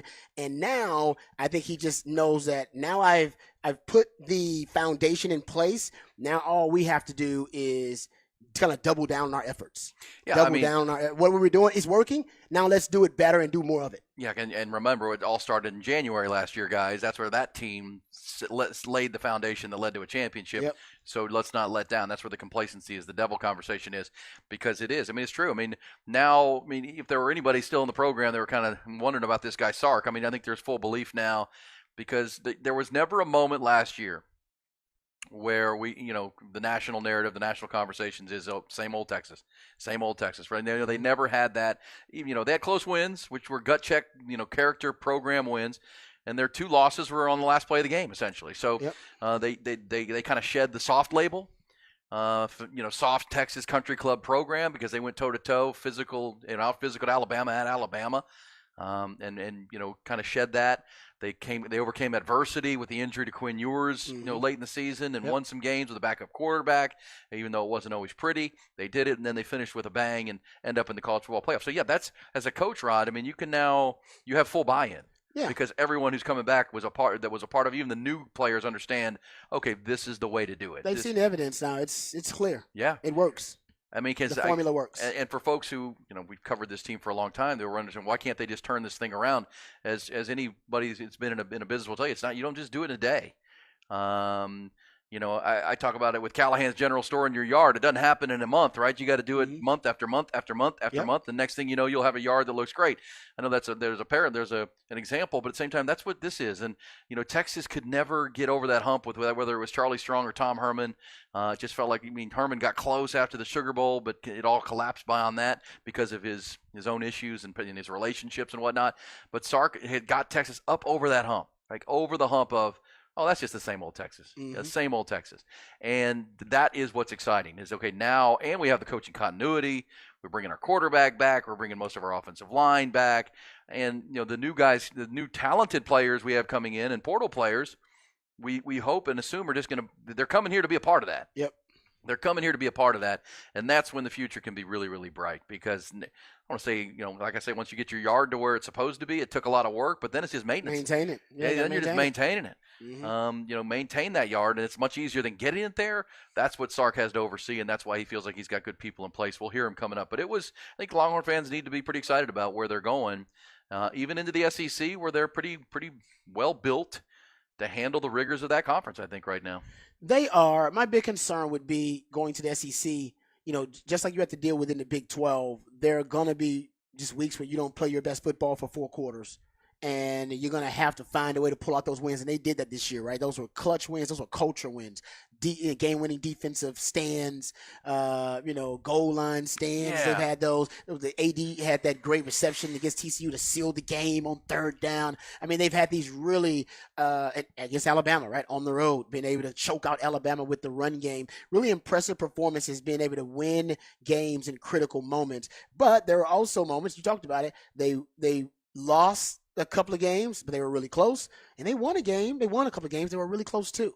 And, since U of H, against TCU and against K-State, you're going to have those same, I think, types of weeks and stretches in the SEC, except they're going to be going against better competition. So if you just like you had the U of H game this year, I don't know if you win U of H, K-State, and TCU in the Big 12. In the SEC. You're right about that. You lose one of those games. You're right about that. Right, because the SEC is just better. And that's where you hope on the building paradigm, you've reached that point where yes. you don't play as many close games. Yeah. You actually, pull away in some games. Win and you by don't have that comfortable margin. Yeah, because even in the Houston game, you're up 21-0. I mean, Yep. in the K-State game, you're up in 20 total points. control Yeah. of the game, and you let it get away. And that's the hope, right? That, now that you know how to do it, now it's about hitting the accelerator and doing it better. Yes. Doing it better, and not to the Bobby Bowden thing we talked about and we talked about all through the year.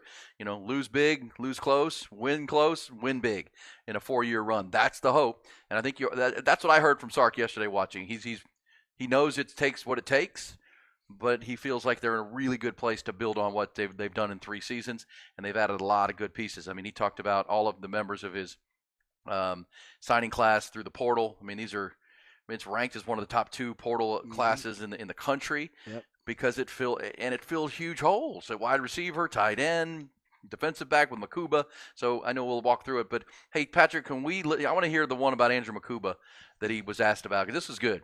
So Andrew Makuba is coming back. Cut 15. Yeah, it's cut 15, Patrick.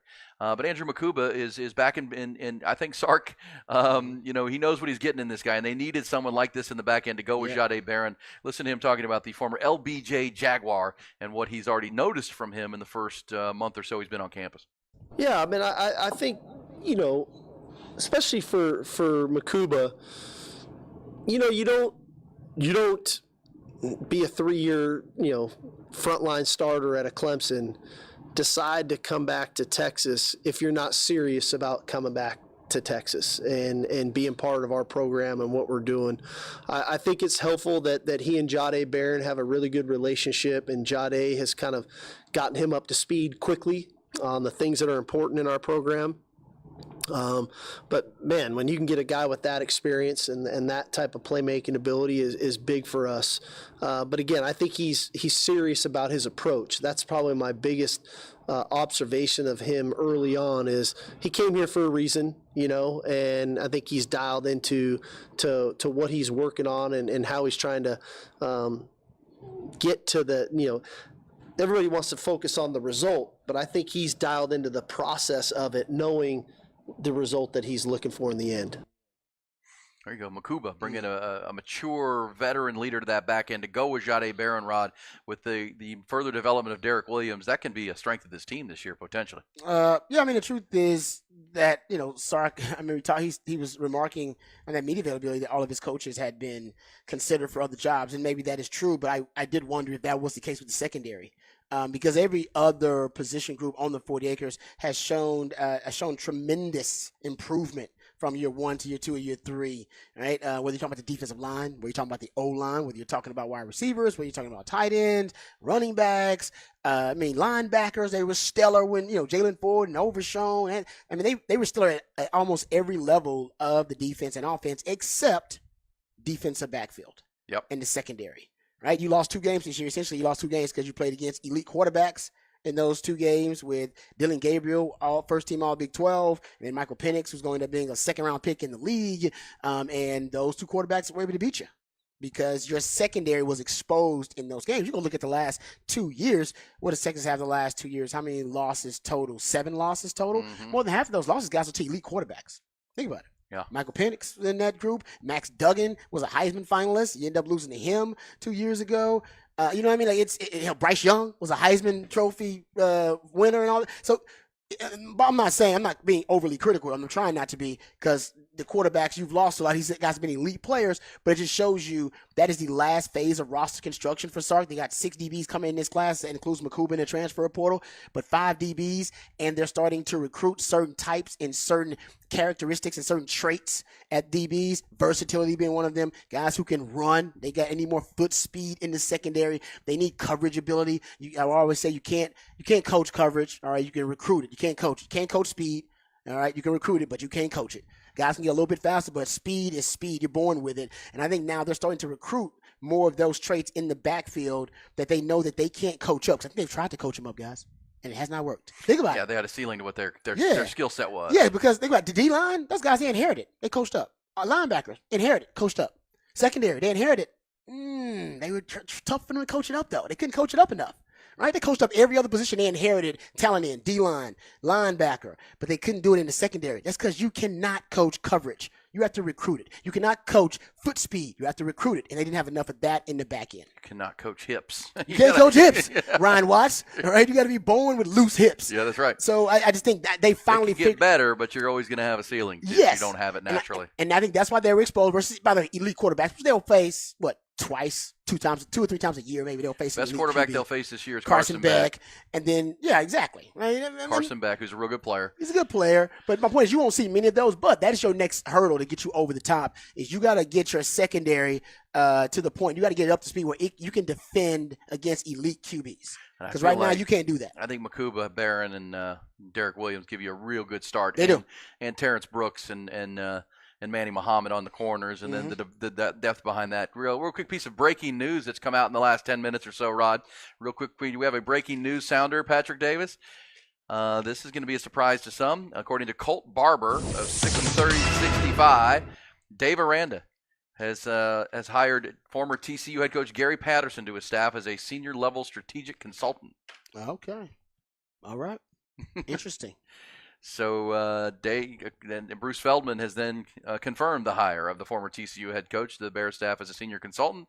Of course, spent a year with Texas in 2022. There was some chatter that maybe back, but he's going to stay and coach in Waco, which again, closer to his home in TC in Fort Worth, and still around the game of ball. And so that's the report according to Feldman and Colt Barber.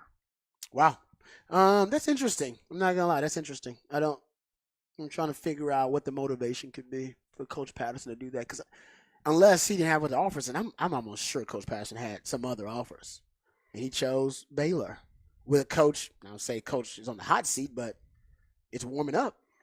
Ooh, right? Is it strategic by him? So maybe that's what we're looking at here. Maybe Gary Patterson angling to land the Baylor job. Maybe he wants to get in good with the administration, get in good with the folks there. And that would be irony because learn the roster a little bit. Because right? The irony of that would be dripping because he hated Art Briles in the Baylor program when he was the coach at TCU. That was a straight up rivalry. That was bad blood between those two. That's true. But has there been a program that has shown the ability to reinvent itself better than Baylor football? No, nobody has. Really. I don't think it would be a terrible idea because I do think Gary Patterson wants to coach football again as a head coach, but I don't think he wants to move too far from got to be the right spot, Fort Worth or Austin. Yeah, right situation. How about right in the middle? Honestly, man, like I said, I don't know. I wonder. Like I said, I wonder if he had how many other offers he had. But considering Dave Aranda's lack of job security. Because I think they were thinking about firing him after last season, right? That was the report. They were thinking about moving on. Well, because it was a miserable season. And the defense, if you're a defensive coach, it's one thing to not have good offense. It's another thing to have a terrible defense. And he's had to change coordinators multiple times already. He's been there, And the talent level is dropping. And so ever since Matt Rule left. And ever since Joey McGuire left to go to Texas Tech and took a couple of the top recruiting aces, they haven't been replaced. And, of course, in year one, Dave Aranda has admitted that he didn't attack the portal at all. Kind of did the Davos Swinney ignored the portal. Yeah, Dave Aranda should watch out because this is a perfect transition. If I'm the administration, I'm looking at him like, okay, this is easy. Yeah, I'll offer Gary Patterson that job. Honestly, if you start out slow, if you start out with the first 6 games with a losing record or anything close to 5, like right around 500, I probably could make that move. Mac Brown did that when he wasn't sure about Manny Diaz, and remember he hired Greg Robinson. Yep, and it worked. It worked. And hey, don't forget, Aaron. Kendall Briles is the OC over at TCU now too, so they've switched. Ooh, yeah. So it is Briles versus Patterson, Baylor versus TCU. They're just on different sides now. Well, I heard from multiple people, and certainly, and one who played at TCU last year on the offensive side of the ball, that Kendall Briles was not very well liked. Versus, I'm talking about in the locker room. like About the players. versus what Garrett Riley was. I mean, they loved Garrett Riley, and they did not warm up to Kendall Briles. There was, but I heard that from players who were in the locker room. Yeah, that it was either way. But so Sonny Dykes is going to stick with him. And, yeah, Gary Patterson moving in there. Remember, Jake Spavital is the new offensive coordinator at Baylor. Yeah. Of course, former Texas State head coach. I think he's going to do a good job, actually. Yeah, I've actually shared some text messages with Jake, and we'll try to get him on the show. He's excited to be back in Central Texas and really excited. Now here comes Gary Patterson. Man. And maybe Dave Aranda says, man, I need help defensively. Look at my defense has fallen off here in the last couple of years. Maybe I need help structurally, schematically with my concepts and ideas. And who better to bring in than Gary Patterson? Yeah. To help me kind of honestly, this is what he did for PK. PK came in and massively miscalculated the Big 12 his first year. He really did. He just had the wrong schemes. The coverages were not synced up or coordinated with the pressure packages. PK, it just looked like he had no idea about the terrain of the Big 12. They bring Gary Patterson in. Gary Patterson brings his Cliff Notes and goes, I got Cliff Notes on every team. This is what they run in the Big 12. This is why the league is so popular conceptually, schematically. And I think he's going to give Dave Aranda the same Cliff Notes and go, man, this is how you play defense in the Big 12. Yeah, and maybe every ecosystem is a little different. Thinking big picture strategically, which is what the Colt Barber said his title is. Senior strategic consultant or whatever. I know it's a fancy title. But if it's strategic, maybe that's why Gary Patterson didn't. If he was invited to come back to Texas, doesn't want to go off to the SEC because he doesn't have that playbook. He doesn't have that wealth of knowledge. He was in the Big 12 for what? A decade, 25 years. Yeah. I mean, his knowledge base is Texas. His knowledge base is the Big 12. Yep. So if you're going to help a team, everything he'd be learning in the SEC is new. Doesn't mean he couldn't do it, but man. As you just said, I got the Cliff Notes. He's got it all. He's got the breakdown. So good for Dave Aranda. That is crazy. Some will say he's hiring his replacement, but or it's going to be a strategically smart move. It's both, I think. I think it's both. I think it's both. And then, if you're a confident coach, you can't worry about A's that. hire A's. Yeah, exactly. You can't worry about that. B's hire C's. Yep. A's hire A's. I mean, bring in the best guys and let the chips fall where they may. Yeah, be confident in yourself, and that can help your program. So yeah, we'll keep an eye on Baylor. Obviously, Longhorns no longer in the Big 12, so I know we'll get texts say, "Well, y'all talking about Big 12? We're not in the Big 12 anymore." That's true. Speaking of the Big 12, so we're not talking about it anymore. But I want to bring this up really quickly. Colorado's going to have a new DC too. They got the safeties coach from Cincinnati. So another Bengals. Yeah, so another one of these, Michigan did this, right? When they went up and got, Jesse Minter and Mike McDonald and brought them back down as I get that. First they were a position coach in the league, then they came to college to be a coordinator, then went back to the league. That may be a path. This is now. off that Lou Anarumo defense. It's yes, so good. And that's a great point too. I want that Lou Anarumo blueprint. So they're bringing in safeties coach Robert Livingston as the defensive coordinator at Colorado. So there you go. Dion. Yeah, they with them league connections, and more people they want that league connections. Sark does it all the time. Sark's all about that league connection, having that as a data point on your resume, whether as a player or as a coach. It just matters when you can say, yeah, my time in the league, my time when I was in the NFL, just dropping that. Trust me, goes a long way with young recruits these days. 100%. Yeah. And by the way, we also have some breaking news from the NBA. Do we have any more trades that have come down in the last 25 minutes, Patrick? Did we have seen deadlines make deals? Deadlines make deals. There has been a few that have come down. The Mavs actually just made a trade too, but we'll start off with probably the bigger one is going to be that Gordon Hayward is headed to Oklahoma City in a trade for Trey Mann and Davis Bertans. They're able to unload the contract, the Hornets are, of Gordon Hayward. They put him on a team with a lot of talent already in Oklahoma City, a little veteran leadership there to add into Oklahoma City. The 76ers make a small trade, basically ditching off Daniel House to the Knicks to the Pistons. But that will mean it opens up salary cap room for the 76ers to get into the buyout market after the trade deadline, and guys like Kyle Lowry get bought out. Then they maybe can go get a play for someone who gets bought out after the trade deadline. And the Wizards are sending Daniel Gafford, 6'10 center, good rebounder, to the Dallas Mavericks for Rashawn Holmes and draft compensation. So the Mavs do get somebody to help out in the post a little bit. All right, there you go. There's Patrick Davis with his thumb on the pulse of the trade deadline. I also saw where the NBA has announced, and you can speak to this there, Patrick, a little more clear, but they have sold the rights to the in-season tournament. Is that right? I believe so, to the United Arab or the Emirates Airline. Emirates Airline. The Emirates Airline, yeah. And then they're all going to be wearing the patches during the games, and you know what? They're going to make the money. At this point, golf broke the door open and said, we're all taking money, so they're going to take the money. Absolutely. And that's the airline, with the first class airline. I've heard from folks who have flown that, and they're like, oh, my gosh. Oh, it's like that? It's like beds. You can lay down. Wow. Man, it's extravagant. That's the LeBron James airline, not the Daniel Gafford airline.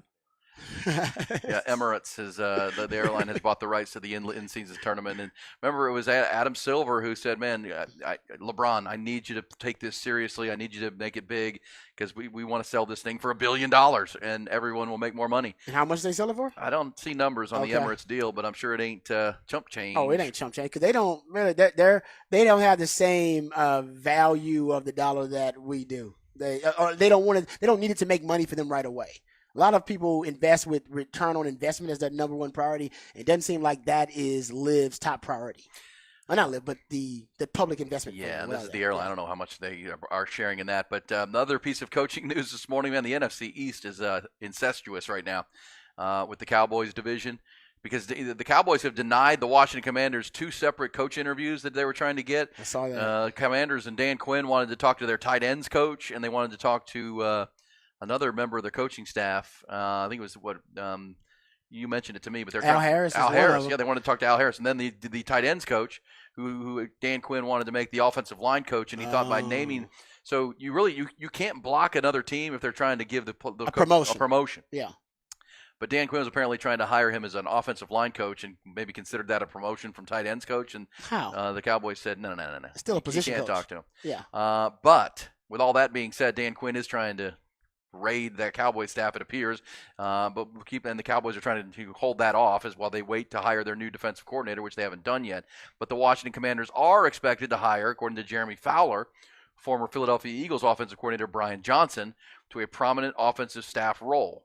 So, of course, he was in charge of the Philly offense last year with Nick Sirianni, and it didn't grow great, but he's obviously going to have some offensive capacity under Cliff Kingsbury in Washington. No doubt. I mean, Dan Quinn, like I said, he's always done a good job, in my opinion, of hiring. I thought his staffs were excellent when he was in Atlanta, included Shanahan and Steve Sarkisian, and Raheem Morris was on that staff too. I mean, they had 3 former head coaches on that staff. That's impressive. So Dan Quinn identifies coaching talent really, really well. So the hope is that he's going to do it again if you're Washington. Well, I'm a Dan Quinn fan. Anybody listening to the show knows that. I believe if they get the quarterback right at number 2, they're going to be a problem for the Cowboys. I mean, because they can get good pretty quick. And they got good decent lines of scrimmage, actually. Well, look, we saw the Texans do it, right? You're right. Hire a really good defensive coach with who brings great culture, brings great passion. Win the locker room as DeMeco Ryans did quickly. Knows defense, knows how to hire a great coaching staff, and they got quarterback right. Quite honestly, you get quarterback right at 2. That's half the battle, man. That's half the battle. Now you got a young coach and a young quarterback, and Cowboys are dealing with an older coach and an older quarterback who have not gotten it done yet, and that's obviously Eagles are kind of in the same spot. Washington has not been much of a threat under Ron Rivera in recent years, but now a new owner, new coach, and as we just saw, if you get the quarterback right, you're on your way. Yeah, that's really, and now you got Cliff Kingsbury calling the offensive plays. That'll be interesting, and obviously get to know it because that's your division, Cowboys. You got to beat them twice and play them twice. And Dan Quinn's trying to bring more former Cowboy or current Cowboys coaches with him right now. That's a decent wide receiving core there too. And as we said yesterday, you can expect Dan Quinn to try to raid that roster a little bit too. Guys like Jaron Kearse. Well, Jaron Kearse is a free agent, I think, isn't he? Yeah, and you wonder if those are the type of players that Dan Quinn's going to target just because they know the system already and help teach the current. Is Leighton Vander Esch a free agent? I think he is. I wonder if he'll try to bring in LVE too, because LVE was really good in Dan Quinn's system. Remember, Dan Quinn essentially resuscitated his career. Yeah, people thought he was going to be on it. He was done, and thought that we had seen the best football of Leighton Vander Esch, and then that was he was resurrected in a sense under Dan Quinn's system. I wonder if Dan Quinn will sign him. It's like a short-term deal, but he can be a guy that can provide some stability to your linebacking core. So I think I'm with you. I think Jaron Kearse is one he's going to target. I think he's going to target LVE too, a linebacker. Well, and look, there could be some guys. The Cowboys are going to have to release some players because the cap is not good right now for them. Now they can restructure, but this next month when the Cowboys have to get ready for league business, which is mid-March, they're going to be doing some salary cap gymnastics here to try to figure something. They're going to have some casualties. Yeah, and Dan Quinn will be the first vulture looking to bring in. Well, he knows. Yeah, he knows. He was in on those meetings. He was like, "Man, we're going to cut this dude." He's like, "Oh, really? Write that down."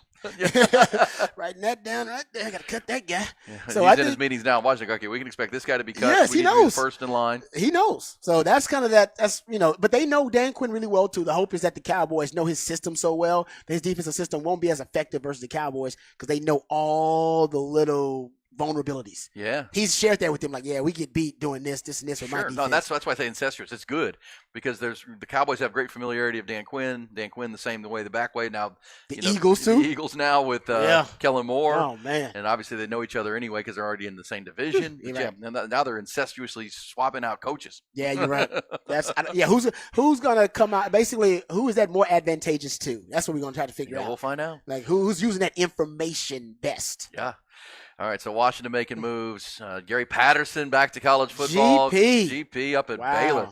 And here's CB on the text line. Says, if I'm Baylor, I'd rather have Gary Patterson as my head coach than Dave Aranda right now. Well, I think you ain't CB. Trust me, that administration. I know a lot of administrators thinking the same thing at Baylor right now, and they're giddy about this. And do we know he's gonna get the raw treatment there too? Even though he's what did you say the title was for him? Some long title. You ain't got to find out. My point is that he'll get treated like he'll get first class treatment though at Baylor.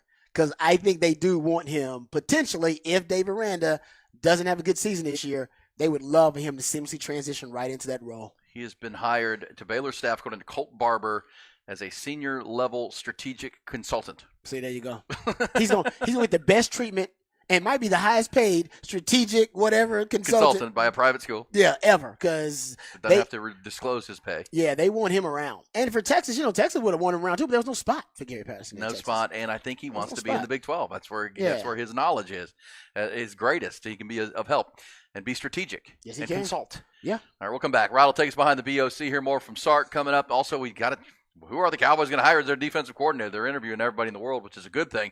We'll try to make some guesses into the NFL honors tonight. I took them up with Ian Rodby.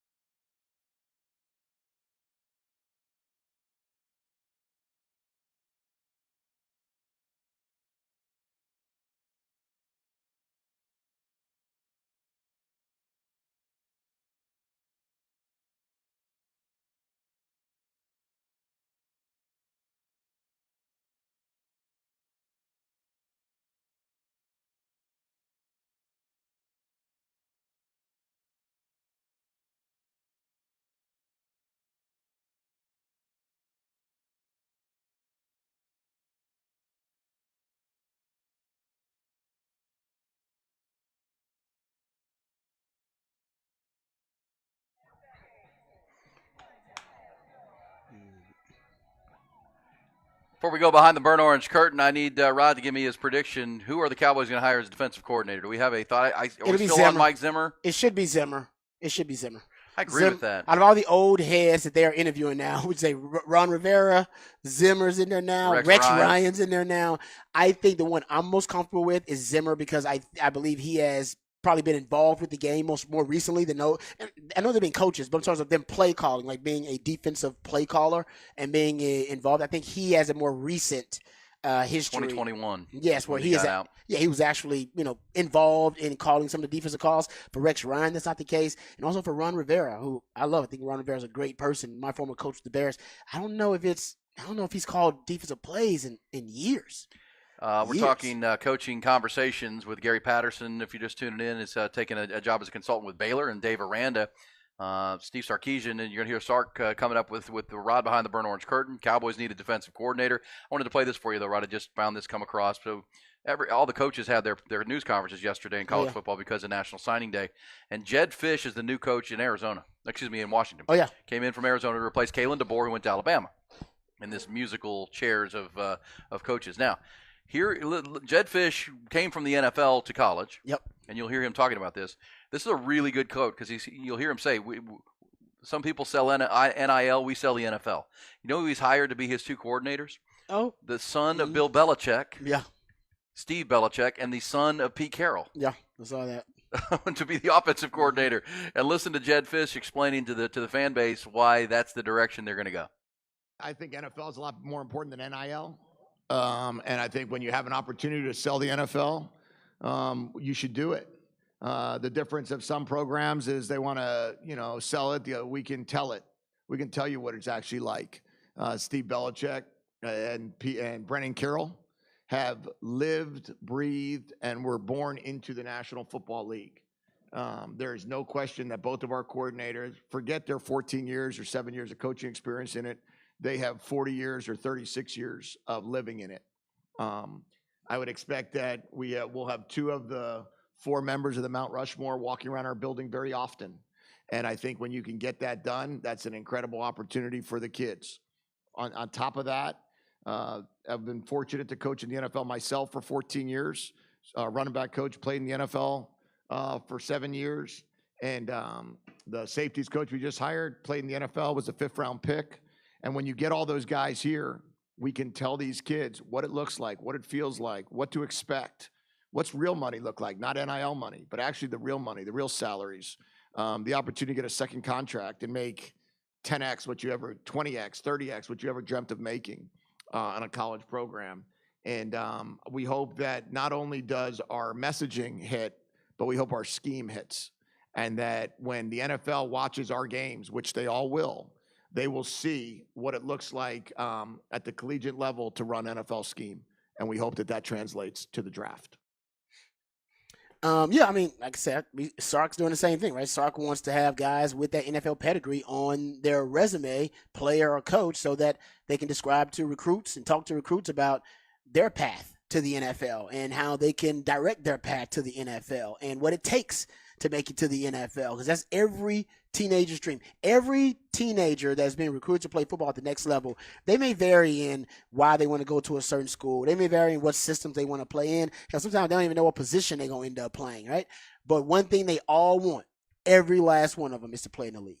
That's one of the common things. Honestly, NIL is not all that common between all of them. They would like to get a little money, but, I mean, the NIL ranges very differently. It's varying depending on where you are and what kind of program you have. But every player being recruited, I repeat, 100% of them, they all want to go to the league. And they all want you to tell me exactly how to get there. If you can direct me how to get there to go to the league, then you know what?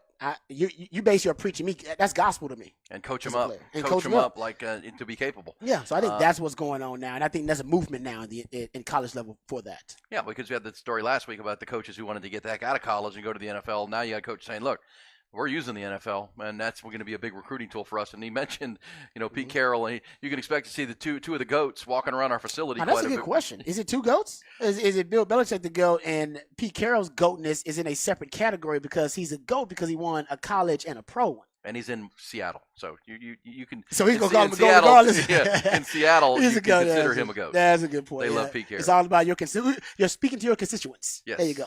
So, and yeah, I mean, that'd be, to have those guys as consultants just hanging around. I just saw where because he didn't get a job, Luke Fickell at Wisconsin is saying that he expects his best buddy Mike Vrabel to be hanging out with the Wisconsin program maybe this offseason. Oh, wow. Because he's not doing much, and they're best friends. I mean, they played on the same defensive line at Ohio State. That's and, true. That's a good point. Lifelong friends. They're friends all the way back to high school. Can't believe Vrabel didn't end up anywhere. I know. I think a lot of that is the belief that Vrabel wants to operate in more of that Bill Belichick model where he doesn't answer to the GM and the chain of command that you often reference, that he is the chain of command. Well, think about this. Teams don't really like that anymore. Conspiracies with the Gary Patterson conversation, but when Mike Vrabel was let go in Tennessee, the fan base that most fired up was Ohio State.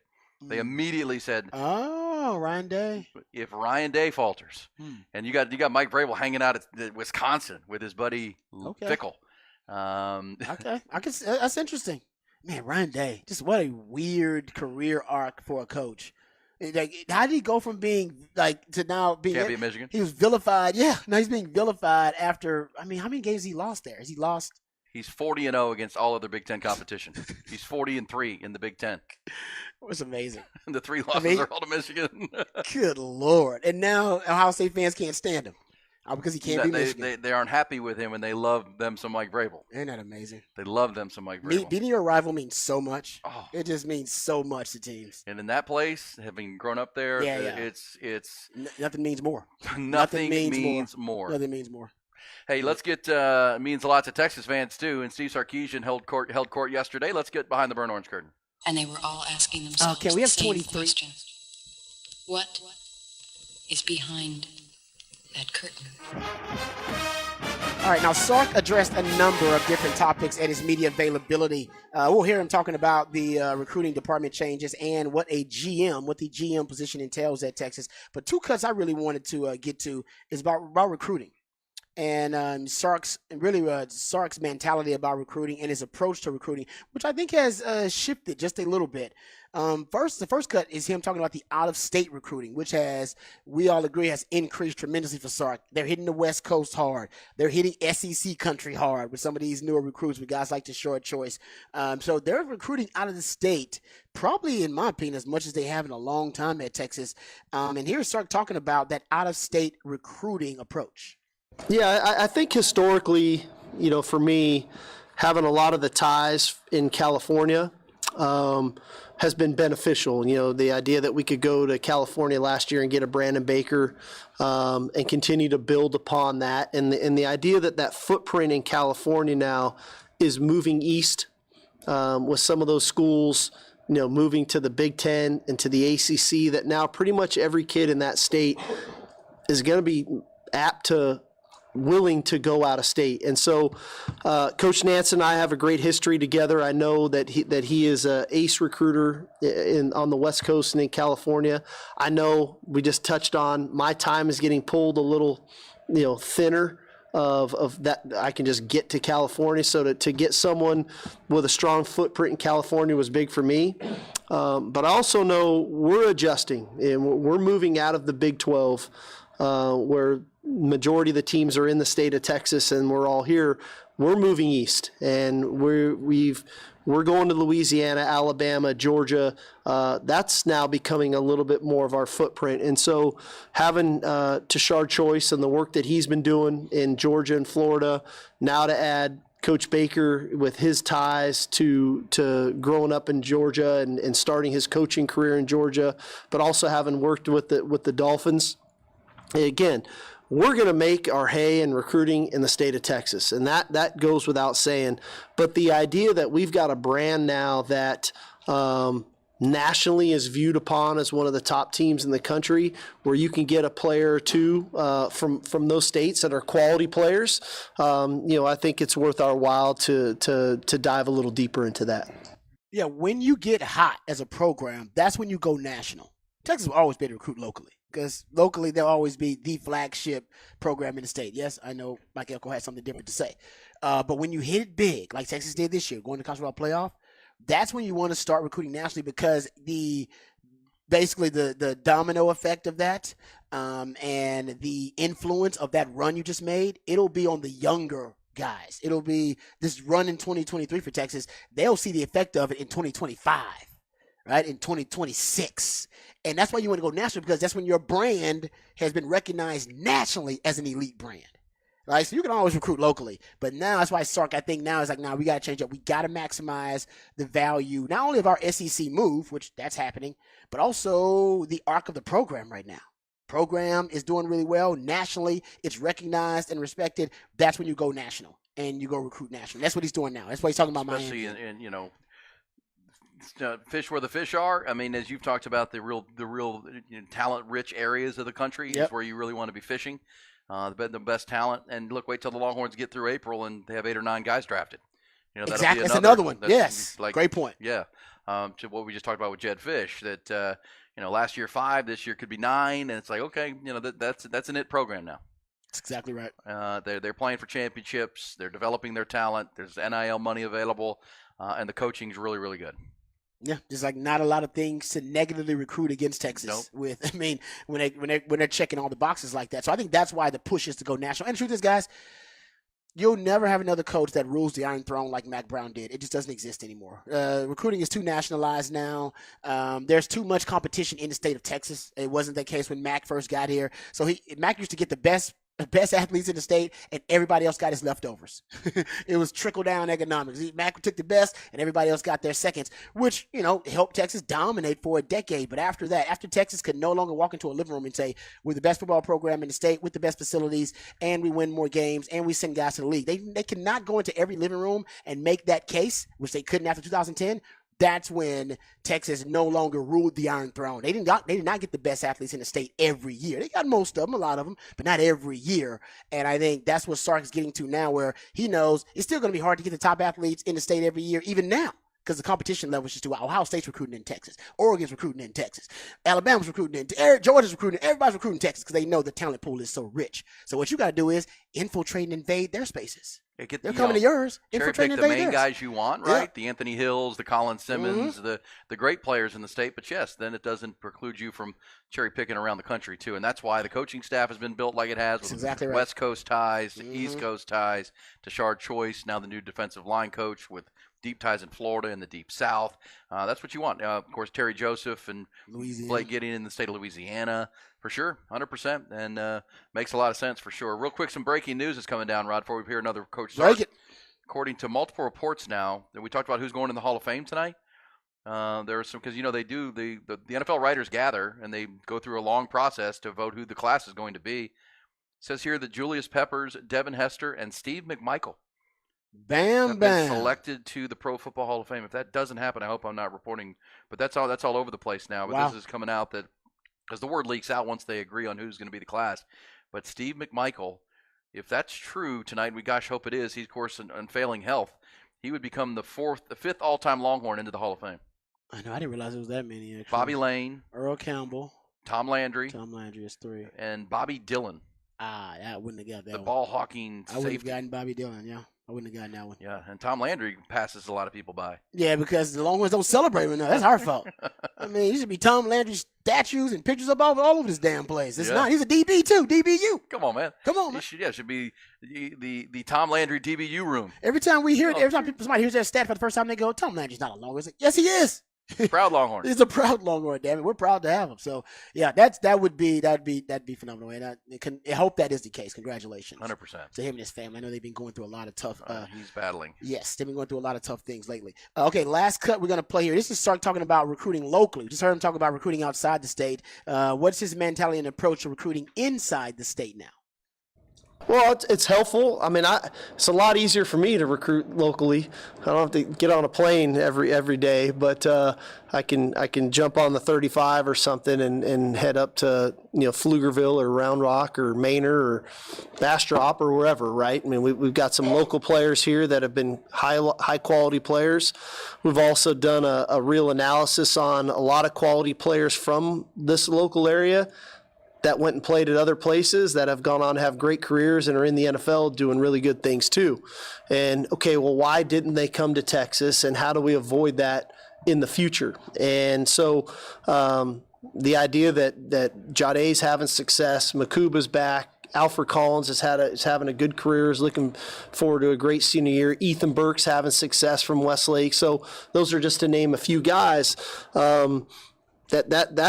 that's beneficial. Our backyard has got really good football players in it. There's been a lot, like I said, there's been a lot of other players from our backyard that didn't come to Texas. And would we have recruited them? Would we not have? That's playing Monday morning quarterback, which I'm not going to do in recruiting because I don't like when you guys do it with me on Mondays. But point being, we have to do a really good job in Central Texas. We have to do a really good job in our backyard of maintaining that the high quality players that are here, that this is one of their top options if they're not coming to school here. There you go. So I think he even understands that you can't always get the best players in the state anymore just because the competition level is just really high. But I think you have to do that to a certain extent because you want to you do want to make sure that if you're Central Texas, Houston, and DFW for Texas, and as you pointed out many times, he considers the Houston to be part of really Louisiana and East Texas. That's all one recruiting area to them now, heading to the SEC. All the way to New Orleans. So really what you need to focus on is that area, DFW, and Central Texas. Central Texas is more about that being your backyard. That's a pride thing.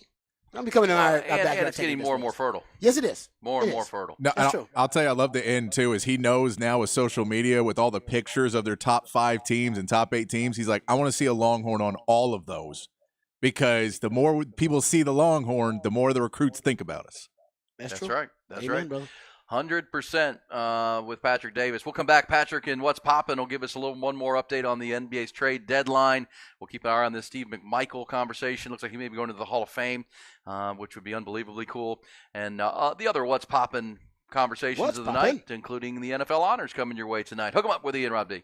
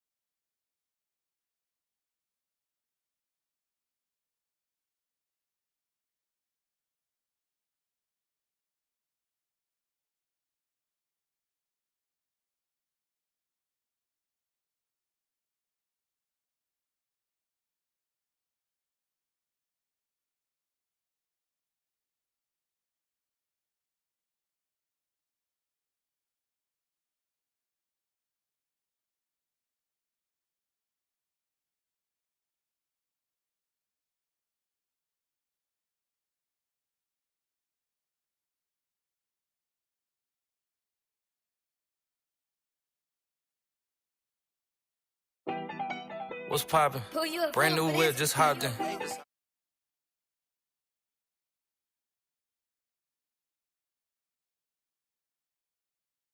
What's poppin'? What's poppin' for sure today has been Patrick Davis for doing double duty and helping us get through this one with Ty on vacation, and Brock couldn't make it in this morning. He has, unfortunately, a funeral he has to attend, and we wish the best for him. Brock will be back with us tomorrow to produce the show. And tomorrow, Rod will know who wins all the NFL awards, the NFL honors tonight, 8 o'clock from Vegas. That will be popping. If you want to check that out, 7 o'clock is the start time of the red carpet. Oh, yeah. And then it's gonna be good. The show itself starts at 8. Hopefully they have all the awards done by 10 or so. Trade deadline, so you'll have that finished. And trade deadline, 100%. We'll get to see the trade deadline, at least all of the the different impact players who could change teams during the trade deadline. Patrick, I did see where maybe there's some rumblings that somehow, because Golden State is not a contender this year, could they trade a Klay Thompson to someone? Is that even possible? I mean, I think that there's people in the organization that would like to get rid of Draymond and Klay Thompson and try and win a title sooner. But with the salary cap the way it is, and you know they're so on the tier, I don't think they feel like they can do that and really get anything back for those guys because they're kind of all overpaid at this point. So they realize they'd just be ditching salaries and not really getting better, and they're not sure that would go over real well. And with Steph Curry and the rest of the team. Yeah, absolutely. Well, that's good. I had seen that name, and that makes sense. I mean, they've won their titles, and it does feel like the window has closed on them. And those, Klay Thompson could, if it's not for the salary, could help a team without a doubt. Can he defend anymore though? Yeah, can he still he'd be defend? a role player for sure. Okay. But on the right team, like a young team that needs some veteran presence, that would be interesting to see. And Draymond's Draymond. Yeah, I mean, if you think of him like in that Ray Allen role on the Heat. Yes. That role where it's like a three-point shooter where he's not doing a ton, but just a heady player that gets in there. I will give you another name for the Warriors, though. Watch out because Wiggins is being included in a lot of rumors. Andrew Wiggins, yep, one really skilled player, athletic. As for the Poppin', the Spurs, I believe this is right, Patrick. This opens the rodeo road trip for them tonight, right? Headed out to Orlando. Last night did? Last night in Miami. Yeah, they lost in Miami, and they're into Orlando tonight. So, yeah, the rodeo road trip is underway as the San Antonio rodeo ratchets up ahead of the Austin rodeo, which is coming your way in March. Dallas is in New York tonight to play the Knicks if you want to watch some NBA basketball. And as I've said all morning, I highly recommend if you don't watch hoops or the NFL honors, check out that The Greatest Night in Pop on Netflix, the story of the recording of We Are the World. It is fascinating. It's a fascinating watch. Even if you don't like music, if you just like watching personalities, it's pretty incredible. Getting glowing. You gave it a great review, and everybody on the text line seems to have loved it too. I don't think one person has been negative about the critique of it. Yeah, I mean, it's just I want to go back and watch it again. I'm like Craig Flowers. I need to go back and because you watch with a keener eye of all that goes on and just all these egos trying to make something happen, and they all understand like this is a big deal, and we don't want to be the.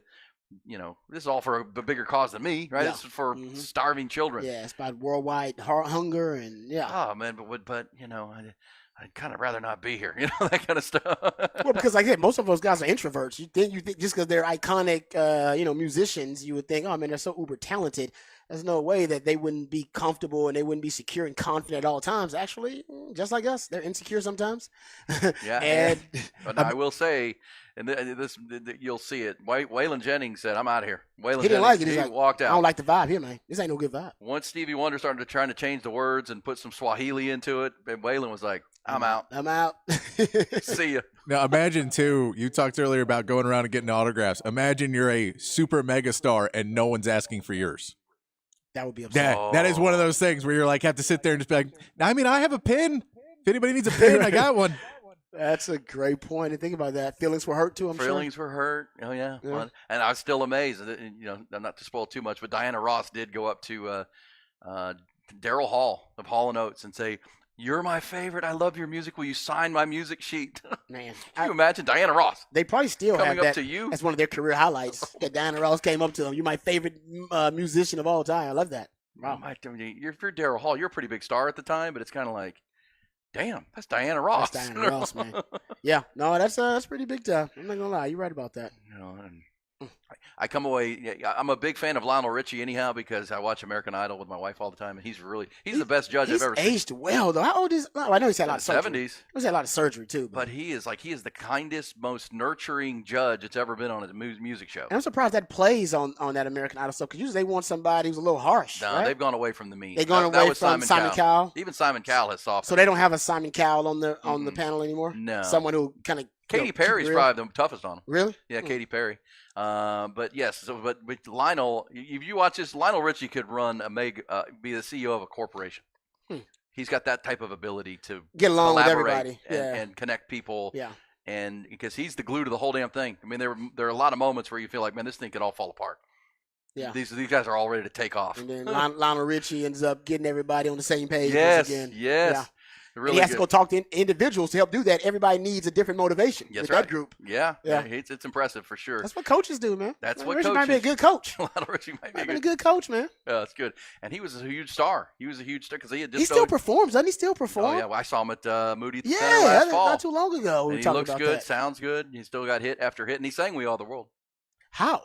He just did his version of it. He just Oh, sang, he he just just did sang the lyrics. Okay, well, I think it was the last song. I think it was the very end. Interesting. That's wild, actually. Okay. Well, he wrote it. He I won know the he Grammy. did, but He it's won the Grammy such a for it. collaborative effort. It's his songwriting credit. Yeah, I mean, look, if the new kids on the block can still tour and none of them can hit any of those notes anymore, Lionel Richie can do "We Are the World." I would have nailed it. Yeah, you're right about that. But I mean, gosh, and he hosted the American Music Awards that night, won a bunch of awards, and then went and corralled all of those people. That's amazing. Without, I might check that out tonight, actually. you might have said there might have been some cocaine. I don't know. Oh, might have. There definitely was some. Staying up all night. It's the 80s, man. It's the 80s. 1985, there might have been. There might still be some in the room left. How are we going to stay up all night? Get out the cocaine. I will say our man Al Jarreau was into the wine bottles. Yeah, Al Jarreau. there you go. So that was the most conservative things being consumed that I'm night. sure. Well, got to stay up all night. Let's go. All right, guys. Good stuff. Thank you, Patrick, Thanks, so much. Patrick. You're the Enjoy man, the brother. NFL honors tonight. Check out that doc. Also, NBA tonight, NBA trade deadline. Patrick will have all of it. Patrick, Sports Complex 4 to 6 today, correct? Don't miss it. Yes, sir. All right, buddy. Thanks to everybody who missed any part of the show today. It was fun today all the way through. Make sure you go back and listen on the podcast at hornfm.com.